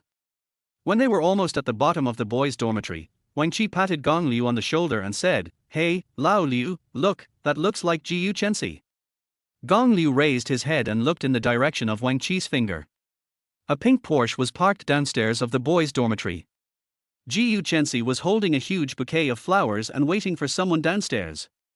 There was no doubt that she was waiting for Gong Liu. She was surrounded by students watching the show. Gong Liu held his forehead with one hand, complaining in his heart with a headache, "What does this guy want to do now? I'm going to stay out of the spotlight first, you guys help me deal with it." Gong Liu raised his hands, patted Wang Qi and Chen Jirue on the shoulders, then turned around and wanted to run, but Du Hongyuan waved at Jiyu Chensi in a mean way and said, "School beauty Jiyu, look over here." "Gongyo, don't run." Jiyu Chensi ran over holding the flowers, and the onlookers followed closely behind. While new fans are still having fun, old fans have already set up their cameras. Jiyu Chensi held the flowers in her arms and asked, "Why didn't you tell me you were discharged from the hospital?" In front of outsiders, Jiyu Chensi still looks aloof, and only Gong Liu knows how silly she is in private. "Oh, this." Gong Liu scratched his head and said, "You have been bringing me delicious food every day during this period. Of course, I can't bother you again after I am discharged from the hospital, right?" "Nonsense." Jiyu Chensi glanced at him with her beautiful eyes, glared at him and said, "I see you didn't tell me because you thought I was in the way." "Really, really not." Gongyo stuttered a little after his thoughts were revealed. Jiyu Chensi was too lazy to continue the question. In front of the crowd of onlookers, she stuffed the flowers in her hand into Gong Liu's arms and said, "Congratulations on your discharge from the hospital. This is for you." Jiyu Chensi's irresistible attitude left Gong Liu no chance to refuse, so he had to nod and accept the bouquet. This move made the people around who were watching the show envious. Damn it, the milk tea in my hand suddenly turned into dog food. Bury them separately, one in Antarctica and one on Mars. I can only wish them happiness. Wait a minute, that's the cool goddess I've had a crush on for a whole year. What's that? I applied to this school just for Goddess GU. My two brothers, the copies of your ID cards fell on the ground. Takes out the jokers of playing cards. It's red bin paste. It's red bin paste. Chen Jirue said with some envy, I suddenly understand why girls like to watch the drama of domineering CEOs. Rich woman. Woohoo, I want a rich woman too, I want big flowers too. Du Hongyuan was so envious that his back teeth were almost broken. Only Wang Qi, holding the small bouquet in his hand, said contentedly, I think the flowers Shuai gave me are the most unique, he. Upon hearing this, Du Hongyuan pointed at him and said angrily, I order you to get out of the dormitory with him now. The two of you will live in a separate dormitory. Gong Yu looked at the bouquet of flowers. There was a handwritten greeting card inserted in the middle of the flowers. The content was, be healthy and all bad luck will go away, O.R. Tilder. Puff. Gong Liu looked at the hand-drawn emoticon on the greeting card and couldn't help but smile. Ji Yu Chen's face also quietly turned a little red. Gong Liu smiled and asked, did your sister ask you to send flowers? Oh, yes. Ji Yu Chen nodded without hesitation and said, she begged me to send it to you. I won't be so boring as to waste my time sending you flowers, and write such a childish greeting card. It's so troublesome for children. At this time, Ji Yu Chen, who was in class at school, sneezed several times in succession. Ji Yu Chen rubbed her nose and muttered in her heart, strange, who is scolding me? Gong Liu nodded and said, then thank Chen for me. Hearing this, Ji Yu Chen bit her lip and said, why should I thank her? She thought to herself, I wrote this card for you with so much care, and you don't even thank me. I'm really going to be mad. Gong Liu shrugged and asked, didn't she ask you to send it to me? I must thank her. After hearing what Gong Liu said, Ji Yu Chen suddenly reacted. Her face turned red, and she felt a little embarrassed. She quickly thought of an excuse and said, but this is also sent by me. Shouldn't you thank me first? Oh tilder. After hearing what Ji Yu Chen said, Gong Liu had an expression of sudden enlightenment and said, it seems to be true. Thank you, Miss Ji Yu, for helping to send the flowers. I will give you a 5-star praise when the time comes. You, get out. When Ji Yu Chen heard the first half, she was still feeling happy in her heart.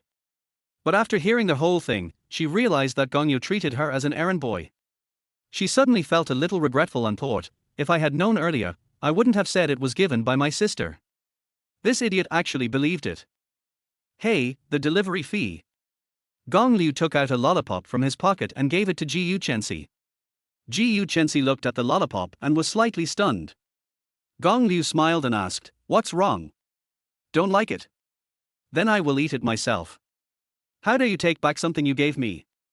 Ji Yu Chen snatched the lollipop and stuffed it into her bag, then she snorted proudly and turned around and got into the car. Sunder's inner thoughts at this moment, the lollipop given by the baby, great. He. Chapter 37, The Ancestor of Male Dormitory. Why are you smiling so happily? What good news happened to you? Looking at Ji Yu Chen walking briskly back to the dormitory, Shenxue immediately realized that something was wrong with her. Fine. Ji Yu Chen shook her head, took out the lollipop that Gong Liu had just given her from her bag, and placed it on the table. Shenxue came over, looked at the lollipop, and asked in confusion, could this be a gift from Gong Liu? Ji Yu Chen tilted his head, looked at Shenxue standing next to him, and asked with a smile, why are you so smart? I think you are stupid. Shenxue stretched out her finger and gently poked Ji Yu Chen's smooth forehead, saying, Miss, what has possessed you to fall in love with such a poor and stupid boy? How can you be so happy when someone gives you a lollipop? After Shenxue said this, she suddenly felt that something was wrong. It was she who took the initiative to match Ji Yu Chen and Gong Liu last time. Ji Yu Chen pursed her lips, grabbed the lollipop and said, this is not an ordinary lollipop. What? Is this the lollipop from Wang Wei's poem? Shenxue rolled her eyes and said speechlessly, I seriously suspect that you were planted with some kind of super love brain poison by that stupid guy named Gong Liu. As Ji Yu Chen's best friend, Shinshir of course knows that Jiyu Chensi is a person who is cold on the outside but warm on the inside. She only shows her enthusiasm in front of acquaintances. For example, Jiyu Chensi often treats the roommates to food and gives them skin care products. She is indifferent to all strangers, especially boys. They have been together for more than a year, but she has never seen Jiyu Chensi show a good face to any man. The only person she could chat with was Gongyo, and when I kindly brought them together, she swore to me that she didn't like that man. Of course, Jiyu Chensi also told her that it was because of some things that happened in her childhood that caused her to have some social phobia, and she was particularly afraid of men. But it was precisely because she knew that Jiyu Chensi was afraid of men that Shinshir was so shocked. Jiyu Chensi would take the initiative to make chicken soup for a man she didn't like, skip classes to go to the hospital to see him, and even be as happy as a fool because of a lollipop given by the man. Apart from the reason of being bewitched, Shinshir couldn't think of any other reason to explain such a big change in Jiyu Chensi's attitude towards Kong Liu. It can't be because he saved Jiyu Chensi's life when he was a child, right? Shinshir shook her head, feeling that her absurd idea was somewhat ridiculous. Jiyu Chensi held the lollipop and asked Shinshir, "Xiaoxiu, do I look like I'm in love right now?" Shinshir curled her lips, more than just resembling, "You are." "Are." Upon hearing this, Jiyu Chensi immediately stuffed the lollipop back into her bag, resumed her "keep away from strangers" expression, and asked coldly, "What now?" Shinshir nodded and said, "The familiar feeling is back." After getting Shinshir's affirmation, Jiyu Chensi smiled again and said with satisfaction, "That's good, but you must not let him see it, he he." Jiyu Chensi's inner thoughts: if Gong Liu finds out that I like him, he will be under psychological pressure. I have to hide it well. Jiyu Chensi, come on. Clenched fists. R. Shinshir listened to Jiyu Chensi's words. Her pupils trembled as she looked at her. She screamed twice in fear, then held her head with an expression as if her worldview had collapsed, and said, "Crazy, crazy, all crazy." Shinshir felt that the world was a little unreal. She climbed onto the bed and prepared to sleep for a while, hoping that when she woke up, the world would return to normal. On the other side, in the boys' dormitory, the threshold of Gongyo's dormitory 215 was almost broken down. Many people in the male dormitory saw the scene of Jiyu Chensi sending flowers today.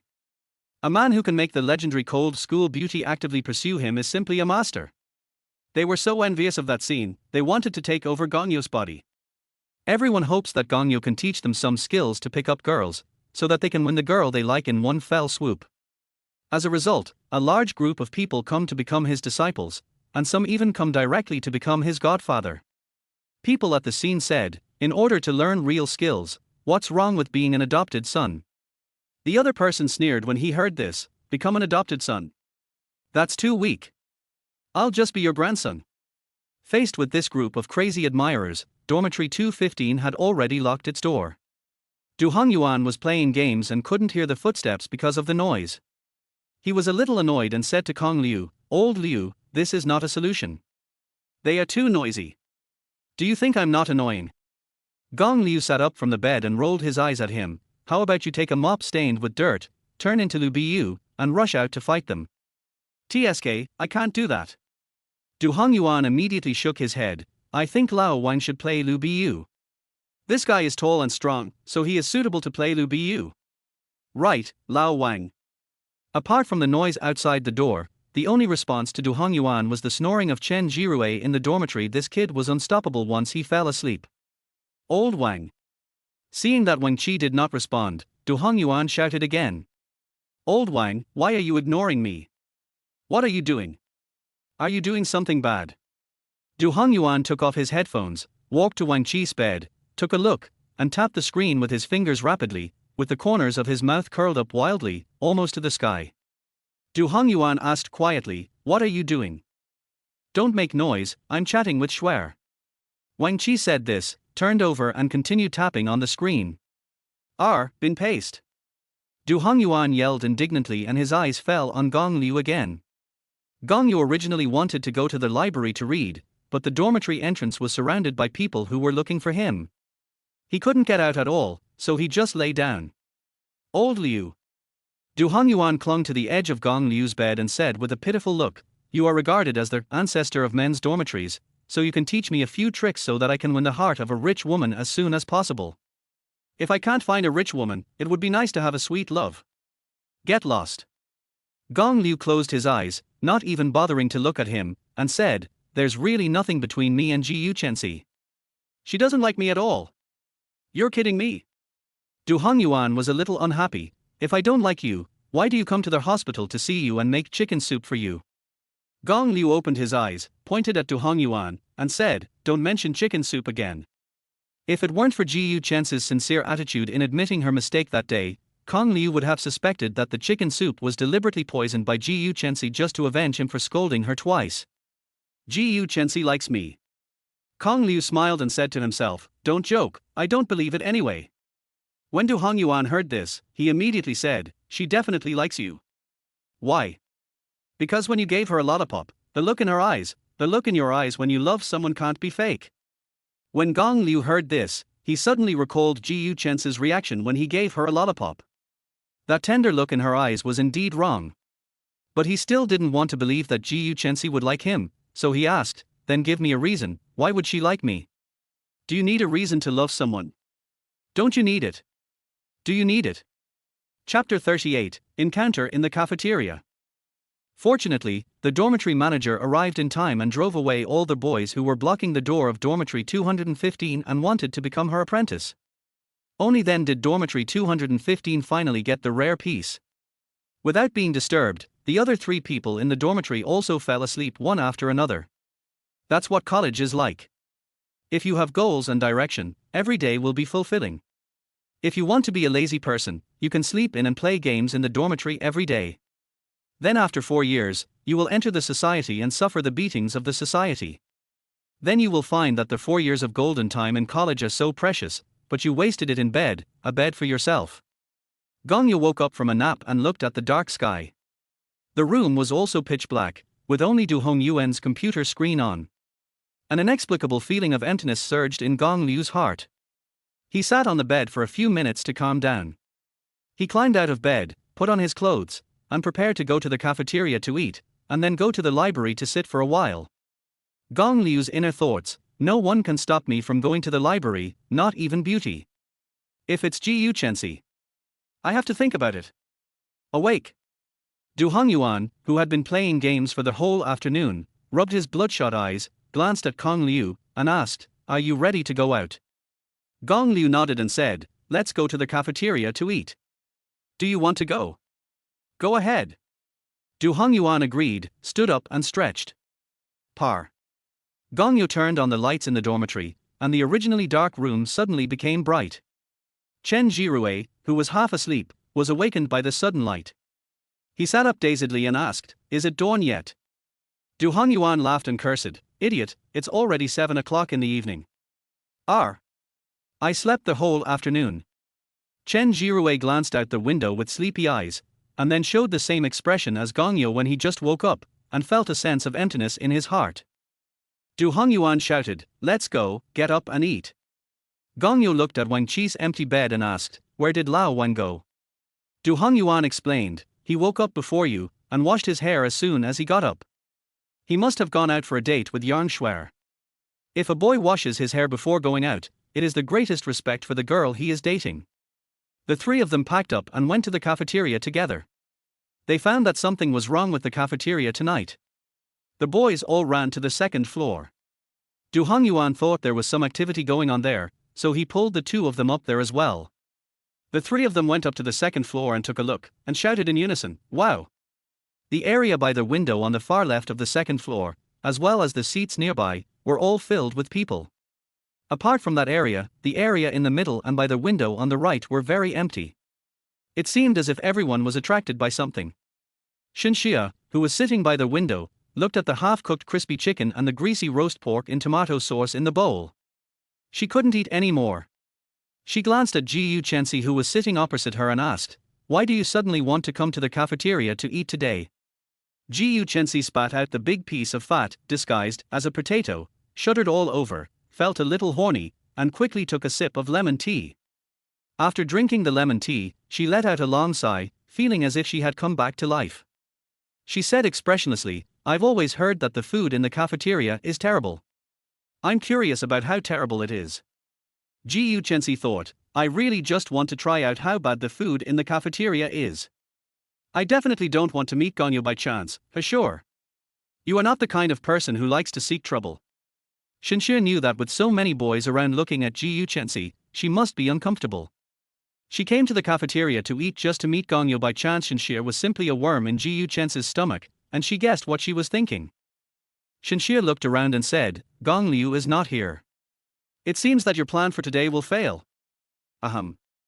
Ji Yuchensi coughed lightly to hide his embarrassment, and then whispered, Xiaoxiu, don't talk nonsense, I don't have any plans to meet him by chance. After saying this, Ji Yuchensi immediately realized that something was wrong. Shinshir grinned, pointed at her and said, Look, you admitted it yourself. Shut up and eat your food. After Ji Yuchensi finished speaking, he lowered his head and silently started eating the rice in the bowl. The food in the first canteen is really bad. The rice has crusts and is so hard that it can knock your teeth out. The braised pork and potatoes only have fat and fat assassins disguised as potatoes. The cauliflower is so oily that it is hard to eat. It was hard to imagine how these boys could eat such food. When she thought about how Gongyo also ate such food every day to fill his stomach, she felt even more sorry for him. Ji Yuchensi's inner thoughts, I feel sorry for my baby for just 1 second. Ji Yuchensi took 2 bites and put down his chopsticks. I can't eat anymore, Xiaoxiu, let's go. Wait. Shinshir looked at the 3 people who were walking towards them with plates not far away and thought they looked familiar, so she said, that looks like Gongyo. Ji Yuchensi pursed her lips and said, You are deliberately making fun of me, right? Shinshir was a little speechless. She pointed at the 3 people not far away and said, Really, I didn't lie to you. Humph, I won't believe you.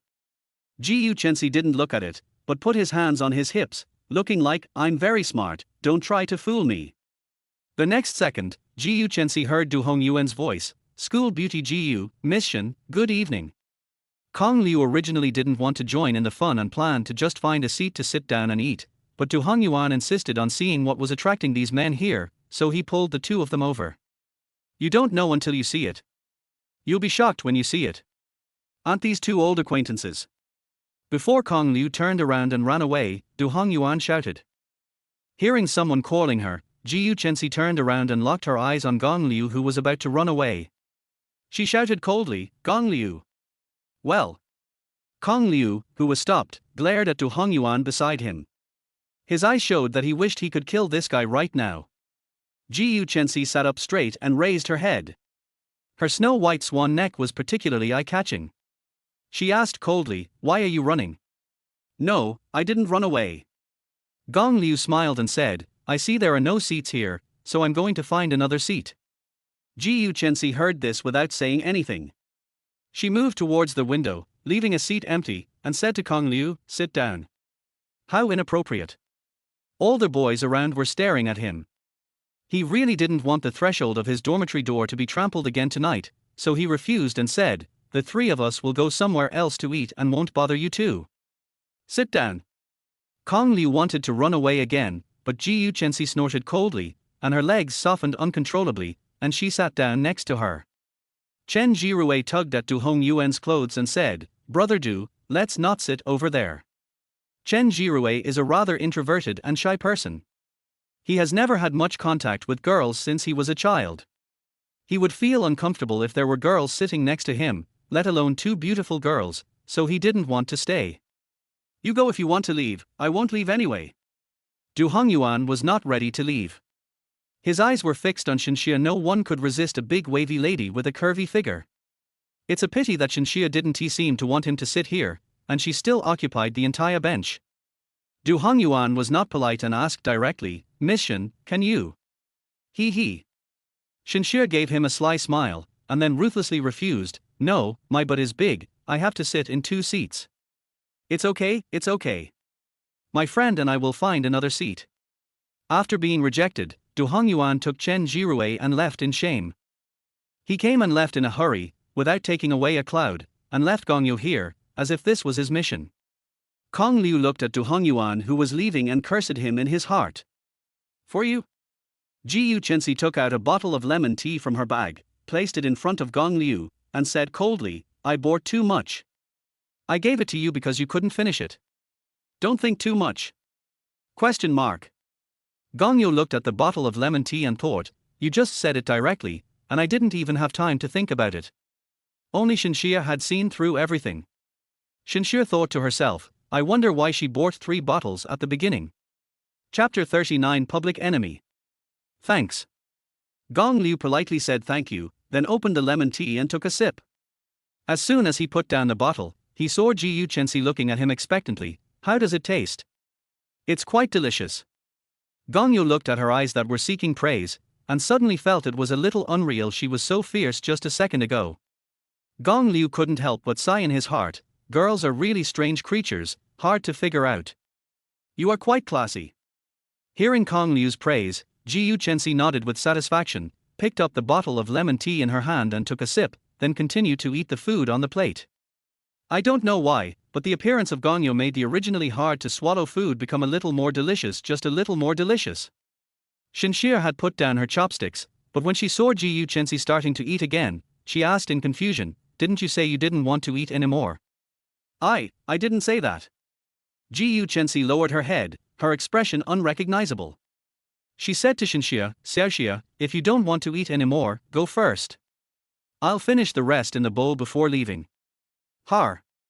When Shinshia heard Ji Yu Chensi's words, her mouth opened wide and her jaw almost dropped to the ground. She thought to herself, this love-brained person is hopeless. If it doesn't taste good, just throw it away. Gong Liu looked at the food in his bowl and said, you must not come to the cafeteria often, so you don't know which dishes are delicious. For example, cauliflower and braised pork and potatoes are full of oil. People like us who come here often never order them. Gongyo pointed to the window where he had just gotten his meal and said, the rice at that small bowl window is softer and has less rice crust. Their stir-fried pork with green peppers and leek and egg taste good. After Gong Liu finished speaking, he pushed his plate in front of Ji Yu Chensi and said, I haven't eaten yet, maybe if you don't mind, you can try it. To be honest, he wasn't particularly hungry after sleeping for the whole afternoon. Shinshia looked at Gong Liu's actions and thought to herself, Sir, she never eats food from other people's bowls, brat, wait for your scolding. That's so embarrassing. Then I'll have a bite. Ji Yu Chensi picked up a piece of meat with a smile and tasted it. It tasted better than the food he ordered from a random window. R. Shinshia screamed again. She no longer cared about her image. She stared at her best friend with wide eyes as if she had seen a ghost. She screamed in her heart, she actually ate the food from a man's bowl. Xiaoxi was possessed by someone else. Ahem. Ji Yu Chensi glanced at Shinshia, who was sitting opposite him and looking at him in shock, and waved his hand a little embarrassedly, saying, Xiaoxia, aren't you in a hurry to go to the student union to recruit new members? Why don't you go first, I'll come to you later.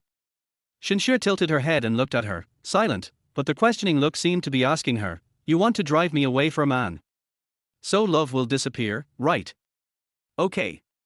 Ji Yu Chensi was too guilty to look Shinshia in the eye, so he turned his head away and waved his hand again, go quickly, I'll be here right after dinner. Okay, then I'll go to the meeting first, and you should come early too. Shinshia was too lazy to be a light bulb, so she picked up her plate and prepared to leave. When she left a meaningful sentence, you are the director of the Cultural and Entertainment Department. The Cultural and Entertainment Department needs you. Come here early. A faint blush appeared on Ji Yu Chensi's cold and pretty face, and she said a little embarrassedly, okay, go away. Question mark. Only our naive Gongyo was still confused and had no idea what the two people had just said. Gong Liu said to Ji Yu Chensi, if you like it, I'll give you this meal. I'll go order another one. No need to bother. Ji Yu Chensi shook his head calmly and said, I don't have a big appetite, and I've almost finished eating. You can eat. Gongyo looked at her plate, which was full of food. It was obvious that she didn't eat much, and the greasy food didn't look appetizing. He knew that Ji Yu Chensi must be embarrassed to ask for the meal he bought himself because of his face, so he asked tentatively, then, can I give you some from my bowl? Okay. Ji Yu Chensi agreed without even thinking about it. Gong Liu didn't expect that Ji Yu Chensi would agree so readily. He was a little confused. Wow, this girl doesn't consider herself an outsider at all. Ji Yu Chensi's inner thoughts at this moment were, baby is so nice. He has no money and can only eat the cheapest meals, but he still shares his food with me. I love him even more. Hee hee. Gongyo divided the food in his bowl into two equal portions, one for himself and one into Ji Yu Chen's bowl. Ji Yu Chen watched Kong Liu divide all the food equally and asked curiously, "Do you have obsessive compulsive disorder?" Oh. Gong Liu was stunned for a moment, then nodded and said, "If you think so, that's fine." Gongyo's inner thoughts: what kind of obsessive compulsive disorder is this? I'm obviously afraid that you will say that I treated you unfairly. Ji Yu Chen's personality is sometimes good and sometimes bad, and Kong Liu is really afraid that she will suddenly get angry again. Thanks. Ji Yu Chen took the half bowl of rice that Gong Liu shared with her, smiled and said thank you. Gong Liu was slightly stunned when he saw Ji Yu Chen with a bright smile. It was also the first time for the onlookers present to see the aloof school beauty showing a smile as bright as a flower in public. They were stunned by this aloof yet cute smile and took out their mobile phones to record this precious, ephemeral scene. It can be said that the love these boys have for Ji Yu Chen is as deep as their hatred for Kong Liu. Oh, my goddess actually smiled at a man. It's the first time I've seen a goddess smile. The school beauty looks so cute when she smiles. Kill Gongyo and take the school beauty. It's so sandy, so bin paste. Those who show off their affection will be killed by me. This sentence was said by Du Hongyuan, who was sitting far away. Gongyo felt the malicious gazes from the male compatriots around him and felt miserable in his heart. It seemed that he had to lock the dormitory door tonight, otherwise he might not see the sun tomorrow. Ji Yu Chen was not aware of any of this. She ate the food in the bowl in small bites politely, trying hard to maintain a good image in front of Kong Liu. Gongyo, however, felt very uncomfortable. He quickly finished the food on his plate and stood up to leave. Ji Yu Chen looked at Gong Liu, who stood up and immediately pulled him back. "Don't leave." R. Gong Liu looked at Ji Yu Chen, who was holding him in surprise, and asked in confusion, "I finished eating, why are you still staying in the cafeteria?" Ji Yu Chen said, I haven't finished eating yet, wait for me." In order to have a chance encounter with Kong Liu, she and Shinshir ate in the cafeteria for nearly half an hour. Now, in order to stay with Kong Liu for a while longer, she ate for another 10 minutes. In fact, she could finish that little meal in a few minutes. "You eat too slowly, I don't have time to wait for you." Gong Liu refused without hesitation. "I still have to go to the library to grab a seat, bye." Gongyo's words and actions just now perfectly illustrate what it means: a Sigma man will never fall into a woman's trap. Study hard, you won't be able to find a partner after you finish studying. R. You. Ji Yu Chen looked at Gong Liu, who had already walked away, and didn't care about anything else. She put down her chopsticks and followed him. Ji Yu Chen stood in front of him, blocking his way, and said, "You are not allowed to go to the library." R. Why? Gong Liu frowned and thought, isn't this young lady's meddling too much? Because? Ji Yu Chen thought for a while and said, "You have to be a tutor for my sister later." Gongyo checked his phone and said, "Isn't it 9 o'clock when I start tutoring? There are still 2 hours left." The junior high school that Ji Yu Chen attends has evening self-study sessions and does not finish school until 8 o'clock. But. Ji Yu Chen couldn't think of any excuse to keep Gong Liu. After a long pause, she finally said, "The student union will be recruiting new members later. I need you to help me." Gong Liu was even more confused when he heard this. He scratched his head and said, "But I'm not a member of the student union either." "Oh, don't worry about it." Ji Yu Chen glanced at him coldly, pouted and said, "Just come if I ask you to. Why are you wasting time talking?" After saying that, Ji Yu Chen took Gong Liu's hand and dragged him out of the cafeteria in front of everyone. Gongyo, who was being dragged away, had a lot of question marks on his head and his eyes were a little confused. Gongyo, damn, dummy tape. Although, Ji Yu Chen's little hands are still quite soft. Chapter 40 Poor Shinshia. The business school student union's recruitment ended as early as yesterday at noon, and tonight's meeting is to interview these new students. Ji Yu Chen held Gong Liu's hand and walked all the way from the cafeteria to the small auditorium of the business school. At this moment, the auditorium was already full of students who came for the interview. On the podium, the handsome president Bai Shuezhou, wearing a well-fitting suit, sat in the middle of the podium. Sitting on his left and right were 2 vice presidents. One was Shinshia, a queen with big wavy hair, and the other was a girl with short hair and wearing thick lens glasses. The girl looked like a good student.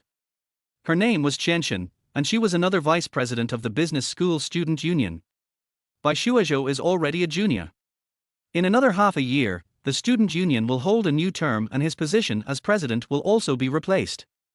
At that time, the new student union president will be selected from these two girls. In fact, Shinshir didn't care about all this at all. The reason why she joined the student union in her freshman year was entirely because on the day of the student union recruitment, Bai Shuozhou, who was dressed neatly and sunny, handed her a small flyer with a kind smile. The little deer in the naive girl's heart, which was just beginning to fall in love, became restless at this moment. In order to get closer to Bai Shuozhou, she worked hard to show herself after joining the student union, and finally won the position of vice president in the second semester of her freshman year. However, the closer she got to her idol, the more she felt that something was wrong with Bai Shuozhou. Until Bai Shuozhou admitted in person that he liked boys, and that he was a little bottom. Shinshir was completely desperate and even lost motivation for student union affairs. Shinshir thought to herself, I feel like I'm being fucked hard by life, but I'm powerless to resist. It's so fucking awful. After knowing Bai Shuozhou's secret, Shinshir became his best friend. She once did not believe in evil and looked for opportunities to wear sexy and revealing underwear in an attempt to straighten Bai Shuozhou. But Bai Shuozhou's calm eyes once again proved that he was a bronze man. This incident was a big blow to Shinshir, who had always been proud of her figure. Shinshir looked at the group of young and energetic junior and senior students in the audience and knew very well that at least half of the boys came for Gu Chensi and herself. After all, the two of them attracted quite a few young fans on the day of the welcome party. Half of the little girls, like me back then, came for the president Bai Shuozhou. There are very few people who have simple motives. Unfortunately, they were going to be disappointed. Bai Shuozhou was a bronze man, and Gu Chensi was obsessed with love and fell in love with Gong Liu, a guy who looked ordinary. As for her, Shinshir, it seems that none of the younger brothers present here can catch her eye. Chuckle, chuckle. Bai Shuozhou knocked on the podium, then picked up the microphone and said gently, Our meeting is about to begin. Everyone, please be quiet. Shinshir tilted her head, looked at Bai Shuozhou, listened to his gentle voice, and couldn't help but feel ripples in her heart. Thinking back then, it was because of this voice that I set my ambition to become vice chairman. At that time, I just thought Bai Shuozhou spoke very gently, like a girl. But she didn't expect that he was actually a girl in her heart. Thinking of this, Shinshir wanted to cry again. Bai Shuozhou said this and the small auditorium instantly became quiet. At the same time, Gu Chensi also walked in with a cold step, and behind her. Shinshir looked behind Gu Chensi and her eyes almost popped out. Her first thought was, why did she bring Gong Liu here too? Bai Shuozhou looked at Gong Liu who followed Gu Chensi in like a little brother, turned around and asked Shinshir in a low voice, is that also our new member? Don't set your sights on him. Shinshir thought Bai Shuozhou was interested in Gong Liu, and immediately said, this is the man Chensi likes. TSK. Bai Shuozhou curled his lips and said, okay. Shinshir looked at Bai Shuozhou's expression and said in shock, damn, you are really interested in him. If she wasn't on the rostrum right now, she would have wanted to grab Bai Shuozhou by the collar, point at him and scold him harshly, I don't like your curvaceous figure, but you like this guy. I'm not as attractive to you as a loser. Shinshir's self-esteem was hit again. Bai Shuozhou smiled warmly, looks pretty handsome. Fuck. Shinshir cursed inwardly. The freshmen in the audience were talking about it when they saw Gong Liu going in and out with Gu Chensi. They have been so popular in school recently. On all the love confession walls and forums in Zhejiang University, these two are pinned on the front page, with videos, photos, and all kinds of news. In short, they are the only ones in the headlines.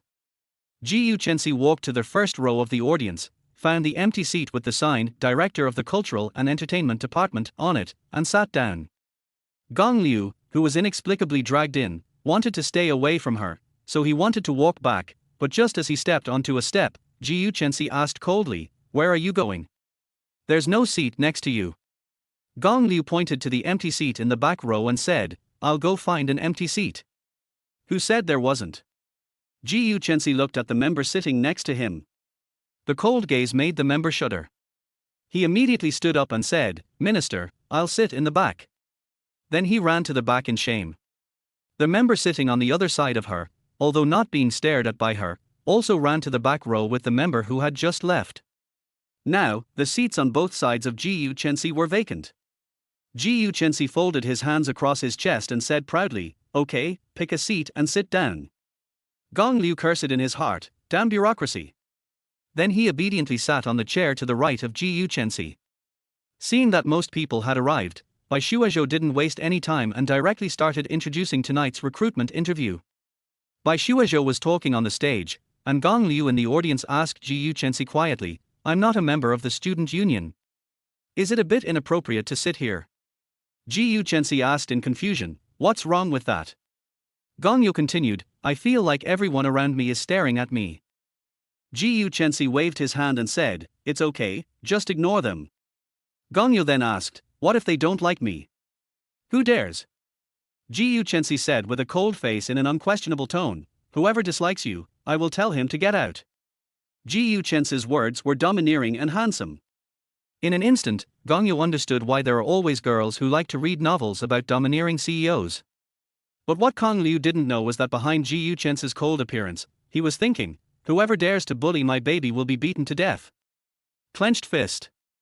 In the corner at the back of the small auditorium, the scene of two people whispering to each other in a sweet voice was seen by a young girl, and a trace of sadness appeared on the girl's face.